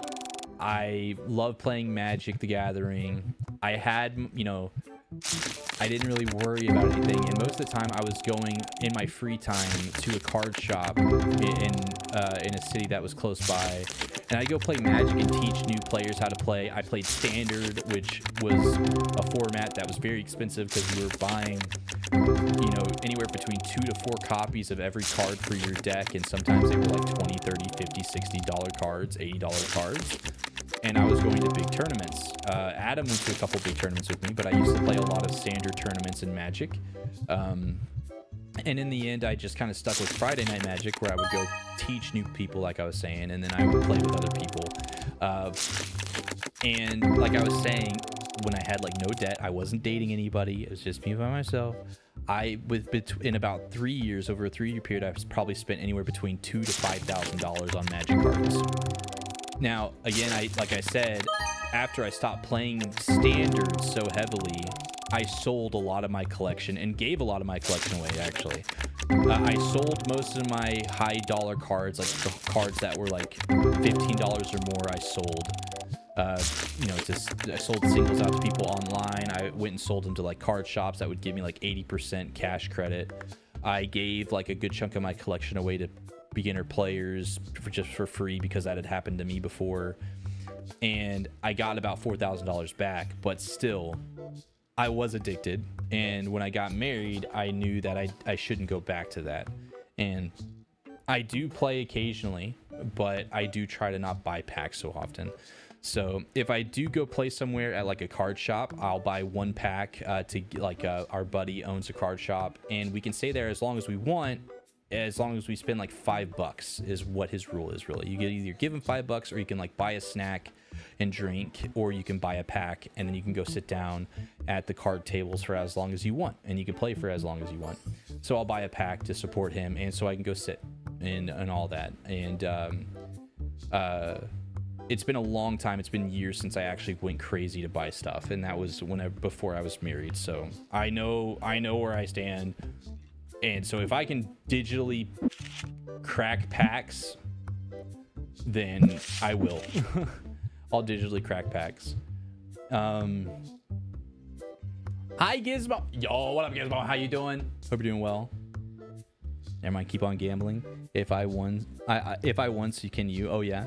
Well, excuse me, princess. The urge to play Standard is real right now, right? Standard is fun. Especially with how like toxic Commander's getting. Or it can get. Like, it's... I mean, Magic the Gathering is not Magic the Gathering really anymore, because now we have SpongeBob as a commander, so it's like... We got a new highest pull, by the way, today. We got a $646 card. This used to be our highest pull, and we pulled this. So that's cool. We have 651 out of 1,332 cards collected of the primary set. So that's pretty dope. We did pull 3 ghost rares today, which these are pretty rare. These aren't the expensive ones, like I pulled in my other playthrough for the challenge run I did a challenge run on my YouTube channel where I could only sell singles, so I'd have to buy packs, pull them, and then sell singles at a card shelf. And I was trying to make $10,000 And it then turned in, I wanted to make $10,000 in my binder of card value and $10,000 in the store. And then I pulled a $10,000 ghost rare. So it was a really cool video. If you want to check that out, it was pretty fun. It was like 9 hours of recording and it took me a long time to edit it. And it's a 45-minute long video, but it's fun. So I hope y'all enjoy it. But we got 3 ghost rares today. These cards are like a 1 in a 1,000, 1 in 1,000 packs to pull. So we got 3. That's pretty crazy. Pretty crazy pulls. But we're gonna shave. And for those that don't believe that I did that challenge, let's I'll show y'all real quick. It's not worth it. Gizmo, no. You been playing any games today, Gizmo? You got to chill and play some games today? All right, so we'll load this one. This one's the one where I pulled the ghost rare. Oh man, 4 gambles, all losses in a row. Dang, 4 people just lost gambles all in a row. Oh man. Led astray, lost everything to gambling. This looks interesting. It's fun. RCTM. It's pretty fun. RC. Fine. You convinced me to buy the game. I mean, you can. I got this copy for $10 on Steam. You can mod it to where you can actually have Pokemon cards. I've seen a new mod coming out where it's Yu-Gi-Oh cards for you Yu-Gi-Oh fans. It's really fun to collect the cards. So this is my run where I wanted to get $10,000 in store credit, or in cash, excuse me. So I have $10,000 in cash. I wanted 10 grand in my binder here. And then, and I was only selling singles. I did all this by only selling singles. And then I pulled this super rare ghost rare. So this is a $10,000 one that I pulled during that YouTube video. If you want to see my reaction, it was pretty great. I was recording it at like 1 o'clock in the morning and I didn't want to wake the kid up, so it was a pretty funny reaction. I then pulled the exact same ghost rare in the non-foil variant, the same one as well. So it was a pretty great pulls. So it's pretty fun. RC and Tangy came back to have fun, lost everything. Guess I'll go back to Final Fantasy 2. Oh no. Rip the gamble all. Rip the gamble all. It happens. It happens to the best of us, Gizmo. It's rigged. 5. What's this game? Oh, a TCG card shop sim is what it's called. It was a really entertaining video. I'm glad that it was entertaining. Like that was 6.5 hours, or 7 hours for that challenge. And then I turned around and edited that video the same night that I recorded it. It's not the best edit, but it's a good enough edit. I took 6.5, 7 hours, and I condensed it down to like 45 minutes or whatever. And, you know, it was a fun challenge. It was really fun, but not today. I slept through the rain today. Oh, there was so much rain today. There was so much rain. It was so relaxing. But there was so much rain, like it was flooding my porch. I had to go back there and do some landscaping to get it to where the water would flow just right. There's a mod for magic cards. Oh, there's a mod for magic cards now? Don't tell me that, Adam. Adam, don't tell me that. Apparently, like with TCG Sim, they're planning on updating it to where you can actually play the actual trading card game digitally. Apparently, if the game gets enough support, they may actually get the cards printed and the game made IRL. So that's pretty cool. Sleep in the rain. Nah, man, I just got over a cold. Ooh, I feel that. Kiddo's gotten a cold coming on, and Bailey's got a cold. I've avoided it so far. Oh, I don't get the cold. I don't want to get sick. I really don't want to get sick. I have so much to do. I don't know what to play. Well, are you feeling anything particular? Do you want to play like an adventure game? Do you want to play like a chill game? Are you wanting to play like a high energy game? Spooky game? Tea? I like tea. Hey, go to bed. I may. Boo, Tangy, you suck. Oh, did Tangy win finally? Tangy did win. OMG, Tangy broke the streak. And then there goes Solar. Oh, gosh. Oh my. Message deleted. Bruh. Do I have a Trader Joe's near you? We do not have a Trader Joe's. Never been in a Trader Joe's in my life. Ever. Gizmo, you feeling better? Wow. Yeah, I know. Apparently I'm missing out. Everybody tells me I'm missing out. Trader Joe's food go hard, apparently. That's what a lot of people tells me.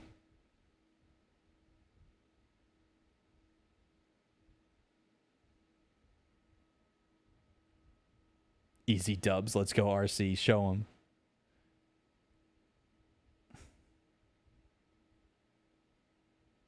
That sucks. It's magical. Magic. Oh, man. I'm sorry. I don't mean to disappoint y'all. Like, I never even heard of Trader Joe's until some YouTube video was talking about a food that you should get there. Oh yeah, I'm okay. Had a rough Sunday. I choked at Cracker Barrel. Had to have the Heimlich done. Oh man. Oh, I didn't know that. I didn't get to get the deets on Wednesday during the training, dude. I'm so glad you're okay, man. Oh my gosh. Was it pancakes? Did you eat pancakes too fast? I'm sorry. I'm trying to be, you know, goofy just because that's how I am. But for real, I'm glad you're okay.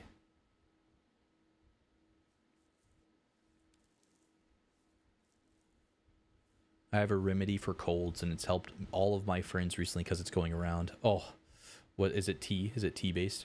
First, I won the car in GTA 5, and now 1,000 points. Might have to go buy a lottery ticket. RC, if you buy a lottery ticket and you win $1 bajillion, can I have like $10, bro? I just want to say that I got money from a lottery winner or a millionaire. I think that'd be great. I don't have to tell anybody. It could be $1. You're right. It could be 10 cents. You know, I just want to be able to say, yeah, I have a pretty big deal. A millionaire gave me some money. A lottery winner gave me some money. It was 7 cents, but he gave me money. It was the biscuits, I bet. Oh, they are so good. I scarf them down. I've literally... Okay, am I the only one that has gone to Cracker Barrel or any restaurant that does like bread or biscuits or something to that extent? Am I the only one that's gone to one and just asked for a glass of water and like never-ending biscuits? I did that a lot. I am guilty of going to Cracker Barrel and being like, I just want a glass of water. Actually, I used to get the cream soda, the orange cream soda, and they'd give you like the frozen mug. I'd get an orange cream soda and ask only for biscuits. And they're like, you know, they're not free. You have to pay for them if you're after your first one. I was like, I'm okay with that. Charge me whatever. I just want the biscuits. I was like, if it bothers you that I'm just eating biscuits, can I get a side of bacon? Is what I had the manager come out to me once. It was like, you can't just eat biscuits. I was like, but that's just what I want. And they're like, they're not free. I'm like, I'll pay for them after the first order if you want. I'll get a side of bacon if that stops you from being mad at me. I just want the biscuits. It's all right, man. It's the odd story to tell. Hey, man, I almost died. Yeah, I mean, if you had told me on Wednesday night, I would have been like, what? What? What do you mean? It was fried turkey, but honestly, it was really good. Oh, so if you would gone, you would have been happy because you would have gotten, you know, fried turkey as your last meal. Oh my gosh, that's so morbid. I'm glad that you're still with us. I'm so happy that you're still with us. Oh, I'm glad you're okay. Oh my goodness.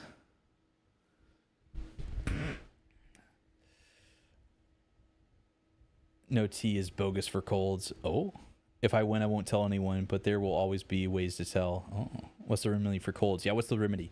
Yeah, I'm still a bit sore in the chest and a little bit of bruising from the Heimlich, but it's over, you know. Death. Fair. Well,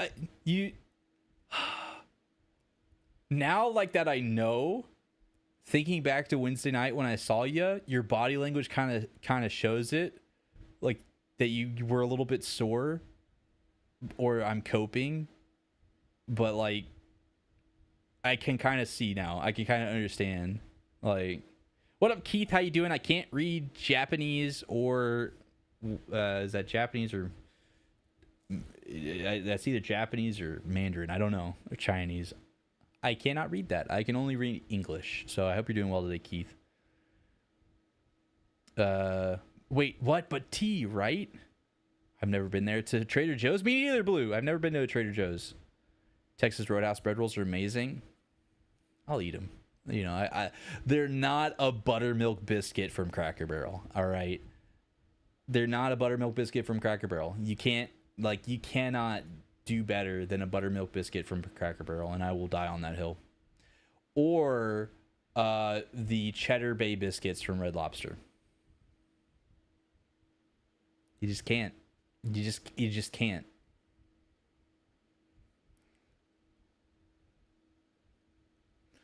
I like buying the Red Lobster. Yeah. The Red Lobster Cheddar Bay biscuit box. We need to do that. Me and Bailey used to buy those. We need to buy those more, Bailey. We need to buy those more. Those are great. They're expensive, but they're great. That should be like a one dinner a month type of thing. You can buy a dozen for $5. But yeah, the Texas Roadhouse rolls are good. You can buy. Yeah, Middleman, you're right. Like the Red Lobster, you're right about the Cheddar Bay biscuit box, and then you can buy the rolls a dozen for $5, which is pretty good.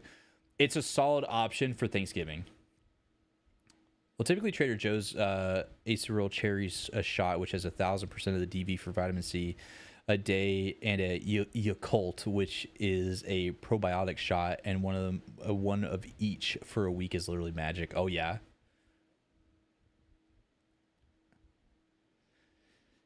I need to go to Trader Joe's. I need to go on a pilgrimage to Trader Joe's for this mystical cold, a cold cure.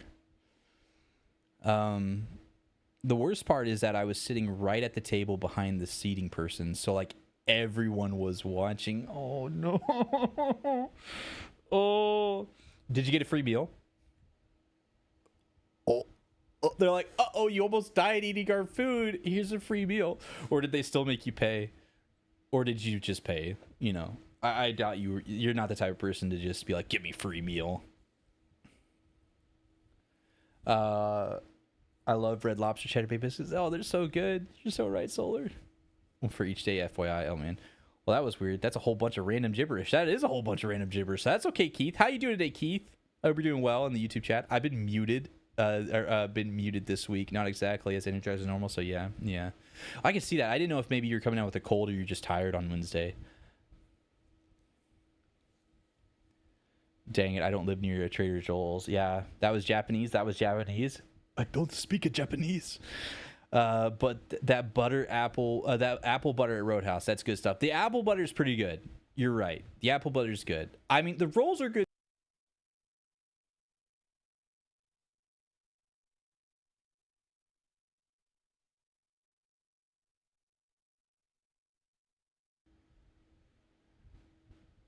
Thank you.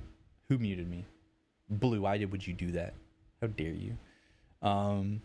But I do enjoy the biscuits from Roadhouse, but if I was given the choice over the buttermilk biscuits of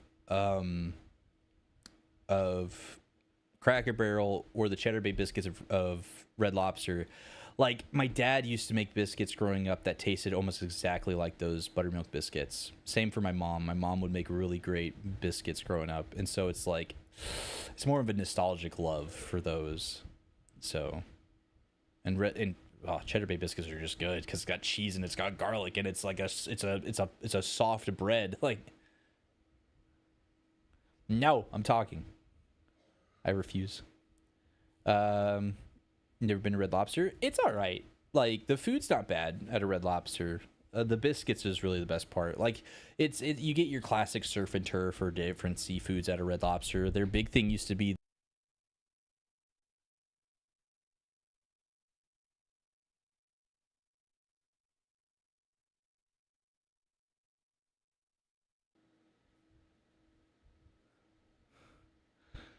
Okay.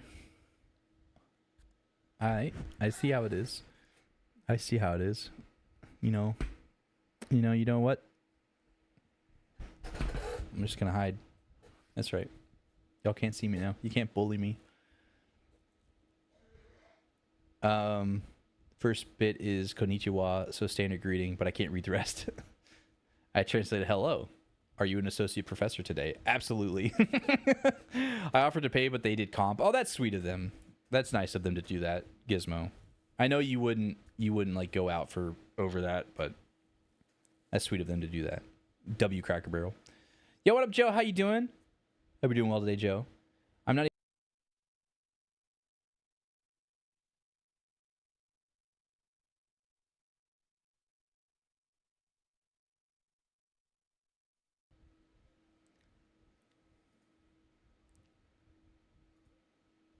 Adam's calling me. I'm sorry, Adam. I can't talk to you right now. I'm working.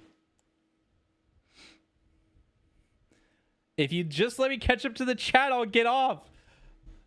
Oh, I didn't know that was the thing. What was the thing? Because he said muted. I love the cinnamon butter from Texas Roadhouse. Yes. Bro's yapping too much. Go to bed, nerd. I read that. Does colds last longer than a week? Sometimes. Mark for the lulz. I'm sorry. I didn't mean to hang up on. You'll never finish chat. Bet. Hey, guys. What's going on? Spawn camp the button right. Great. Just got off work. When did you start working?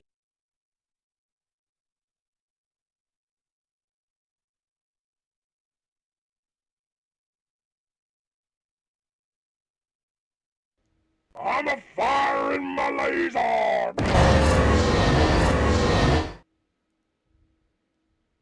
Sniped off spawn again, huh? You don't want to be like this. I This is know I'm disgusting. disgusting. Thank This you. is awful in every way. If I could kill it, I would. know. I know. Hustleman, that chat didn't go into the public chat because it's inappropriate. You got auto-modded and ratioed by YouTube because you're cringe. So I hope you have a great day, and I hope you're doing well. Okay, I'm good now. I might be out of channel points. Dang, pro gamer. Well, Gizmo, I'm glad you're doing okay. And Joe, great to see you. Great to chat with everybody.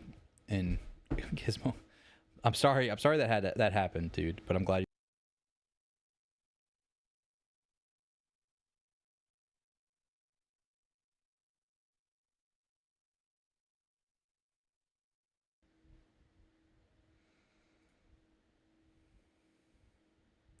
Yeah, it does.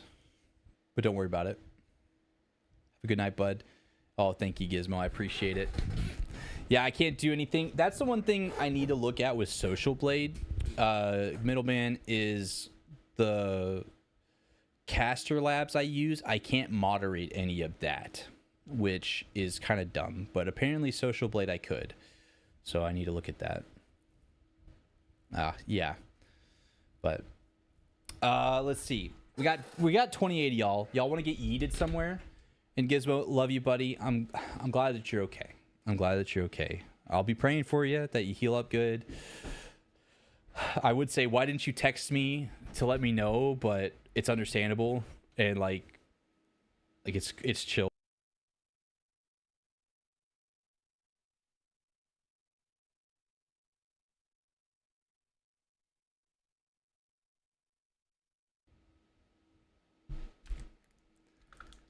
Just trying to say goodnight and ask who y'all want us to raid. I'm thinking of raiding either Faithful Wanderer or Jate. Bro, I just got an ad. There is an ad. I know. Ugh. Gizmo, it was fun learning how to operate the camera and doing all that. I'm excited to be really bad at it for the first few Sundays that I get to help volunteer at church. Just you wait. Gotta suss the sub to avoid the ad. It's true. It's true. But you don't, if you can't, it's cool. Let's do a quick poll. Like a minute poll. That's true.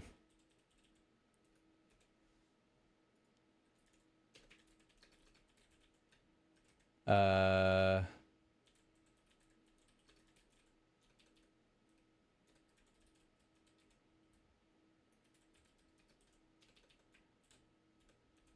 back now? Good.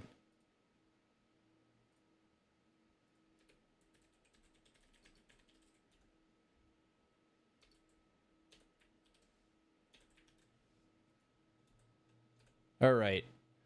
I'm giving y'all some options.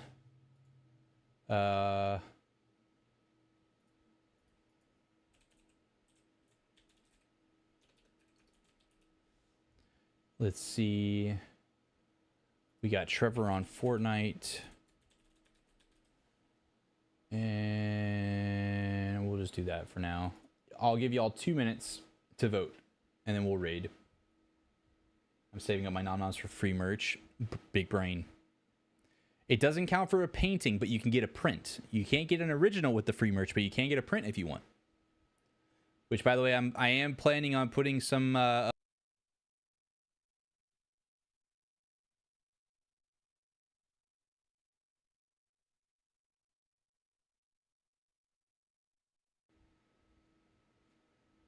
I'm a firing my laser!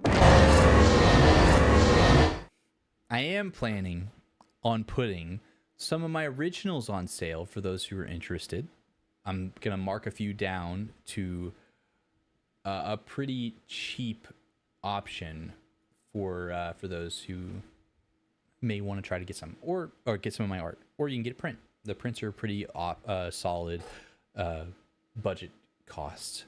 Sue said 10 nom-noms for free painting though. 10 mil. I did 10 million nom-noms for a free painting. Jade's streams are calm and can be and make me eepy. Yes, Jade has a very chill, awesome vibe to him.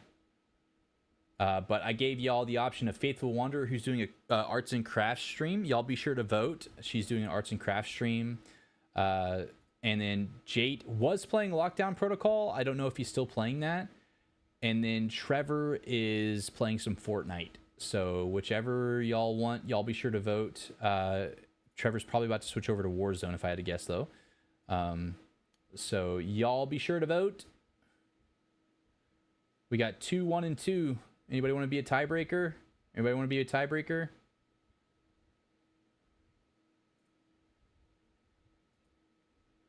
All right, looks like Faithful is winning now.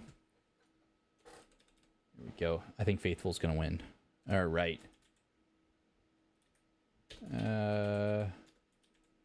So if you're in the chat, stick around for the raid. I'd appreciate it. I'm going to be raiding and chatting for just a little bit in Faith's stream.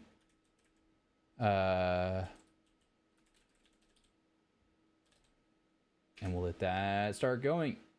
Okay.